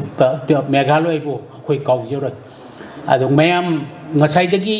पुंग मापनदगी सुम लेंसिन बिरकपनेना अखोई चोक्थबा खोटपा मयाम अमा सोइदना फाउबिरमगनी अगना एहाग इसिंग खैतंग चाइजगे अखोई हुजिक तुक्थबगी मतम तंजा नत्ते अखोई हुजिक अचौब मायोंगनबा अचौब समस्या अमा अचौब प्रॉब्लम अमा लाकपा मतमदा अखोइना तुक्थदना लेरदी हेन्ना मीसिंगना अखोईगी पांगल से अखोई थुदेकनबगी तंजादो मीना सोइदना लौगिगनी अखोई इमुंगो अमरजीना ngasa हाइखिबदो हौजिकी मतमगी मणिपुरी नहारोल अमगी आई खोलाव खरा माना फोंदोकपनेना ई लौजे अखोई हुजिक तुक्थबगी मतम नते हेना हेना अखोईगी मई ई हारगा हेना सैथेंग फंगी हारगा सैफु फंगी हारगा अखोई हौगतकदबनी आई वाहियम खक्तंग आई हाइजगे नेल्सन मंडेला हाइदना साउथ अफ्रीका की कैनु ओइख्रिबनी पासे अखोईगी प्रेसिडेंट ओइख्रिबनी पासे चही कुन हेना मासे व्हाइट अंगौबा जाति सिंगसना मा फाजलगा जेन थमिने चही कुन जेन थमी हाइसे मागी मरु मरांग तियसनु मागी वखल स्पिरिट लोइना तियसनु आइना थमिने अदुबो अदुदगी कैसुम संगदुदगी चही कुन की मतुंगदा नानथोय हारगा अखोईगी व्हाइट कैनो सिनत्तबा ब्लैक ना ओइबा अखोईगी प्रेसिडेंट ओइना साउथ अफ्रीका की प्रेसिडेंट ओइना माना मतम कया माना प्रेसिडेंट ओइना माना पाइखि माना हाइरमबम ले अखोइना पुनसीदा ख्वाइदगी मरु ओइरिबसे नंग खुदोंग थीबा मयाम प्रॉब्लम मयाम थेंगने दु नत्तेबा खुदोंग थीबा मयाम थेंगनरगसु हन्ना हन्ना अखोई हौगतपा ngami हाइबसे मसिना मी अमगी पुनसी ग्लोरी से मसिदा अखोई लेपकदबनेना माना मगी एक्सपीरियंस तगी हाइरिमनी सही कुन मरु मरांग तियसनोइना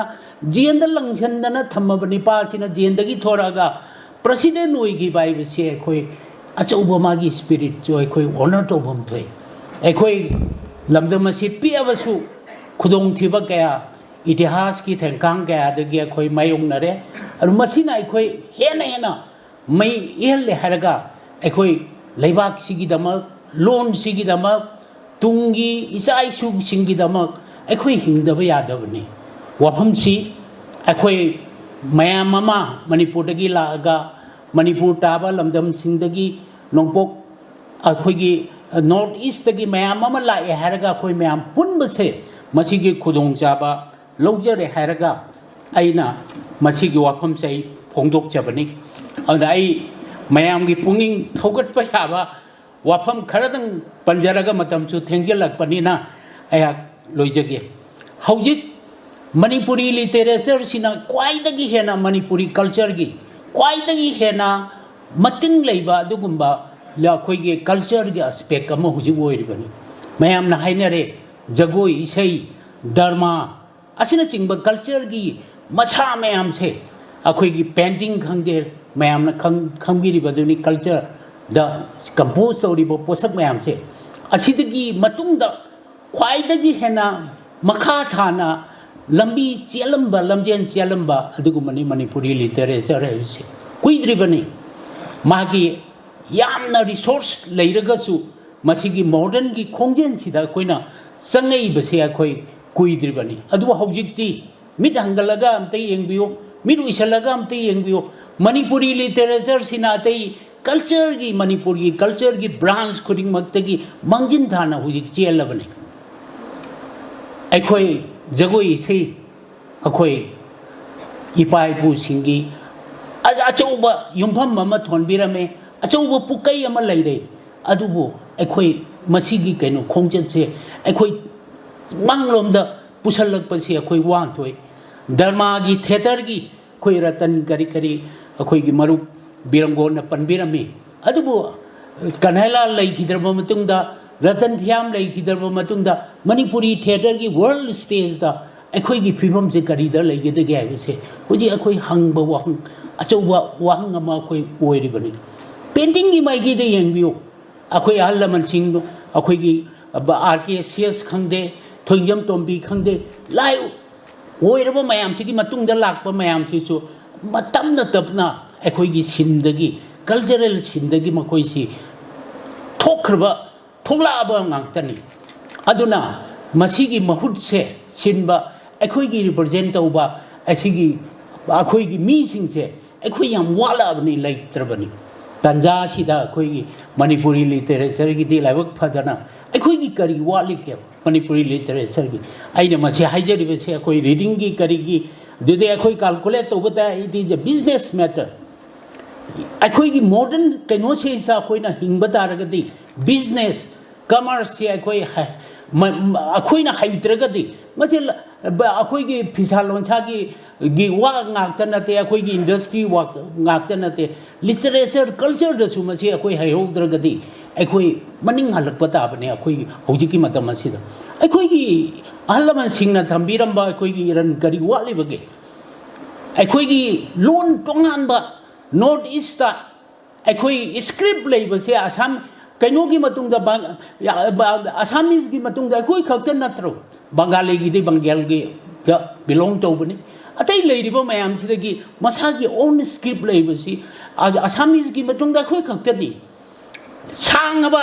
अखोई की लिटरेरी हिस्ट्री लेबसु अखोई यामना चही मयामना हाइनरिबदुनी सांगबा अखोई की इतिहास लेरी अदुदगी अखोई की लोन सी 1972 दा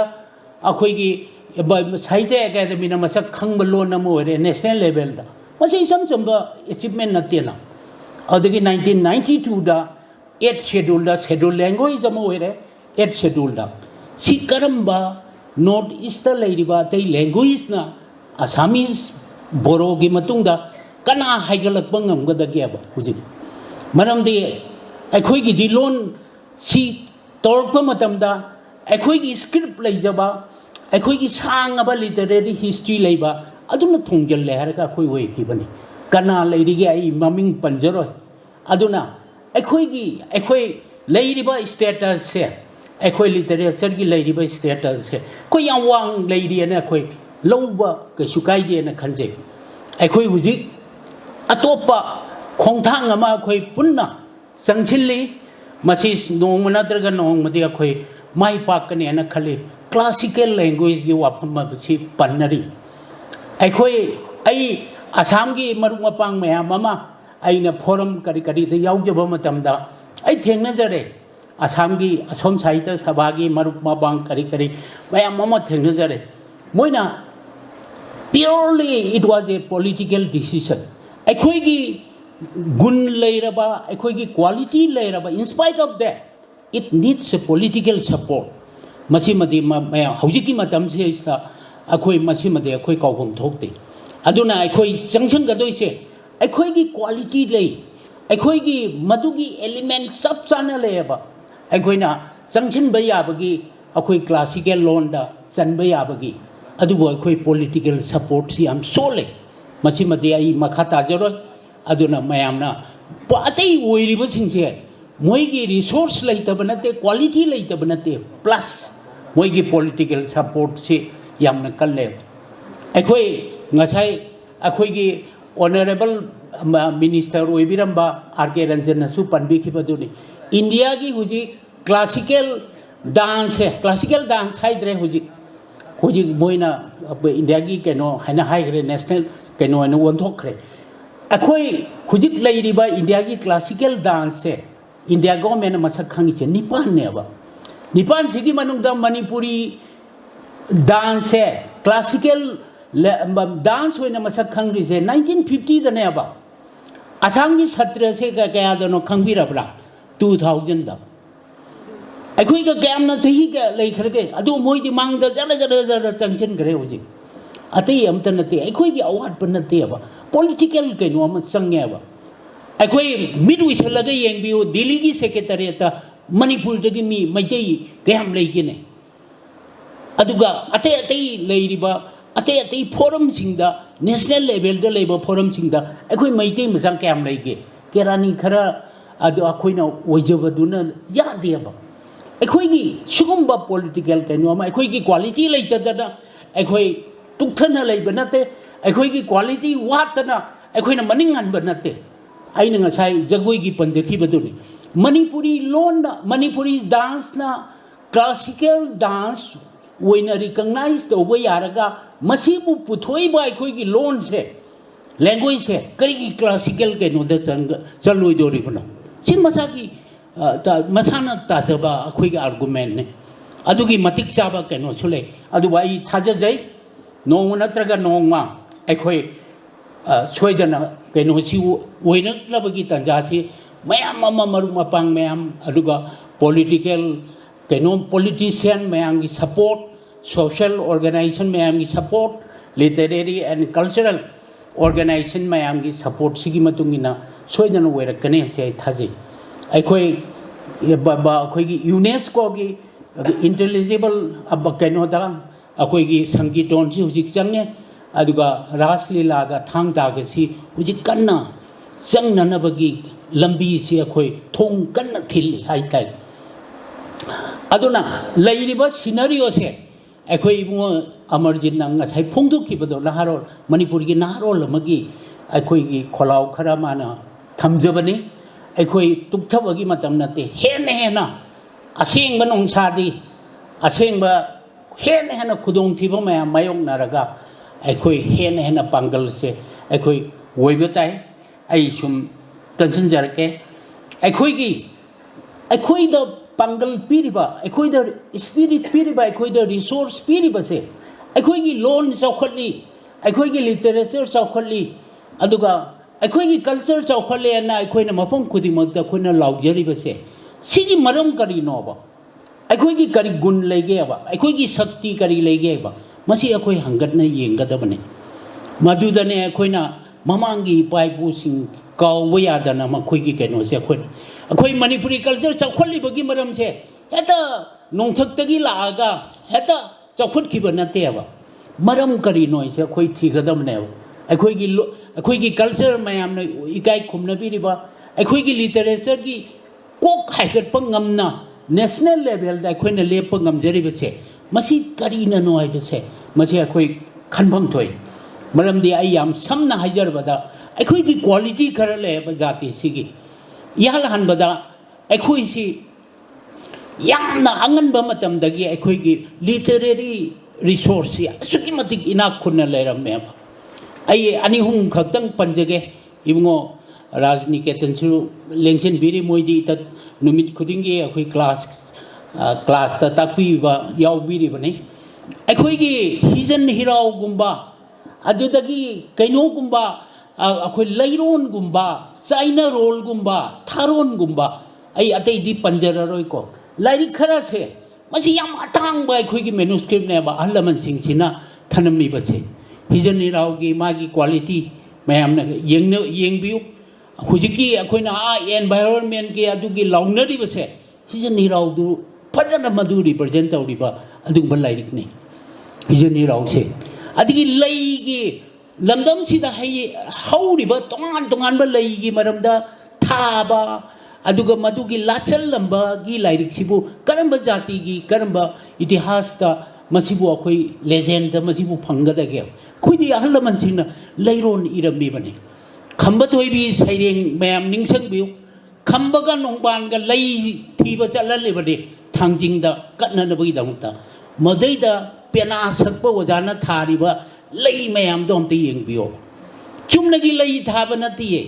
लईदुगी मनु बैकग्राउंड लेरिबा वारी मैम अमा बदु पुथुय हारगा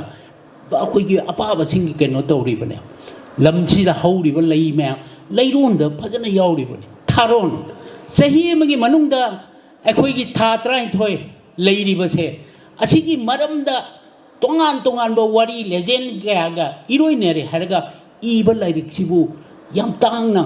एनी लिटरेचर की बुक ता मसी याम तांगना फंगबा कैनोनी आई खुदम खरा से आई पिजबनी से अखोयगी क्वालिटी निको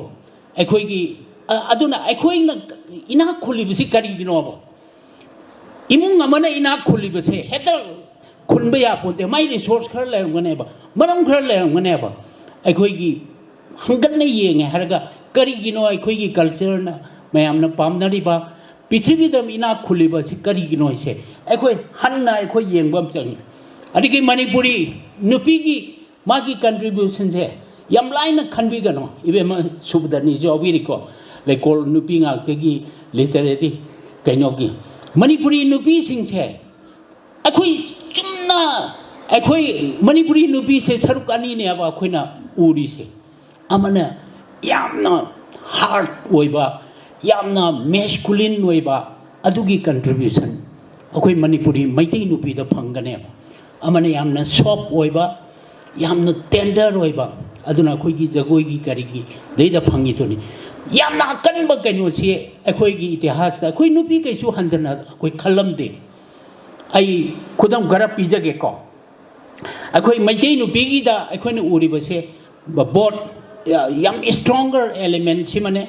अदुगा यामना टेंडर ओइबे एलिमेंट मसी अखोयगी कल्चर दा रिफ्लेक्ट तौरिबने अखोय कल्चर दा अखोयना उरिबसे अकनबगी सरुका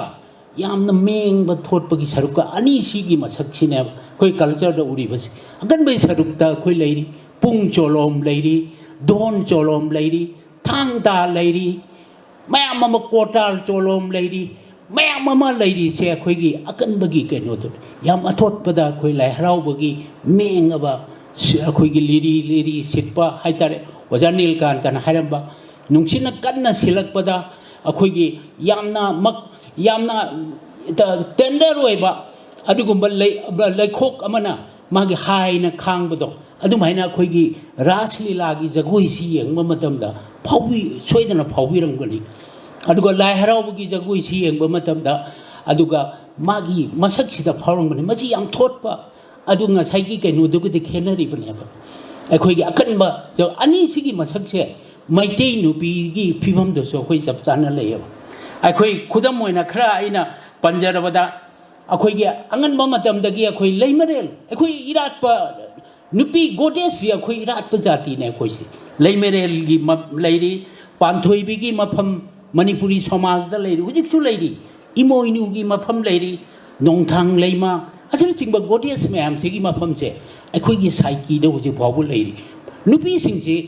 वुमेन गोडेस सिंगसे नुपी निको मोय सिंगसे अखोयना इरात जबगी मागी ट्रेडिशन से अखोयदा लैरिबने अदुदगी अमुक लाकपा येंबियो लाइसना मैमना खंबिरिदुनि पाखंबगी लाइसना से अचौबा एडमिनिस्ट्रेशन दा मतमदुगी पाखंबगी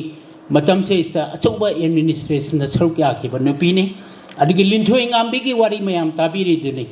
मांगना कमाइना निंथौ खुनु कन्ननबगी दमता मागी नुपी लामी मैम सेमगले हारगा माना निंथौ कोनुंगदो नाखिबगी वारी मयाम ताबीरबदुनी मुदिनीगी कुरंगनेनीगी आसामदा कुरंगनेनीने लौगिबा रूल से अखोई काउम थोक्ति आसामदा अदगी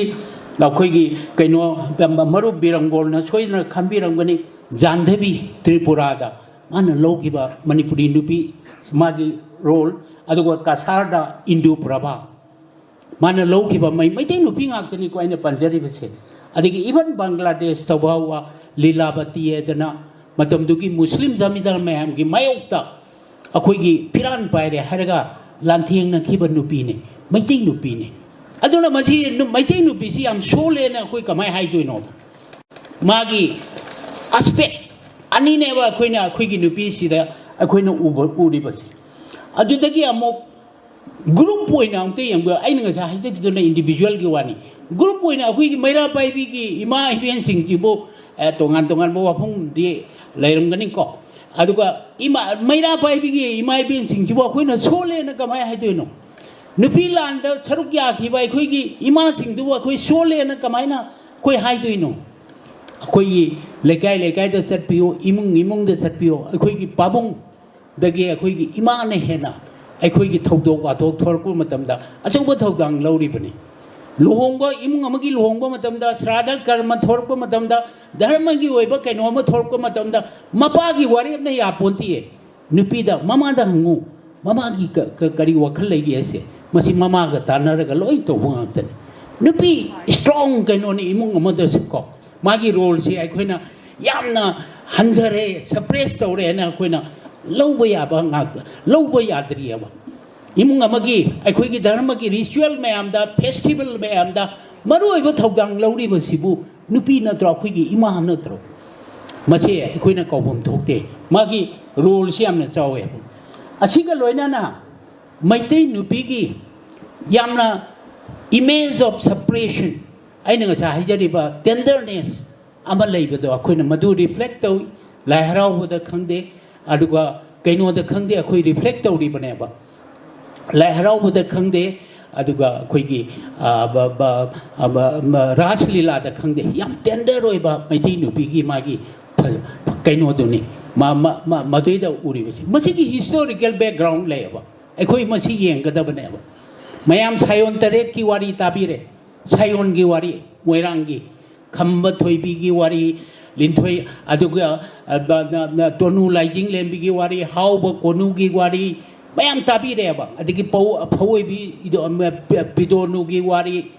सायोन तरेट की वारी सि अमरुगोइबा कैनोने मणिपुर की इतिहास था मतम मदुदा नुपी सिंगसे हंदना येंबगी मणिपुरी सोशल कैनो अमा लेरमेबा स्टेज अमा मदुनेबा मोइरांगी असैबना मोइरांगी कविना मोइरांगी राइटर मदु खंगे हारगा माना मतम मदुदा निंथौ पालिबनिना माना फोंगना फोंदोक्तरसु कैरेक्टर मयाम सेमे हारगा मा फोंदोमिने मतम मदुदा निंथौना नुपी चामा चनी चहुम लोइबदा कनाना तालोइ ओइना थंबदा कनाना येतकदोरिमनो अदगी मागी अंगंबा मा लान अमा ngamukpagi konungda halakpada sa pharubagi konungda halakpada mana oina magi nupi singdugi maraktagi ama khallaga piribne mana oina nupi gi mamul kaisu leite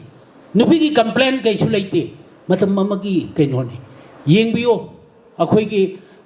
tonu laijing lembida tonu laijing lembi khangnariba kadeng thang janbado sa pharu joina ningthona thadokkhre harga marak seisa तोनु लाइजिंग लेंबी से निंथौनो कोनोंग दमागी महारानी होना हापिने मानु कदिंग थांजान बना साफ हारुबा हलक बमतमदा मा थेंगनरी बने मागी निंथौ खरंबा मतमदा नाकंदा होइद फम्मी बदो अतै कना सुनति मागी मतम ममदा खंगनरब नुपीदुने अदुमाइना थोइबी खम्बा थोइबीगी थोइबी से कयार खन्ना मपाना अदुगा मोयरांग निंथौना खुदो लोइना नोंबान द पीबगेबा अखोई मागी अकुप्पो वारी तो कैनो तौबियो लमजेन थोइबो ngамमदी इचानो पीगनी ता पाइरे हरगा कई फाबा ngамमदी इचानो पीगनी हदना मना होइना ट्रॉफी होइना मतम मदु नुपी सिंगदो लौरममी बने मतम मदुगी समाजदा नुपी सिंगी यामना हंदबा फिबम सिना एस्पेक्ट अमनि को आइने ngasa हाइजरी दो मैतै नुपीगी मागी सरुक अनिदुगी मनुंगदा अदिगी खंबगी ममादो मयामगी वारी खंगम बयाई खंगम the बयाई येंगबियुको ngang khare ma se purem bana khambagi mapa purem basina satan ba satpu matam da sinung amada leiramba akhoi gi akhoi sawai mi wai tongna lolaga leiramba nupi ne mana pharaga poraga magi mayumda pore haraga mana tambire haraga train tore haraga yam civilize kaino ama oina mana train tore haraga mai nupi oina thame adu ningthona khoidare adana ningthona पूरे बगी मफमदा नंगी नुपी ngang खरे मदो आई महारानी ओने लौबु तारे पोरो ओना पोहलागा अखोगी खमनु से मागी खुजी खादा पोखिबनी खमनुगा खंबगा पोकमिनब नति अदुदगी कोनंगदा खंगक्तना निंगथौना खंगकपदगी मागे मरी लेनबदो खंगकपदगी माना अमुक अखोगी पुरेमबदा ngang खरे सिमागी नुपी ओना मुहले मदेदा खंब पोखिबगी वारी मतम दुदा नुपी से हाईनी लईनी चेनिंगबा चानिंगबा अदुगा चिनिंगबा लई नाकोंगदा लादा चिनिंगबदा कनानसु अपनबा लैते नुपीगी यामना हंदबा मदु कोकननबगी दमक्तने अखोइना सायोन मयामगी वारी इरममिबसे मतमदुगी अखोइगा अछैबना मतमदुगी राइटर दुना मदुगी सैना दु खंगे हरगा माना मदुगी कोकननबगी दमक्ता मदुगी सैथें खरा खोलाव खरा ताबा ngamnanabagi damakta man madu irambane akhoi aduna aina haijeningi di akhoi gi yamna ina khullaba akhoi na yamna marik chumma ba mayam se masina akhoi gi ifut oi bidana akhoi gi culture se yam chau khali bane akhoi gi literature akhoi na khunbak phangjari ba se ipai bu singna sahi kya sagalak pam akhoi gi kaino do khudol do पुकई द अखोइना हापचन बिरम बदो अदुगी लमन ने अदुगी खुडोल ने अखोइगी कल्चर इना खुलिसे हेता अखोइगी अब ग्रांड खरा पीरे हरगा कल्चर हेता इना खुनिया पोते सही क्या अखोइ सागलकपा अदुगी अखोइगी इफुट मयाम मा अखोइगी अहल लमन सिंगना तौबिरम बदो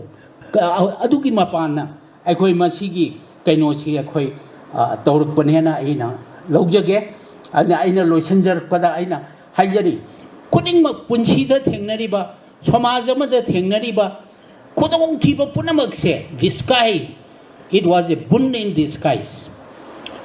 मसी अखोइना अपॉर्चुनिटी वोंथोकसे मसी अखोइ हैबताय मी अमगी लाइफ ता थेंगनबा खुदोंथिबा मयामदा अदैदा आइना तुक्थदना लेरगा आइना अखोइगी कोक सुजनदना लेरगदि आई कमाइना आई थबक मयाम से आई तौबंगमकदोइनो मधु थेंगनरगा it was a boon in disguise it was an opportunity for us adu khallaga khoi landing na bataya ba madu prithvi gi achau achau ba khoi gi community singna prithvi gi achau achau ba race singna history na legend na praman hanna na tau khrabane ai madoida amuk hanna haini haijani ngai leite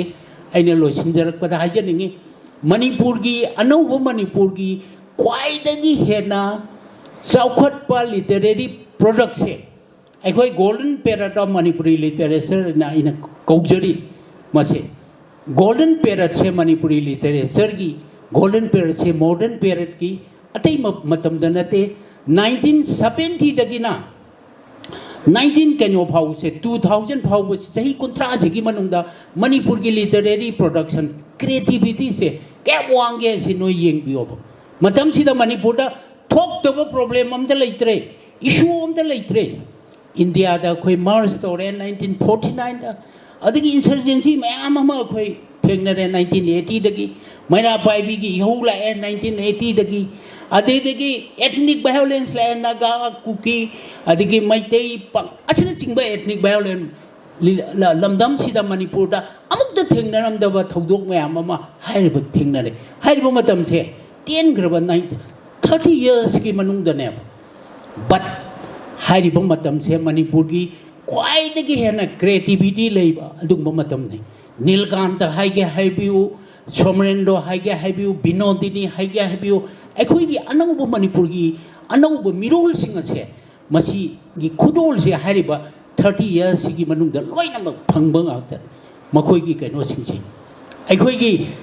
as a society अखोइना नक हाइगत खिबो ससिदनी 1972 दनी अखोई साहित्य अकादमी Manipuri loan मसक खंग्रीसे 1992 दनी अखोई 8 schedule दा अखोई चलीबसे Manipur state कला अकादमी 1972 दा लिंखलीबनी मणिपुर अखोई department of art and culture 1980 दा लिंखलीबनी मणिपुर यूनिवर्सिटी 1972 लिंखलीबनी क्रिएटिव पेरर प्रोग्रेस असै सा अखोई चंगछलैबनी अदुबो हारिबो मतम सिदी अखोई ख्वाइदगी हेन लाइबक थिबा मतम दु ओइरिबनी इंसर्जेंसी की अदुगा थबक फंगदबगी लमांगनबगी अनएम्प्लॉयमेंट की अदुगा सोशल इनस्टेबिलिटी की पॉलिटिकल इनस्टेबिलिटी की मयाम ममा अखोई थिंगनरिबो तंकने सैसा कोई लुथना मतम दुगी अल्लामन सिंगना लेरमगदि ngasi अखोइना फंगजरिबो कुदोलसे अखोई करमना फंगदोरि अइना अरोइबदा हाइजनिंगी अखोई हुजिग अखोई पुनमक अखोई खुदोंग थिबा मा अखोई मायोकनरी अदुबु it was a passing phase अखोई opportunity वन थोकता है अखोई की खुदोंग थिबसे अखोई सिएसा अखोई मणिपुरी स्पिरिट अमा लैबसे अखोई न कदंग सोखोई काउबम थोकते सही तरह खुंदाकपदा इपाई पुसिंगना बर्मीस मयाम अमा तांथोकपो ngमख्रिबदो अतै कैसु नते अखोई की लामी मयाम दुन नती अखोई की स्पिरिट हनबनाई दब स्पिरिट अमा मणिपुरी स्पिरिट अमा अखोई की इपाई पुसिंगना अखोई द थंबिरमदो अदुगी मपाननेबा एंग्लो मणिपुर लान खोंजोम थेंनगिबदोइदा पौना खंगदे अखोई अथुब मयाम थवाई थागिबदो मखोई थवाई थारने हाइब खंगब नत्रो ब्रिटिश का कमाइना मखोइला थांग पाइरे यारगा कमाइना मुइदुम लान थेंनगदोरिनो but the spirit of the Manipuris अखोई अहलमन सिंगदो अदुगी स्पिरिट दो अखोई इनहेरिट तौरिबने अदुगी मचा मसु आक्तने अखोई मसे अखोई कौफम थोकते अइना वाफम खरसे अइना थमजबगी मरमदी अखोई मैम असुगुम तंजा मा पुनबगी खुदोंग चाबसे मसी लौरागा अखोई वखन हनगुमसे अखोई तुक्थना अखोई लेरगदे मीना खुदोंग चाबा हेन लौगनी अखोई की पाइ पुसिंगना थंबीरंबा अखोई की पुकई मैम से अखोइना मांगलोमदा पुसर अखोइना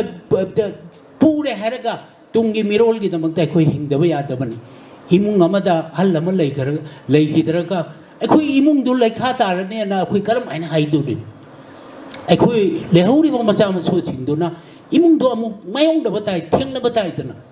अदुगी कनो से पाइ पुसिंग हुजी येंगु बदने मणिपुर की परफॉर्मिंग आर्ट से आई लाइबक फदना जवाहरलाल नेहरू मणिपुर डांस एकेडमी की सु आई गवर्नर ना सही मंगा की वाइस चेयरमैन होइना हापतना आई हुजी पुजरी है अइना येंगु मतमदा मणिपुर की परफॉर्मिंग आर्ट से मयामना बुद्धि थगत पीरिको मसे मणिपुर की परफॉर्मिंग आर्ट से ख्वाइदगी हेन मखाद चटप अदुम पोषक हम ओइरे बहुजी अखोई की माइगे ngaamba पुंगी माइगे दा खंगदे संगीतोन की माइगे दा खंगदे जगोई की माइगे दा खंगदे लाहेक की माइगे दा खंगदे धर्मा की माइगे दा खंगदे माइगे ngaamba हलमन अमत लैथ्रे उसी अदुदी हौजी की मिरोंदा मधु की चैलेंज अमा अखोई खुद ताहौरिबसे अखोई हलमन लैथ्रे अदना युम से अखोई सोलो लग चलसिरो अखोइना मायोंगना बताबने तुंगद लाकदोरबा हलमन सिंगना मसीगी कनो से अखोई मायोंगना बताबने नत्रगति अखोई हिंबंग नमोय अइ अरोइबदा अइना मयामदा हाइजनिंगी अखोई खुजिक्ति खुद तिंथोकपगी तंजा अमने अखोइगी युमददा अखोइगी मफमददा लैरे हारगा अखोइना अखोइगी लेबाक से सिंगुटकने आइबसे मसी अखोई वैथोक्तब याय अदुना टेगोर मयामने निंगसंबियो टेगोर ना नोबेल प्राइज फंगी बदुबु इंग्लिश ता इरमद्रदी मागी गीतांजलि दो नोबेल प्राइज फंगद्रो नोबेल प्राइज से माना अखोई गीतांजलि से अनौब लाइरिगा माने इबनती टेगोर ना बंगाली दा इखिबल सैरेंग मयाम दो अदुदगी माना सैरेंग चाम खंगले हायरगा सैरेंग चाम मरी ओरमगनी सैरेंग चाम मु खंगले हायरगा मा मसाने इंग्राजी दा हंदोए हायरगा ग्लोबल कइनो अमदा ऑडियंस अमदा माना मदु पी थाबंगम गिबगी ओय टेगोर गीतांजलि द नोबेल प्राइज फंग टेगोर अदुगी ममांगदा लैब टेगोर अनी दु कैसु खेनदी हान टेगोर दे फाउ लेरबने अदुबु मतम अदुदा इंग्लिश की कइनो सेइसा मान हंदोकगी मा फंगिब मागी मतुंगदा फंगिबा नोबेल प्राइज फंगिबा जापान की अफाउ नोबेलिस्ट कवावता मागी माना इंग्राजी दा मागी नोबेल मैम से हंदोम दरदेबा मा नोबेल प्राइज के सु फंगोय अदगी ngarang da ngairi South Korea gi nupi macha ma magi Nobel Prize phangi baduni isya to hum sure hu literature gi Nobel Prize phangi bad atei su atei di seisa India gi oina Asia gi oina khalona dre ano hujik kaino se South Korea gi nupi macha to su magi Nobel mayam se ma इंग्राजी दा हंदुइ अदुना आइना मयाम दा हाइजनिंग बदि अखोई regionalism से फै अदुबो अखोई globalisation की मतम सिदति मदु अखोई खुद तिंथोपगी अदुगुमा तंजा दो अखोई लाई अदुना अखोई की पौना बाजार दा स्टॉल दा अखोई की लाइरिक डिस्प्ले तौबगी महुता लंदन दा दिल्ली दा बेंगलोर दा हैदराबाद दा अखोई की आइबसिंग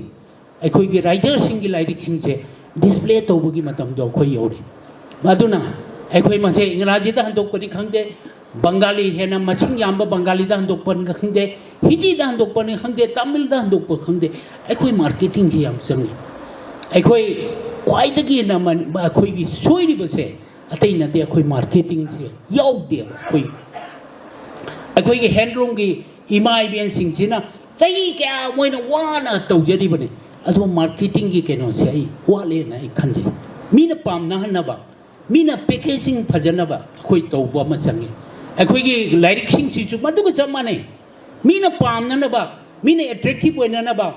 अखोई की रीडर सिंग मसिंग याम ननबा अखोई तौगदबने पौना बाजार दा गवर्नर की मनिंग दा डिस्प्ले खरा तौरगा अखोइना मणिपुरी चौखनबा तौबने अदु याब्रो असी पुनमक से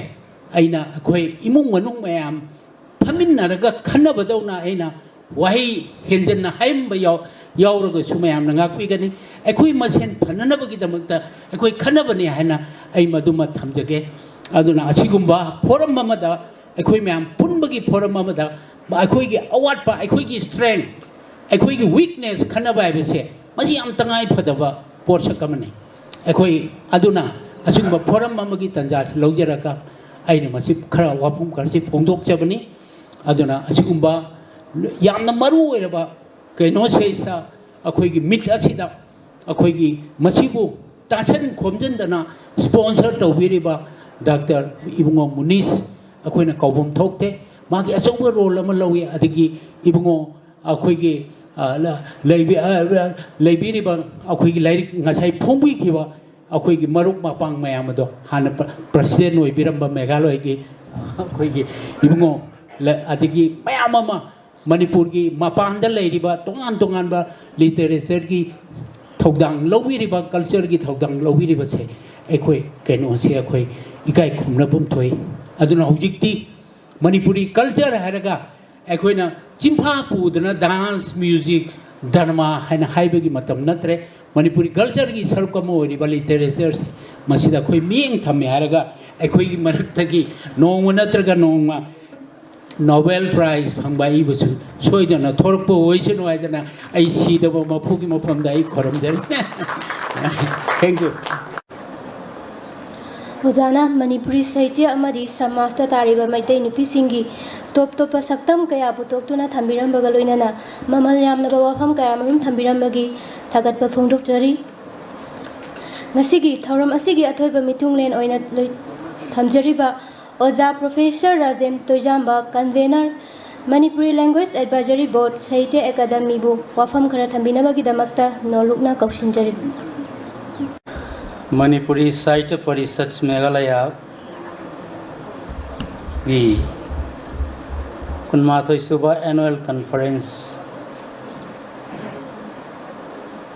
नसी गोल्डन जुबिली ऑडिटोरियम नेहुदा पांथोकपिरिबा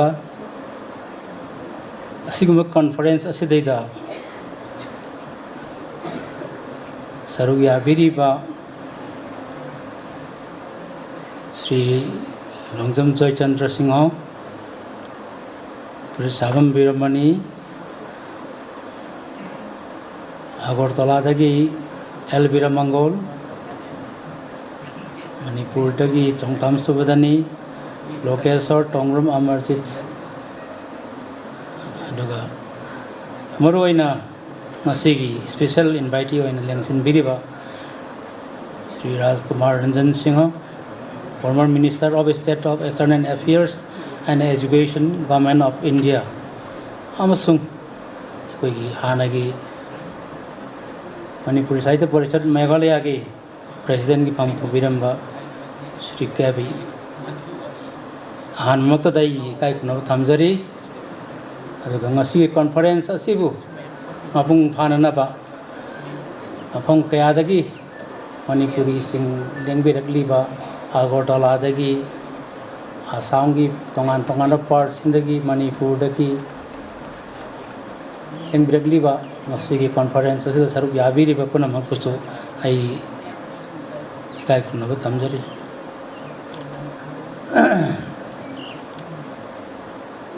Manipuri Sahitya Parishad Meghalaya na sigumba annual conference ama kunmatoi suba se sinba matamda aikoina Manipuri sing sigi masakama aikoina sahitya gi oiba thoram aikoina sillaga su Manipuri sing sigi oiba aduga masakama aikoina ubu phangi literature reflects and interpret historical events. Literature china reflect or historical events in sine. Literature reflects and interprets historical events. Aikoina literature is aikoi gi itihas ka aikoi gi punsi ga miba samaj thadok na yadi. Aduna asigumba si tawuba matam asida asigum conference si tawu matam na aikoina aikoi gi identity कोई culture पुनः सिंह से कोई young बताए मणिपुरी सिंह से हौजिकती आई कोई से कदाई कदाई लेंगे आई कोई से कदाई डिस्प्लेस तो रखे तोंगान बे याम क्रूशियल एपिसोड सिंह दा आई कोई सिंह से मफंग कदाई दा डिस्प्लेस तो रहे only the Manipuri not only the Imphal Valley अखोई मणिपुरी सिंह से त्रिपुरा दा लई बांग्लादेश दा लई मेघालय दा लई आसाम की पार्ट अयाम दा लई सिलचर दा लई नॉर्थ लखीमपुर भाव लई डिब्रूगढ़ दा लई असी गतना तना हौजकी म्यांमार मतम अमगी अवा हाइना खंगलबा लमदम अदुसो अखोई लई मणिपुरी सिंह असे लेरिबा मणिपुरी सिंह असे अखोइना हिस्ट्री की क्रूशियल एपिसोड सिंह दा अखोइ से डिस्प्लेस तौगिबा तारगसु अखोइ की आइडेंटिटी से कइदोंगै दा अखोइ कॉम्प्रोमाइज तौती कॉम्प्रोमाइज कइदोंगै तौती बांग्लादेश तारगसु बांग्लादेश लेरिबा मणिपुरी सिंह असिन मखोइना मखोइगी आइडेंटिटी दो मदु मखोइ कल्चर दो मदु मखोइगी लिटरेचर दो मदु लोइना प्रिजर्व तौरगा मखोइ हिंगबंगामी इवन अदमाइना तौदना असम की तोंगान पार्ट तारिबा अखोगी बराक वैली तारिबा ब्रह्मपुत्र वैली तारिबा मयाम सिंह असे इवन होजाई द लेरिबा मयाम सिंह असे अदगिदी कोई गुवाहाटी द लेरिबा मयाम ने सिलचर द लेरिबा मयाम असे मयाम सिंह से मसिना अखोगी आइडेंटिटी से कइदोंगैदा कोई कॉम्प्रोमाइज तौती त्रिपुरा द लेरिबा मणिपुरी सिंह से हिस्ट्री की तोंगान इवेंट अमदा अखोई से साइथोखिबने साइथोखिब तारसो अखोई से फजना अखोई सर्वाइव तबुंगामी असिनी या मरु ओरिसे इवन म्यांमार से हौजिकती अखोई से तोंगानबा लेबाक स्टेट नेशन नम ओइरबने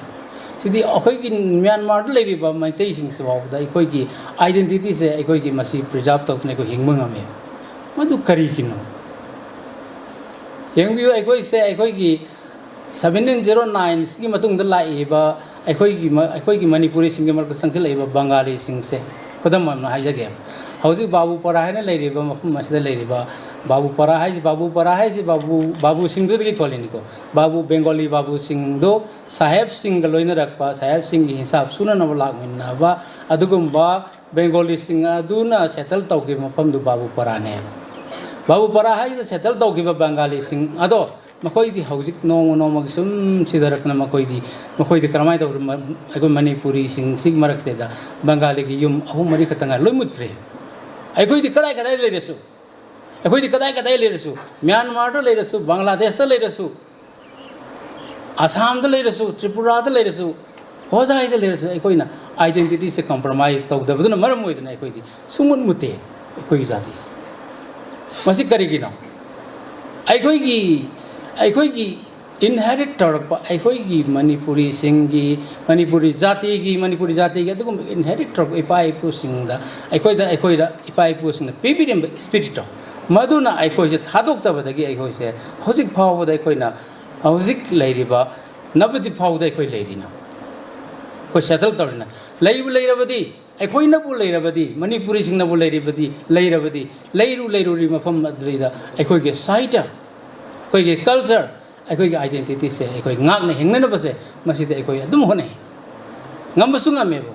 adunani hauji ngasi मेघालय की असिगुम्बा मफम अमदा लैरिबा मणिपुरी सिंगना ngasi asuk chawkraba अखोइगी एनुअल कॉन्फ्रेंस अमा साहित्य की मरमदा पांगथोकपा ngambiba ase मणिपुरी सिंगदा लैजरिबा spirit adunani Masida literature reflects the social, political, and the cultural conditions of the society. Going lower say, Manipuri sing a sinner when literature reflect away, the social, political, and cultural conditions of the society. Adu loina maksi ko reflect away. Karamaina sahita sidai the karmai reflect away. Karmai reflect away. I ko si ngalingai matamda karamaina hingai haibse aikogi leiramiba oral literature natragana aikogi ancient literature natragana old literature singsi da koi ubangi kodam maina khambat hoibigi wari da khambat hoibigi wari leiramiba asidai da aikogi moirang sing asina karamain tawduna matam adudai da makoi culture se yo gandre da makoina मखोगी तोंगानब administration अमा मखोगी लेजरमी बनो हाइबसे अखोइना मोरांगी खंबा थोइबिगी वारी सि पाहा मतमदा कंगला विचार का हाइबसे अखोइ पाहा मतमदा कोइ कंगामे अदमाइ तौदुना अखोइगी लेजरमी बा पांथोइबी खोंगुल हाइरसिने अंगन मतमगी साहित्य हाइरसिने पांथोइबी खोंगुल हाइ पाहा मतमदा अखोइ पांथोइबी खोंगुल पाहा मतमदा अखोइसे करमाइना हौरई करमाइ लेरई खाबा सिंगसिना करमाइ लेरई पांथोइबिना करमाइ तौदुना लेरई अखोइ सिंगसे लेमाय इसदे कमाइनो सेटल तौरई हाइबना सिंगम मयाम सिंग असे अखोइना अखोइ लिटरेचर सिंग से अखोइ सोइदने यावगनी सोइ थेंगनगने मसे रिफ्लेक्ट तौरइने कराइदा अखोइ हिस्ट्री अखोइ इवोल्यूशन अखोइ सिविलाइजेशन तो लिटरेचर रिफ्लेक्ट तौरइने सुमाइना सुम लाक मतम दे यंग अखोइ की नाउथिंगोंग फंबाल काबा हाइरे नाउथिंगोंग फंबाल काबा लाइट कसले दे यावरिबसे मणिपुर की निंगथौ सिंग नाउथिंगोंग ना मपा उरा कोंथो से लैगिद्र मतुंगदा मान सेलोय लंगमाइदगी असुम असुम लागा अखोइना खुमन की लम यरग मोइरांग फावरा कांद्रेदा लुवांग निंथौ पुनसिबगी लम यवरा कांद्रेदा लुवांग निंथौ पुनसिबगी पामंग खुंदर लेरे कांद्रेदा करी तंगिबगी हाइबबु मणिपुर की निंथौ अमना मणिपुर की कंगलै निंथौ अमना करमाय तौदना फंबाल तोंगदा करम तोंगदगी हाइबद मागी मपा उरा कोंथौबसे मसी लैगिद्र मतुंगदा महागना फंबाल तोंगनबगी थौरम मयाम सिंग अदो कराई तमगेदा लुवांग निंथौ पुनसिबदगी तम्मे लो मणिपुर की निंथौ अमना कंगलै निंथौ अमना करमाय तौदना निंथौगी खुबम से लौगदगी हाइबदुगी मधुगी वारोल मयाम सिंग अदो अकुप मयाम सिंग अदो अखोगी ऑल मणिपुर लिटरेचर दा नाउथिंगोंग फंबाल गाबदी याउन लೈ अदना मणिपुर की निंथौ अमना करमाय तौन फंबाल तोंगदगी हाइबगी अदुगुम फजग्रबा अदुगुम नियम नीति नियम मयाम सिंग अदो मधु अखोई ऑल लिटरेचर रिफ्लेक्ट अवे सुमाइन तौदना अखोई येंगु हिस्टोरिकल बायोग्राफी लेरमीबा अखोई चंद्रगिरी जिला संग बाहरस चंद्रगिरी जिला संग बाहरस चंद्रगिरी जिला संग बायोबा हिस्टोरिकल बायोग्राफी असिदैदि यावरिबा से मतम मदुदा 1874 की मतमदा चंद्रगिरी ना करमाय तौदना जिला दरबार चखीगे हाइबसी इरक्प मतमदा चंद्रगिरी ना जिला दरबार सी कनाना कौरे लॉर्ड ब्रुक ना कौरप मतमदा चटप मतमदा चटपगी खोंगसेट अदुदे थारिबा खोलिबा मदुगी हिस्टोरिकल बायोग्राफी अदुदे थारिबा लिटरेचर की साहित्य की मतिक मया यावरबा अदुगुम्बा फजरबा अदुगुम्बा वारेंग अदुरैदा अखोइना मतम अदुगी समाज अदुगी मदुगी ओइरमिबा फिल्म अदु अखोइना रिफ्लेक्ट तौबा ngame साहित्य अदुमाइन तौदुना अखोइगी महाराज कुमारी विनोदिनी की बोरो साहेब ओंबी सनातोंबी मयाम अदुम पाबीरबा ngaktani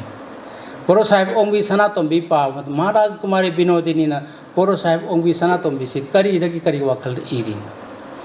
मतम मदर मैक्सवेल साहेब का बोरो साहेब ओंगी बा कोई सनातोंबी राजकुमारी सनातोंबी से असिगम लेनरी ब मरी दु मधु खक्त नते मतम मदर दा ब्रिटिश की पॉलिटिकल ऑफिसर सिंह असिना मणिपुरी सिंह असि दैदा मखोइना मणिपुर से कमाइना लौसिल लखिबगे हाई बदुगी मान तौरइबा मखोइगी एडमिनिस्ट्रेटिव सिस्टम मयाम सिंह अदो मदुगी तौरइबा मरक अदुरैदा कंगला सा अखोइगी कंगला दा लेरिबा कंगला सा से मैक्सवेल साहेब न थुगाई केबा मतमदा सनातोंबी की थमोइदा फावगिबा नुंगाइतबा यानिंगदबा मैक्सवेल साहेब की मथक तमाना प्रोटेस्ट तौगिबा मधु मयाम कादो कोई साहित्य से फोंदई अदुना अखोइगी 1891 की एंग्लो मणिपुर वार लाइबा मयाम सिंह असे मसी की मयाम सिंह असे अखोइना तोंगान तोंगान बा साहित्य की लम कयादा अखोइना फोंदई अखोइना अखोइगी मैत्रम बीरगी तेकेंद्रजित ड्रामा दा करमाइ तौन फोंदई साहेब सिंह असे अखोइदा करमाइ चंगखिबनो अदुगै 1826 की मतमदा गंभीर सिंह की नरसिंह की मतमदा साहेब सिंह से अनि खतनी इहालान चंगइसे मणिपुर के साहेब के मरुप ओइसे इहालान मतमददी साहेब सिंह से मणिपुर की ठीक फॉरेस्ट से फारोगा ब्रह्मास ताबसे होय ngamde मतम जैदा लाइव ईस्ट इंडिया कंपनी की मतमदगी भारत सरकार की मखोय की स्ट्रेटेजी दा मखोइना म्यांमार रोम हजिकी बर्मा रोम फाउजल लगी ब्रिटिश की लानमी सिंह असिगा सोम द भारत सरकार की लेरिब लानमी सिंह असिगा मसी अनिसी फाउजल लगनबगी उननबगी लंबी से पृथ्वी से जॉय तौननबगी लंबी से खलक मतमदा असिगी लंबी असिगी मरक असिदा मणिपुर से लई मणिपुर लेरिब फिवम मसे मतम अदु 1826 मतमददी अखोइना हाइरिबा 7 इयर्स डिवाइसेशन का हाइरिबा 7 इयर डिवाइसेशन की मतम असददी मणिपुर से अंगक फोंग ठीक फॉरेस्ट ने ठीक फॉरेस्ट से साहेब सिंह सिना लान बंगमदबदगी मणिपुर की निथौ मसा सिंह असिदा मखोइना मरु ओयो पामी मखोइना मतम टी प्लांटेशन की मतम मखोइना मणिपुर मसा सिंह सिगी मणिपुर मसा से मतम अदु खितंग खुदोंग ठीगी बामना अखोइना सही तरह कुंटाकबगी फिवम असी लाख मतम से मणिपुर मसा सिंह सिना खितंग थैदोगा अखोइ की कुंटाक लान से पुरा नते अखोइना हेन इसन बने अखोइना हेन हाइजन बने तसेंग अखोइ से पुरा कुंटाक लान से की बनते मफम मफम खुदिंग चिंगफोंग चिंगया अखोइ से अदुम सेटल तौर लेबनी तौबदबु अखोइ की डिसइंटीग्रिटी खरा लेगिबदुना मरम ओइदुना अखोइ की निथौ मसा सिंह से कसार तंपाक लेरिबनी अखोइ अमरोम दा हारगा अखोइना चेन बाहायना है चेन बाहाय बिसे हायन जनिंगे अखोइ खितंग थैदोगे स्ट्रेटेजी म लौनो हनमदा मणिपुर मतम मद्रेदि मणिपुर लेबी से साहेब सिंह लोइनरगा सेमगा रैदा अखोइ अमुगन याम तेन ग्रब मतम के मनुंग अखोइ सट हंजलगन गंभीर सिंह 1926 ता अमन निंग ता ओइरिबनी नसिगुम से अखोइ की साइट द मसे रिफ्लेक्ट आउट अखोइ साइट द रिफ्लेक्ट आउट अदुना बोर साहेब ओंबी सना तोंबीता अखोइ की महाराज कुमारी विनोदिनी ने ये बसे मैक्सवेल साहेब ना माँ की तौबंगम की शक्ति तो अखोइ की मणिपुर की इम्फाल अस्थित अखोइ की कंगला की मफम अस्थित माना हजिक ओइरेबा गोविंद की लंबी का से सेमगटप कोगटप कंगला सा थुगाइब कोगाइब मधु मयाम सिंह अदु मधुगी मधु तौरीबा मणिपुर की लेरिबा फिवम असिगी सेदा ब्रिटिश पॉलिटिकल ऑफिसर सिंह अस्ति सथरइबा मखोइ की मोंग सिंह असे मसिदैदा यानिंगदबगी वखल याम यावरी बोर साहेब ओंबी सना तोंबी वारी दुगी फजबना तोंगानबा मनी विनोदिनी ने यक्चरिबसना तोंगानबा मनी अदु सनातोंबी की वखल द फावरिबा ब्रिटिश पॉलिटिकल ऑफिसर सिंह तौरिबा दुग कंगला सा तुगाइबगी मदु कौखाइगिबगी मदु मागी थमोइ सोकनमा चरा हेंगे खोदि तौरिबा मयाम सिंह अदु याम अकनो प्रोटेस्ट अम तौरी असुमाइना लिटरेचर इजना रिफ्लेक्ट तौरी से social political and cultural event सिंह टू द नेम तौरी अदुना लिटरेचर से कोई नैनदब याद्री नहीं तौदब याद्री अदुना डॉक्टर कमल की मागी देवजानी ड्रामा देवजानी ड्रामा से दैदा डॉक्टर कमल सिना माग डिब्रुगढ़ मेडिकल तमिंगे मतमदा डिब्रुगढ़ की नाकल मदर लेबने माइजान कुन है मसीदा माइजान कुन है करमाइन लेगिन मणिपुर की युम क्या लेगे मफम मणिपुर की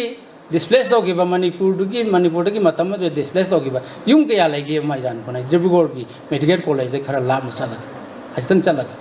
हाइरिबसिंग सिदा मधु उल्लक मतम मधुदे होंगडोगा लेगिबा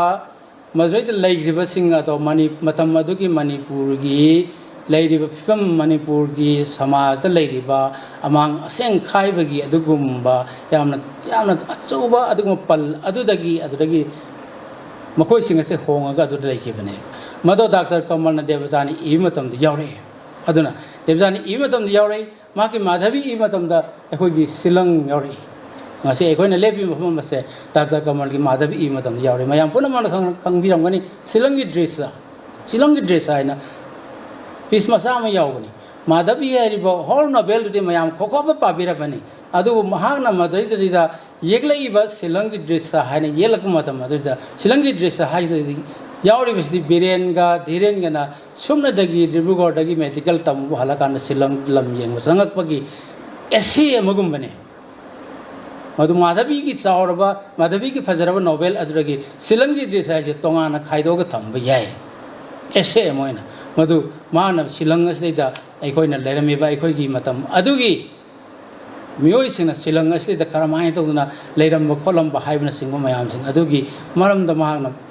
कुप येक्सलुद्रगसु माना सिलंगी ड्रेस हाइना अखोइना मागना कमल न माना इबा मतम तो अखोइना सिलंग सि इराले उफंगे अदुना मसी सिलंग सि इराइलेना सिलंगी ड्रेस हाइबा एसे मोइना लेरिबा अदुगुम्बा पिस्तो मदु खक्तंग पारकान अखोइना सिलंग से होल सिलंग से अखोइ खंगबंगामे सुमाइन तौदना लाइबा लिटरेचर दगी लाइबा रिफ्लेक्शन मयाम सिंग असे मसी अखोइना राजनीति की करी तौरिबा खोलिबा होंगइबा लेंगाक लोंगी सोशल प्रॉब्लम मयाम सिंग असे अखोइ लिटरेचर द लोइना मसी अखोइना नैनबा याय तौबा याय अदु ngasi maksu अखोइना मफम असे द कॉन्फ्रेंस अमा तौरिसे अखोइना कॉन्फ्रेंस अमा तौरिसे मसी यामना चौबा अखोइगी सक्सेस अमने अखोइगी माइ पाकबा अमने अखोइना सिनबिरिबा अखोइगी इबुंग मोनिस अमसुंग अखोइगी डॉक्टर कमलजीत अखोइना सिनबिरिबा से मसैदा अखोइगी मैतेगी स्पिरिट मणिपुरी सिंग स्पिरिट अमा यावली अदना लोइनमक सिंगते अखोइगी मणिपुर की मनुंगदगी नतबा मपानदगी लाइबा मयाम सिंग असिगा से अखोइना से लाकांद्रैना सिगुम्बा मणिपुरी साहित्य की ओइबा मिफम अमा यामना चावना कुनमाथोइरक सुबल लिंखत्किबगी चाही असैदा पांगथोइबा असैदा अखोइगी स्पिरिट अदुम उबियो हजिक मसीगी मरम असैदा ngasi असिगुम्बा कॉन्फ्रेंस असैदा तोंगान बा स्कॉलर मयाम न चे पाबिगे दौरी अखोइगी राजकेतन लाइरिक मसक ताकबिरी अखोइगी मुनिस्की हजिक महा मुनिस्की अखोइना राजकेतन मसक ताकबिग्रिबा लाइरिक अरोन खुजिन थौरांग हाइबसी सिसु था खरगी ममांग द मसीसी अखोइगी इनिंगथौ लेसेम सना जावबगी महाकी सुमांग द मसे आइगा इनिंगथौ लेसेम सना जावबगना मुनिस्की लाइरिक से पोंबी खिबने ना इकली आई निंगसिंग बिरंगने इकली मनुमितुरसु आई याम कन्ना मुनिस्की मरम द याम कन्ना आई हाइजग्रबने मसिदसु रिफ्लेक्ट तौबी महाकी महाना फोंगिबा लाइरिक अरोन खुजिन थौरांग हाइबसी दैदा यावरिबा पॉलिटिकल टोल नम यावरी माना मसैते मागी ड्रामा की मागी इबगी मवोंग असिदी मागना थोंगानबा मवोंग अमदा माना डोको ड्रामा हाइना ममिंग थोंजरगसु डोको ड्रामा से लेतबदि नाते हिस्टोरिकल नोवेल दगी खरा थैदोरपने हिस्टोरिकल नोवेल हाइबिना तोंगानबा बने हिस्टोरिकल ड्रामा हाइबिन तोंगानबा बने बीर जगेंद्र जे अखोइगी हिस्टोरिकल ड्रामा ने नरसिंहा हिस्टोरिकल ड्रामा ने खदमोइने हिस्टोरिकल ड्रामा हाइबसदे द याउगे दori बा मागी कैरेक्टरिस्टिक असिदैदा ड्रामा अदु कदाइदगी लौरकदगे ड्रामा अदु कदाइ लौरकदगे very crucial episode of history अमगी क्रूशियल एपिसोड दगी ड्रामा से लौरकदोइने अतौबदी मधुदैदा याउगदरिबा मरुओइबा मेन कैरेक्टर सिंग अदो मधुरे हिस्ट्री की रेकॉर्ड तर लैबा अदुगुम्बा निंगथौ नत्रगना रुचिंगबा नत्रगना लीडर नत्रगना मेजर नत्रगना तौबंगा मादुगम लेबाक लुसिंग बता मधुगी मधुना मेजर कैरेक्टर ओइबगी वादन अदुगा तोंगान तोंगान बा ड्रामा दो यावगा दरिबा म तोंगान तोंगान बा मागी माइनर कैरेक्टर सिंग मयाम सिंग अदुदी मदुदी मतम मधु सोसाइटी दुगे 11 इक्विवेलेंट ओइबा रिलेवेंट ओइबा दुगुम कैरेक्टर सिंग अदुना अखोइगी मुनिस की महाकी अरोन खुजिन थौरांग हाइबसि माना दुको ड्रामा हाइबगी वानी मसीदी द सोसाइटी से मतम मधुगी मणिपुरी समाज की 1891 की एंग्लो मणिपुर वार से थोलक पगी अदुगुम थोलक न बगी थोलक थ्री बगी थोलक पगी थोरक पगी मधुगी महई मधु तौरीब मयाम सिंह अदो मधुगी अरोन मयाम सिंह मधुगी खुजिन थौरांग मयाम सिंह अदो माना डॉक्यूमेंटरी फॉर्म द माना ड्रामाटिक मोंग इवनिंग मसीसु साहित्य द मसी रिफ्लेक्ट तौरीबा अदुगुम याम अफबा अदुगुम पीस अमने असिगुम बगासे अखोइना असि कॉन्फ्रेंस से खन्नबगी केनोमा तांजा अमा फंगाइसे तांजा अमा फंगाइसे मसी अखोइगी यामना साहित्य की लमदा अखोइ याम चौखिल कुमांग चौखिल लैबा अदुगुम्बा मिफम अमने अदुना अखोइना हाइजनिंगी मदुदी अखोइना असिगुम्बा कॉन्फ्रेंस असिगुम्बा साहित्य की ओबे थौरम मयाम सिंग असिदा अखोइना पुसंदबा यादब अमता लेते पुसंदबा यादब अमता लेते मसे मसी अखोइ नेशनलिज्म की अखोइ की जाति नुंसीबगी खुदम अमने हौजिक ओइरेबा अखोइ की मणिपुरी सिंगी अखोइना मणिपुरी सिंगना हौजिक ओइरेबा पॉलिटिकल सिचुएशन हौजिक ओइरेबा मणिपुरी पॉलिटिकल सिचुएशन सी अखोइ मयाम नदी को अखोइ की हाना लेबी आइगी यामुंग सुलेंसन बेरी हौजिक की अखोइ की लेरिबा मणिपुर गवर्नमेंट इंडिया गवर्नमेंट असीना तौरीबा हौजिक लाइबा लेबाक असगी फिवम असे अखोइगी हौजिक लेबिरिबा आई थदोक नमिंग था पनबगी वारी तोक्सगे अखोइगी हौजिक ओइबिरिबा ममांग द लेबिरंबा अखोइगी लुसिंग बिरंबा मियोय खरना अखोइगी मतम जाना मिकअप थोलक्तना अखोइगी थक्ता मणिपुरी मरुआइना खितंग पिक्चर लगा हाइजगे मैथई सिंगी मरक्ता असुमाइन तौदना कनागुम्बा अतोपा असिगुम्बा जाति अमना अखोइगी इथक्ता अचौब चैलेंज अमा तौरकदौरे हाइबसे मांगजौनना खंबा कया यावरगसु फोंदोकपा गमनर लेरमबदो अखोइगी हौजिक लेरिबा पालिबा अखोइगी मणिपुर गवर्नमेंट से असिगी लुसिंग बिरिबा खरना मसे मेकअप थोलकपदगी असिगुम्बा मनुंग द फुमन लेरंबा मसी एक्सप्लोजन तौरकपने पोखाइरकपने कमाय पोखाइरेनो अमदुदी अखोइगी लेरिबा मणिपुर की इसिंग नुक्सित लेरिबा फिबम अखोइगी लेरिबा लमिट टुमिट की फिबम सिंग असलिदा अतोपा कनागुम्बा मिरमदगी संगसिललकपा अदुगुम्बा मिटोप खरना अखोइगी सिंखोंग सिंया तुरेन पाट कोन मया असी मयाम सिंग असे मसी लोइनमक सिंग असे ऑक्युपाइड तौरे अदुना ऑक्युपाइड तौरिसे लेगली तौबनते मखोइ मफम मसिदा अखोइना मखोइगी बर्थ प्लेस नते तौबदो मखोइ सिंग असे माइग्रेट तौरकबा अदुगुम अचौबा इमुंग खुन हुबना माइग्रेट तौरगा अखोइगी लेरिबा अखोइगी लम सिंग असे मसी लोइनम ऑक्युपाइड तौरे मसिना अखोइगी डेमोग्राफी द मसी सोइराडी मसी मतम खरगी मतुंगदि सोइराने से अखोइगी ममांगी हौजिकी लेरिबा गवर्नमेंट असिगी लुसिंग बिबसिंग नमसे मिकअप थोलकपसे मसी आई मतम सब साब्रा थेमलबरा हैन बखाली मसी अखोइना मसी मिकअप थोम द ताडी स्टिल सितगी चथरगा सही तरा के मतुंग दमुक तौतारगदे अखोइसे ngasi अखोइना थेंगनबा ngami बसे असिदगी हेना खुदोंग चादना थेंगनबसु याय नत्रगना अखोइ थेंगनबा ngamdabsu याय अदुना आइदी मिंगदी पंजनिंगदे मसीबु मतम चाना मेकअप थोरक्तना अखोइगी लेजरिबा अखोइगी इनिंगथौ अखोइगी ममांग लेबिरेमबा अखोइगी हुजुकसु लेरिबा अखोइगी बीजेपी पंजरगे बीजेपी गवर्नमेंट असना मेकअप थोलकपदगी अखोइना हौजिक थेंगनरिबा मवोंग असे मसीदी मतमदि थेंग्रबने अदुबु मसीदगी हेना थेंगदग्रते अखोइ फारोय न अखोइ मसी तौहम थई हेना थोलैबसे मसीदा अखोइना हौजिक थेंगनरिबसे अखोइ माइतीब नत्रि अखोइदि हौजिक खांगिबने अदु मसीगुम्बा मयाम कासिंग असे हयेंग मतम हमदि हिस्ट्री के रेकॉर्ड ओइहौदैने हिस्ट्री के रेकॉर्ड तो अखोइना लिटरेचर दा literature साहित्य मतो record तौरकदोरिने अद human society सिगी artistic record अन एकोना मसे तौरकदोरिने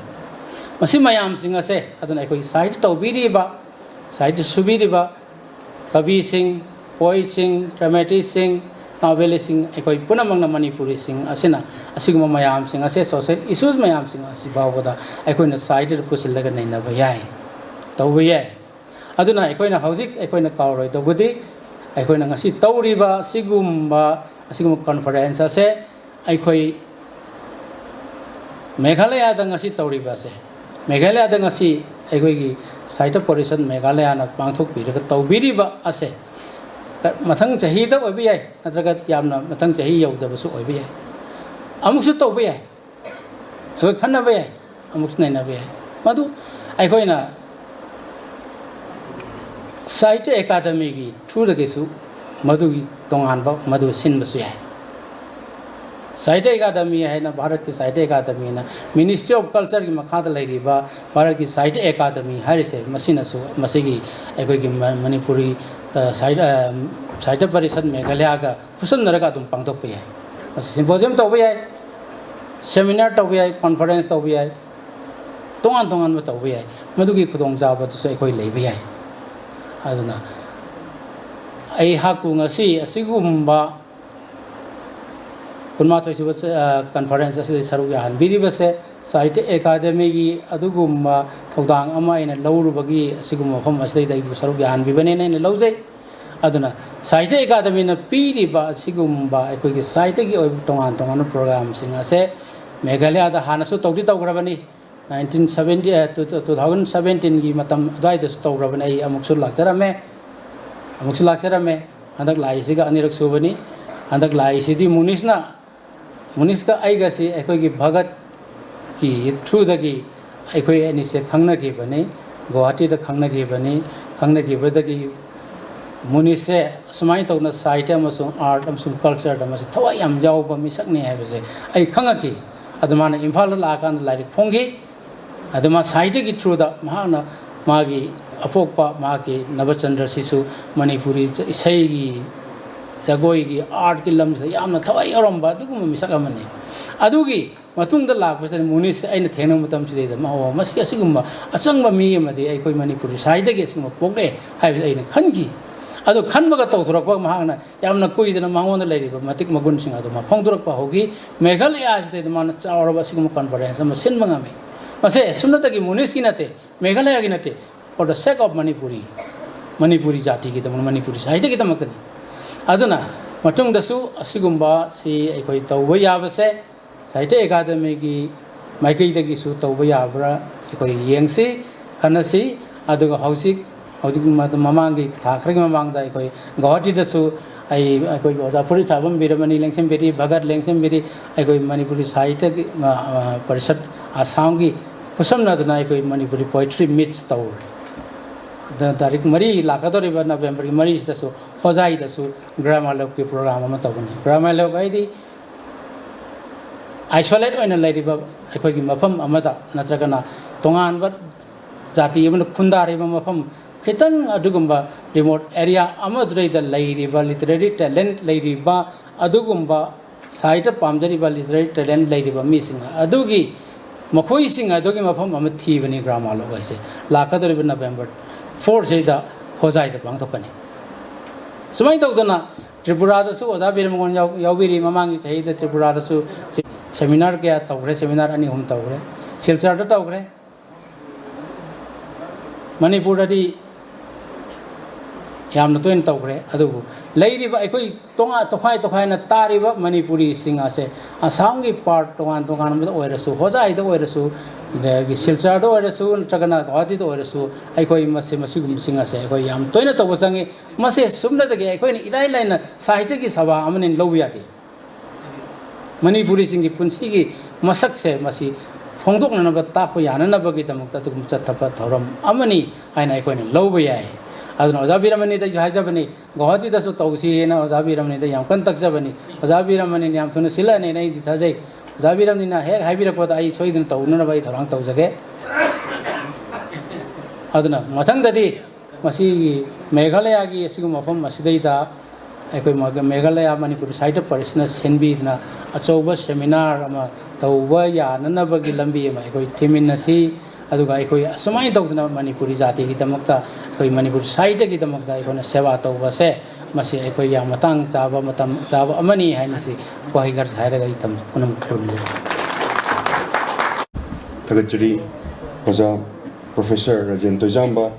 Convener Manipuri Language Advisory Board, Sahitya Academy, Mina Kong Webia Bogo Fonga Matambiramba, Lana Tenga Sutenga, Likap Tokba, Yabu Matamoire, Habo Honka Tambiramidama, Jabo Mukana Tagachari, Toromim Kata Tarakoina, Nasigi, Toromasigi, Presidential Speech Bibina Widama Koshinjari, Dr. Munis Ninthauzam, President Manipuri Sahitya Parisat Meghalaya. Uchan Panbi Makta Pareng Pareng Haukri Anakpada Athapada Singthakta Chingmaida Uchan Panbi Ngaktani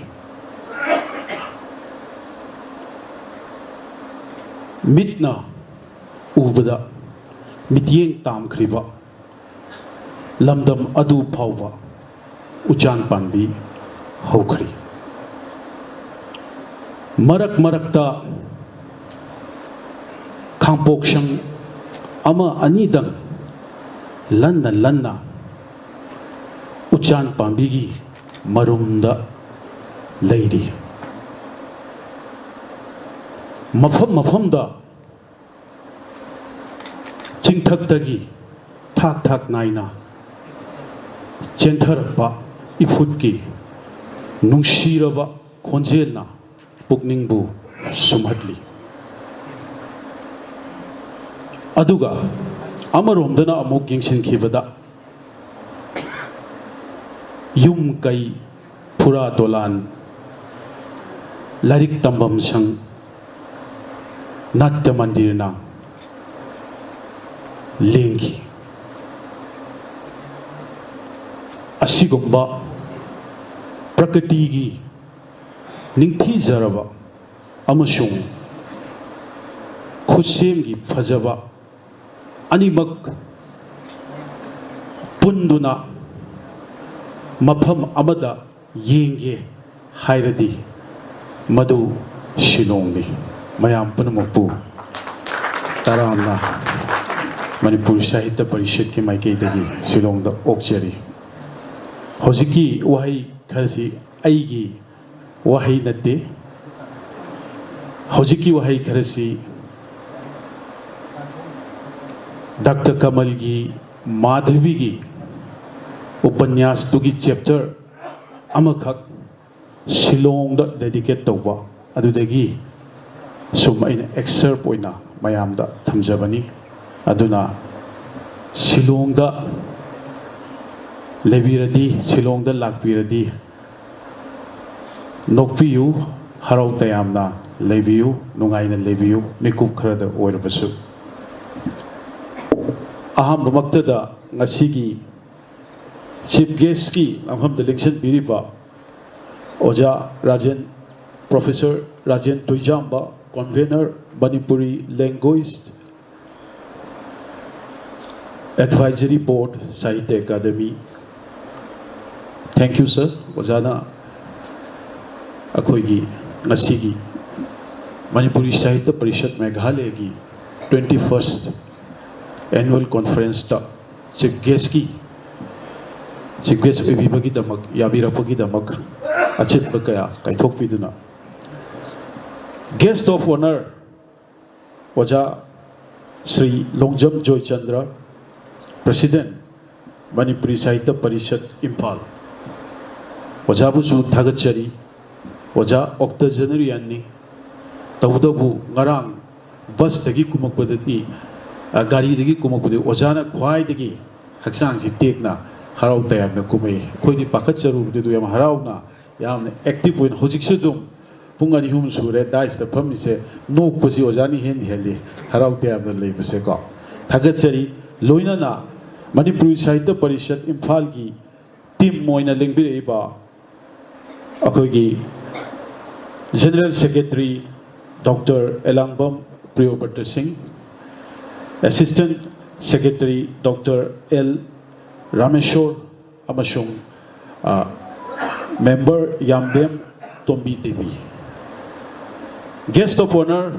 Assam Dagi, Dr. Furit Sabam Birmani, President Manipuri Sahitya Parishad Assam, Guwahati. Ojana wa yam phajaba khara thambi khare aduga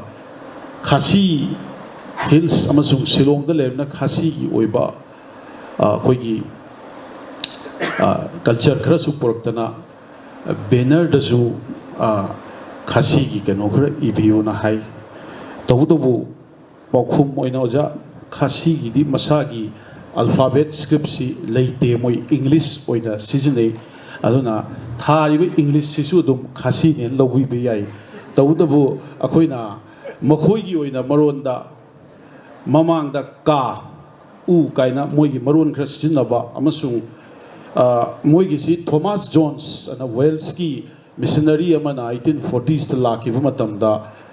mahak noina Khasi singi alphabet si sembani maji 23 letter seasonal hai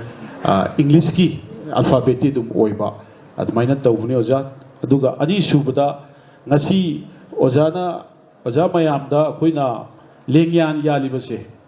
masi manipur gi lengyan nate akoina yalibase Khasi gi lengyan ne handak ti koi kamalo koi MSBM gi member singna khanaraga Khasi gi oiba lengyan oina yansi aduga hairibasi koi gi moigi indigenous oiba eri silky akoigi kenoni aduga masi non violent silk haina khanai kaigino haibada masigi silk si launa bohona bada ngasagi worm ji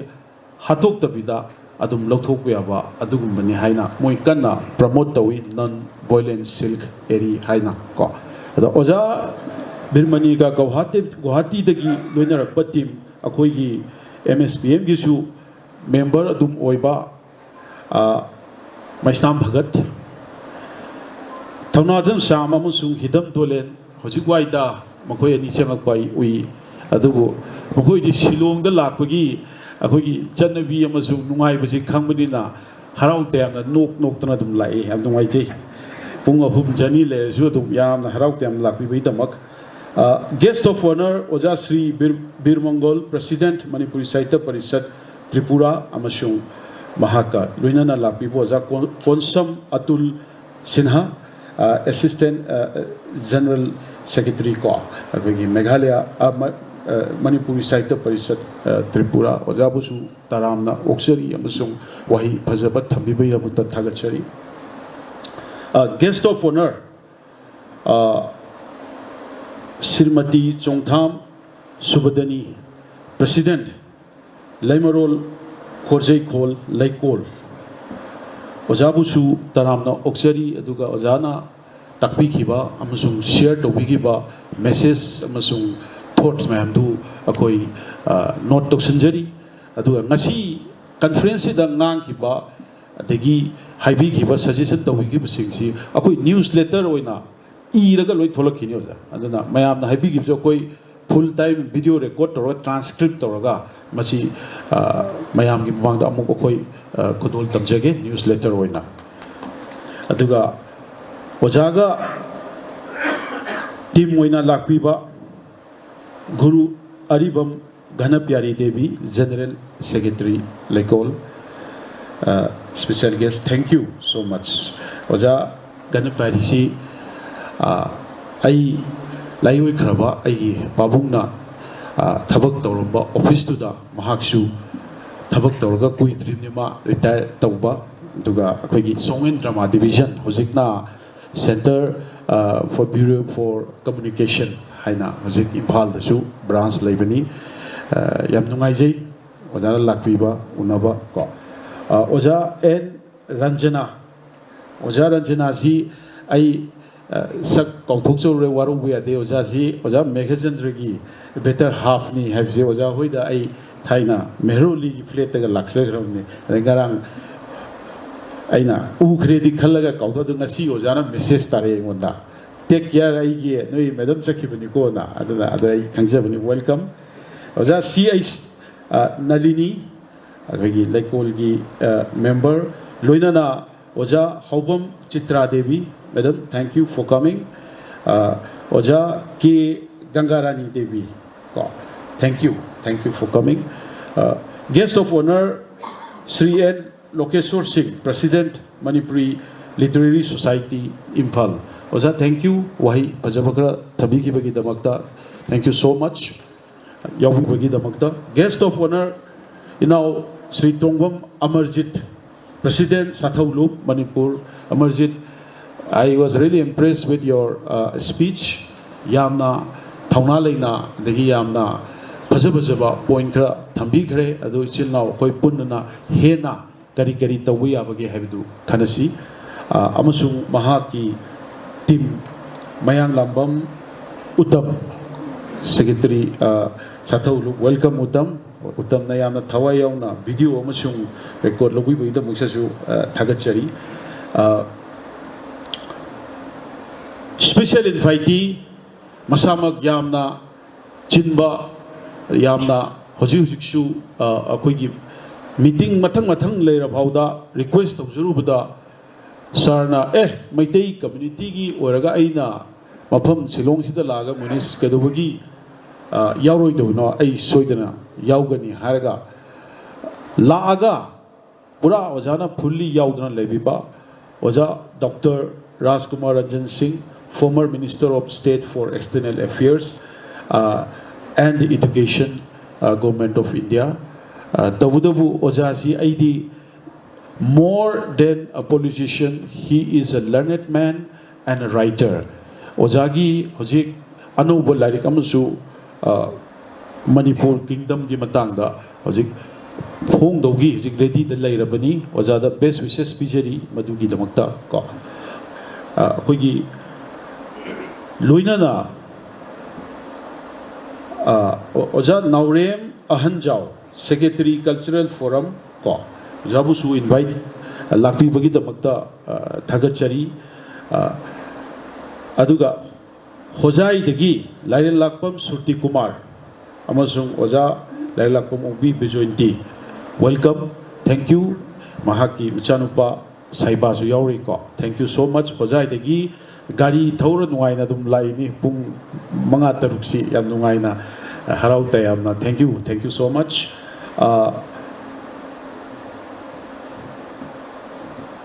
Silong Dalaiba Akoigi Yamna Maru Oiba Ahalaman Digi organization Mayamsu Achin Mamatam Kaitopiduna Sidalak Pusi Yam Nungaiji Akoigi Silong the oldest organization Oina Akoigi Meghalaya Manipuri Welfare Society and Amalay Masi Yam Kuiraba Adugamba organization Madugi Ahal Ahum Khak Ay Uzay Oja Ravikanta sir thank you for coming Degi Oja Banka sir thank you for coming Oja Sarat sir thank you for coming Adegi Akoigi Hujik Sathariba Ihou Sida Yamna Koina Lingzin Manana Mite Masasing Pundana Akoina Tengainariba Adugumba Nauna Form Tauba Organization Manipuri Elders Consortium Silong Haina Koina Ming Tonjaba Adugi President Isan Sangai Leimasu Lingzin Binun Lady. Thank you Sangai for coming to this event. Aduga all the invitees to Atay Chithaba Yorkosu Taramna Okshari Marakta Akoigi Hojik Akoigi Maraktadi Yauba Namdrava Masa Sondana Oja Akoigi founder Manipuri Sahitya Parishad Meghalaya Haibasi Bu Yamwana Barabani gi Ithakta Mana Kanahonadana Linkhat Piramba Akoigi founder member founder president Oja Rajamani Nongthombam Masamak Nadana Hojik Ma Imphalgi Akoigi Yumnam Lekaida Lay Amasung Itema Santi Kumari Makoi Anibu Nishingjari aduga makoi anibu bhakti taujari mafam asidagi makoi gi machanupi nehuda hojik assistant professor oina leibi sadani longthombambu welcome taujari aduga sadani su akhoiga support tauduna mayamda kanna yawinali sadani if you don't mind amtang lepo waja mayamna unaba sadani si sida maha waja oina leibuni thank you sadani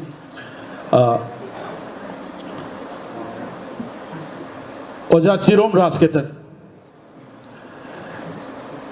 the captain of the ship Haitare, Manipur University gi Mahaka Luina the not like team city Ming Palmeda Nudang dinner Yauranico. I de scholar Yam smart with the Pimsa Pamsa Manipur de Giko. Adana, thank you so much. Makoizi Laga cannot over not an Angarangzi Nundang Pung Paro Makaibo. Akoi yaw na mateng pangjagena makoi laktana banner thet pakpot pa amato oi bigi yam na aina pamjaba akoi gi kenosi makoi na hek ujaba feel to hanbado madugumba ma feel tawi aduna I welcome all the research scholars from Manipur University as well as Assam University and the other research scholars makoi gi ngasi presentation matang thamgani oja presentation si araiba presentation amda oiroi habasi ai khangjai because sometime back makoi gi conference ama Shillong da tawgibada Manipur gi yamna important oi but item topic mayam sita research phajabajana tawraga makoi presentation si yamna bhajana thamgi mamangda aduna yamna matik chaba we will hear many good things from all of you after the lunch aduma leisure aduga akoina leisi North Eastern Hill University ni North Eastern Hill University manung dosu maitei gi Manipuri gi student group ama leiri short form da NEMSU hai ko aduna I really congratulate and thank all the members of NEMSU for your kind support ko support tawagi amasung yamna thauna leina yawi bagi damak ko loina na samsu ngasai haubuda akoigi state anthem sakbi giba samsu gi Shillong Manipur Students Union gi satra singsu thagachari thauram masibu mapung phang bagi damak oja bukramam sila akoigi max kisu member ni aduga negrims kisu yamna chauba position ama paibiribni superintendent oina ma nurse ki delaibni oja bukramam silabu welcome to juri loina na sobita adagi Lai Association Prem Kumar ko adagi Sona kadi Women Association dagi bem lakbiri thank you so much akoi je Shillong je pikpo anyo je association dagi team je yamna link na dum leitro adada yam nungai bani adaga Meghalaya Manipuri Welfare Society haija kare adagi Manipuri Women Association puna makpu taramna oksari aduga ikoknona khurumsari maitei furup haibasi akoi masel punsin drigai oithokpa yaba nate ai thokpa laihibada akoigi yumda akoigi lamdamsi maikei amada sonthadana lairibni masi akoi oja Joy Chandra nasu yam phajan thambi gre akoi lingjen manaba matamni hujiksi akoi we may be in different level of work ko mafam da de ayamba akoi miram da thabak tawduna matam kaithokpa ngamdana akoi gi family gi office gi दुनिया में लेना मतम कायथोपो ngamdabne du mamang da ina haije gibuduni manipur haibasi kok thambiraga no mugi pung amatang di manipur da kaithokpiu aina kari tawgre aigi kari tawhamni mina hairaktaradi ai tawroi haina khambigano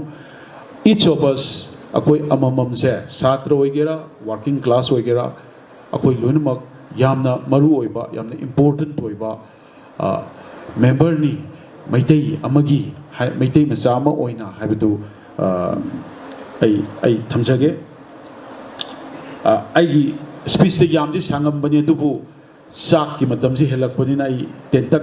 थमजनजरगे को लोशनब तोक्सनजगे मणिपुरी साहित्य परिषद मेघालय ममांगी चाहिदा कोना तौरिबा मणिपुर की फिभम सिदैसिदा कोना Meitei consciousness ना अकोना campaign अमा होजयोजा Meitei consciousness सी अखोइना लाइरिबा मणिपुर की फिभम सिदैसिदा मिगोंदा अकोइना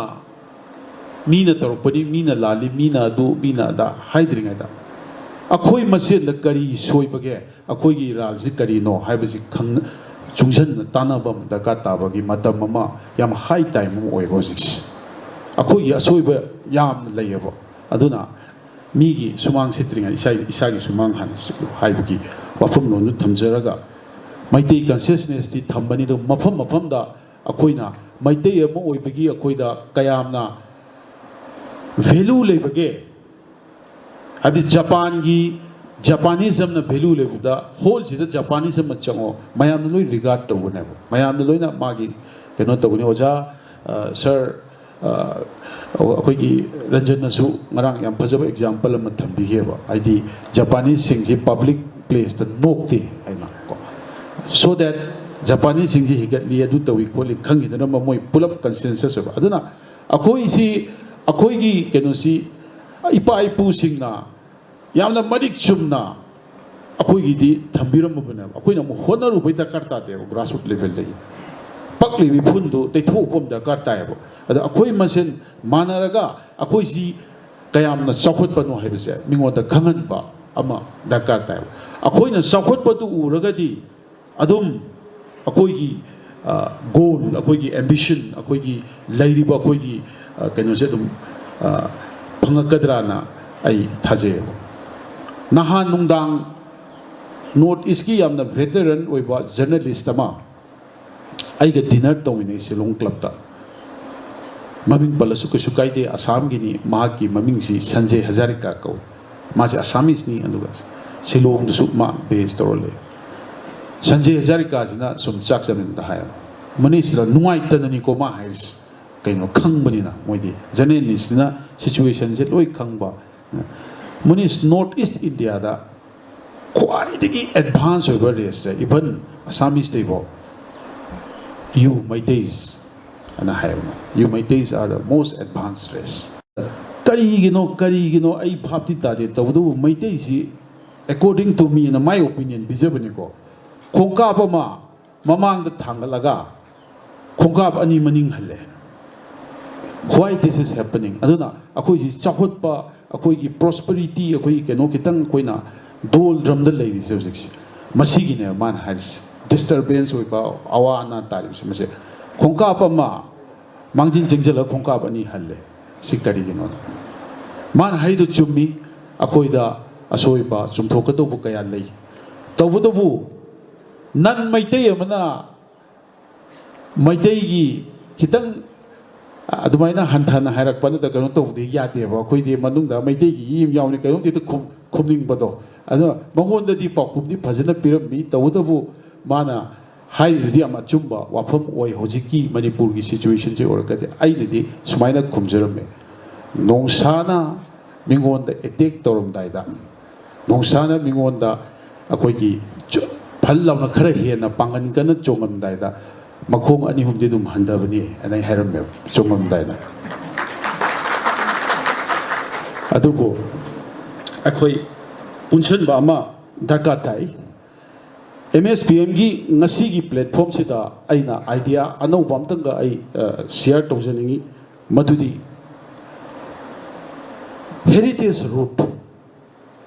heritage route अना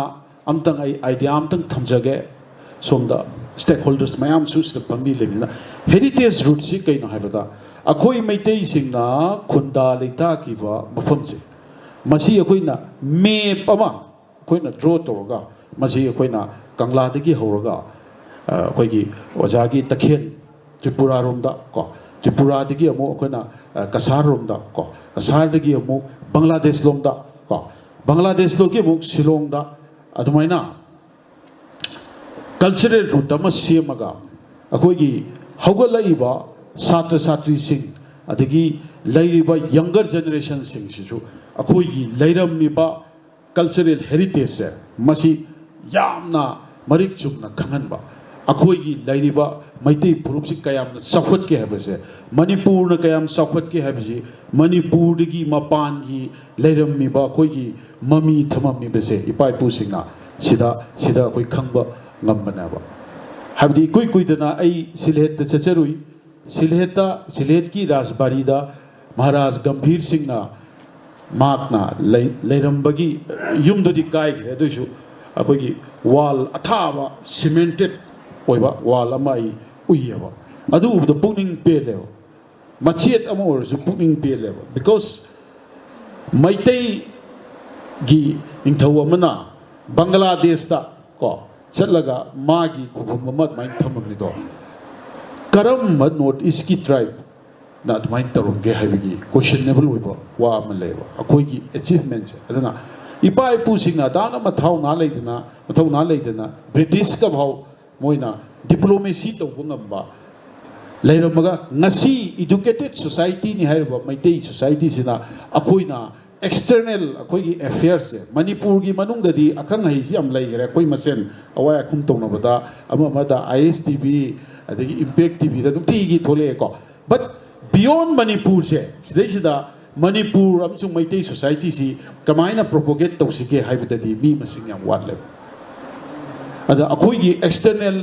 affairs सी अखोइना यामना कलहन बम दरकार ताई मधुगी starting point वेना अखोइना heritage tour सी यामना दरकार ताब्रा हाइना आई खंजै अदर मसी अकोई फुंगा हेरिटेज हाइना अकोइना मणिपुरी साहित्य परिषद मेघालय हारगदी मणिपुर की मयेक मैतै लोन दंग अकोइना मधुदा अकोइना फोकस तौर लेबनिना फुंगा हेरिटेज ना मसु अकोई तौजरी मसी की फुंगा हेरिटेज ने इंग्लिश ता मणिपुरी की लाइक ट्रांसलेटेड वर्क कुंबा को मयाम सियक अदुगा अतै राइटर सिंगा समनबा मधुगी अखोइना प्लेटफॉर्म अमा ओइबा सो दैट अखोइगी चौखटपा मणिपुर की लिटरेचर से मणिपुर की मपानदा नन मणिपुरी सिंगा खंगन बम सु दरकार तायबो अदुना मधुगी दमकता अखोइना फुंगा हेरिटेज सी हौजबनी फुंगा हेरिटेज सिना क्वाइ हाम डॉक्टर कमल इंटरनेशनल लिटरेचर फेस्टिवल से राजबारी दा अखोई 2020 दा तौरे मरकता इरांग लेदना अखोई तौबो ngамजदे तौदबु हंदक की मार्च की फर्स्ट वीक सिदा फुंगा हेरिटेज की प्लान से कंट्री अममम सही खुदिंगी खलगा कंट्री दुदा अखोई मैतै राइटर्स मैम चलगा कंट्री दुगी मोगी राइटर्स मैम दुगा अखोइगा उनरगा अदुदा तै इंटरनेशनल राइटर्स यहोलगा इंटरेक्शन तौनबा अखोई चौखट लिटरेचर से तांगबा अदुगी अखोई प्लेटफॉर्म अमा अखोई क्रिएट तौजबनी अदना हंदक किसी करीमता मखा ताना कनो तौद्रगदी सोयंगाम याउद्रगदी अखोइना मार्च की फर्स्ट वीक सी भूटान से अखोइना खनब कुइरे भूटान दसु डेलीगेशन ओइना मयाम याउबियु भूटान दा ताउसी तमलुसी अखोई मैतै कल्चर फुरुप की चौखट पसी कयाम चौखटली हैबसी नन मणिपुरी सिंगदसु फॉरेनर सिंगदसु अखोई ताकबा हौसी हाइना आई थमजगे अदुदसु मयाम सरुक याबियु अदुना हौजिक यामना नुंगाई त्रिबदी ngasi अखोइदा मोमेंटो से मयाम बिरंगनी मोरे मोमेंटो की फोटो से राजबारी की फोटो ने सिदि यावसे मयाम डेलीगेट मयाम सु लोई फंगनी को अखोइना कपतसु लोइना मगतसु लोइना फोटो से थमबनी याम नुंगाइते मणिपुर साहित्य परिषद मेघालय अमसुंग मैक्सना खुसन मदना कोइना याम वानदी होनै कनगे हाइना युमसे थुगाई खिदनबा थुगाई खिनी हाइबगी चिंगनबा लेबदगी तबुदबु पैसागी लोबीना अदगी करप्शन ना ब्राइबरी ना हाइतारे मसी मोइना ngamdara थुगाई खरे होजिकसु अखोई फाइट अदुम तौरी थुगाई खरसु लेमहौबा मचाक मयाम दुना हानि फिबम द साउ हाइदना कन्न होनरी अदु माइ पापा ओइगनी हाइसु थाजै को अदु कल्चर सी कनाना मपू ओइदोरिगे हाइबगी क्वेश्चन अमा लेवा सिदनेवा अखोई अईबा अईबिसिंगी थौदांग याम चावना लाइसे हाइबदी मणिपुर की लाइरिबा कल्चर जी अखोई पॉलिटिक्स चंसन से हाइबा नते पॉलिटिक्स दा कोइना चंसनद्रसु कल्चरली अखोइना कमाइना मसी फेस तौगे हाइबसे मसी यामना होजि हाई टाइम ओइरेगना मपू पांदबा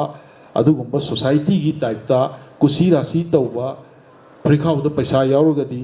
लैबा ngamba तौबा ngamba अदुगुम्बा यामना अमोटपा अकी तुजुगी कल्चर अमा लाकपसे मसीदा अखोई अखोइना अखोई अखोइगी कादा आईदी कविनी आईदी साहित्यकारनी ना तुमिन्ना लेथोकपा यारोय युमदा नोंग युरअगदी युमगी युम्बीदु सुम चारअगदी अखोइगी थौनी अखोइसु फेस तौगदौबा अदुना असम की मोगी साहित्य परिषद हाइदी असामीज की को ओजा बिरमनी की नते असामीज की मोगी अखोगी केनोसी मोई याम स्ट्रोंग होएबा अदु गवर्नमेंट की असम गवर्नमेंट ना भाव मोगी वा तायब मोगी एडवाइस लवेबा वेयर इज अखोगी दी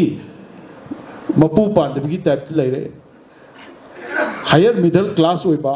खरा चौखट पर लाइक सु हेबा मीना मागी फैमिली माई थबक तौदना मपान लोय लेनाग्रे को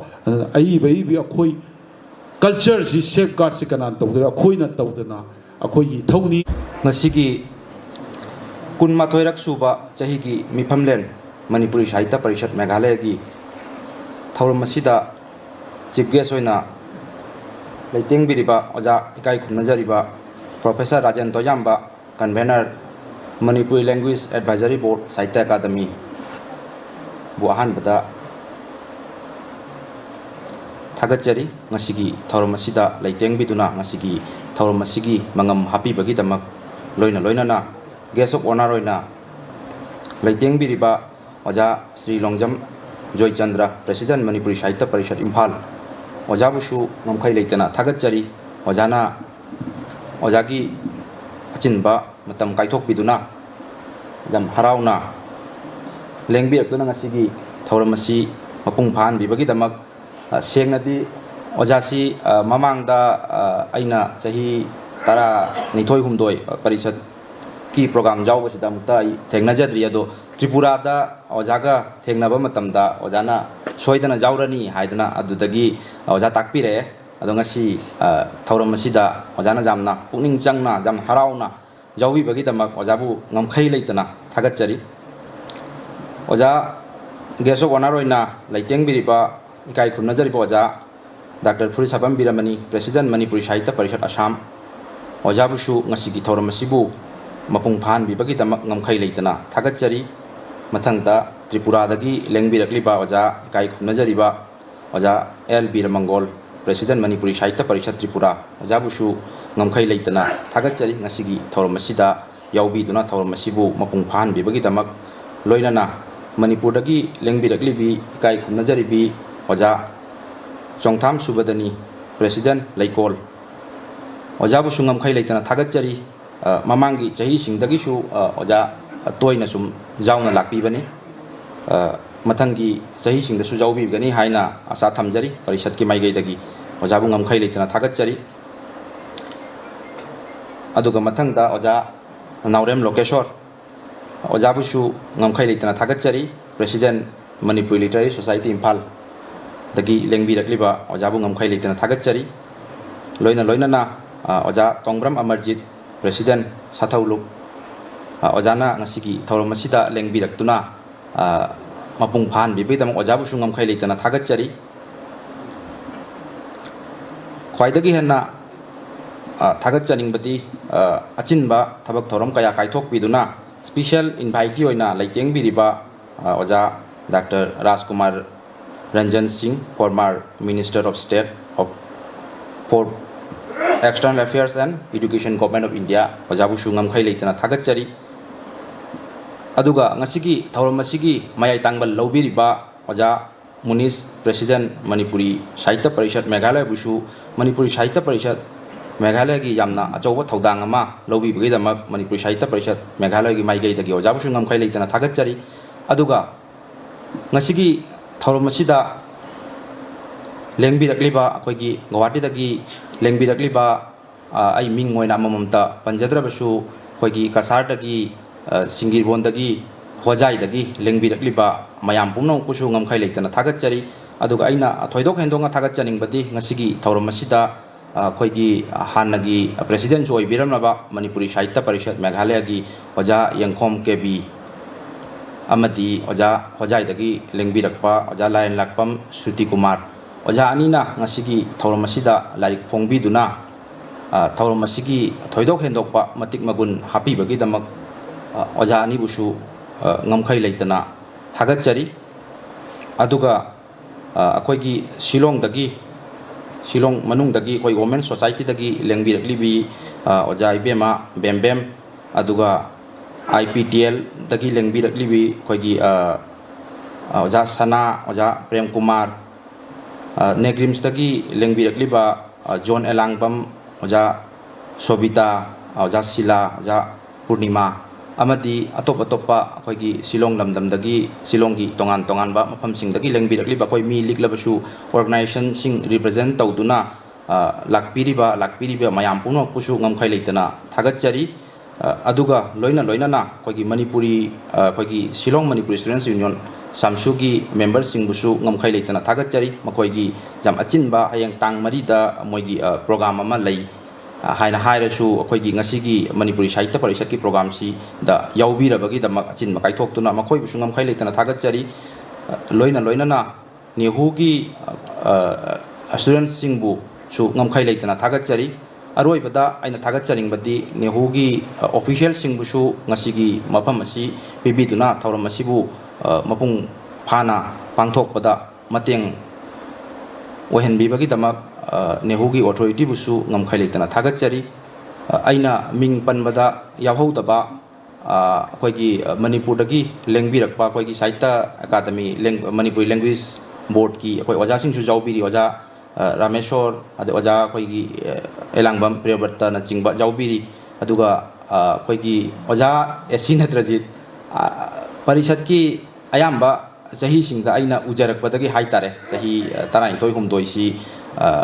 sahi khudingi ojagi mateng ama natraga mateng ama parisatta pangbi duna lai handaksu ojana jamna chauba mateng pangbi dana lengbi raktana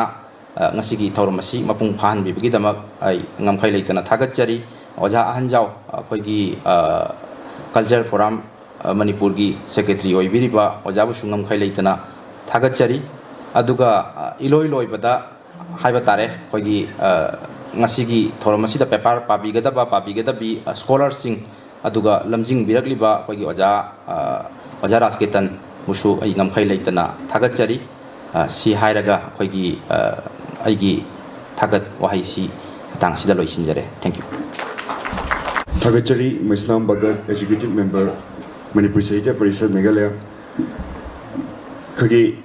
ahan bagi oina formal function asi losin bagi tanja adu president gi aba lauraga losin jari haina mayam da othokse khagi hall gi hek hall sidagi thopa matam da yetlom da khagi lunch sinjari mayam na mafam sida changbi raga lunch phongbina ba ajari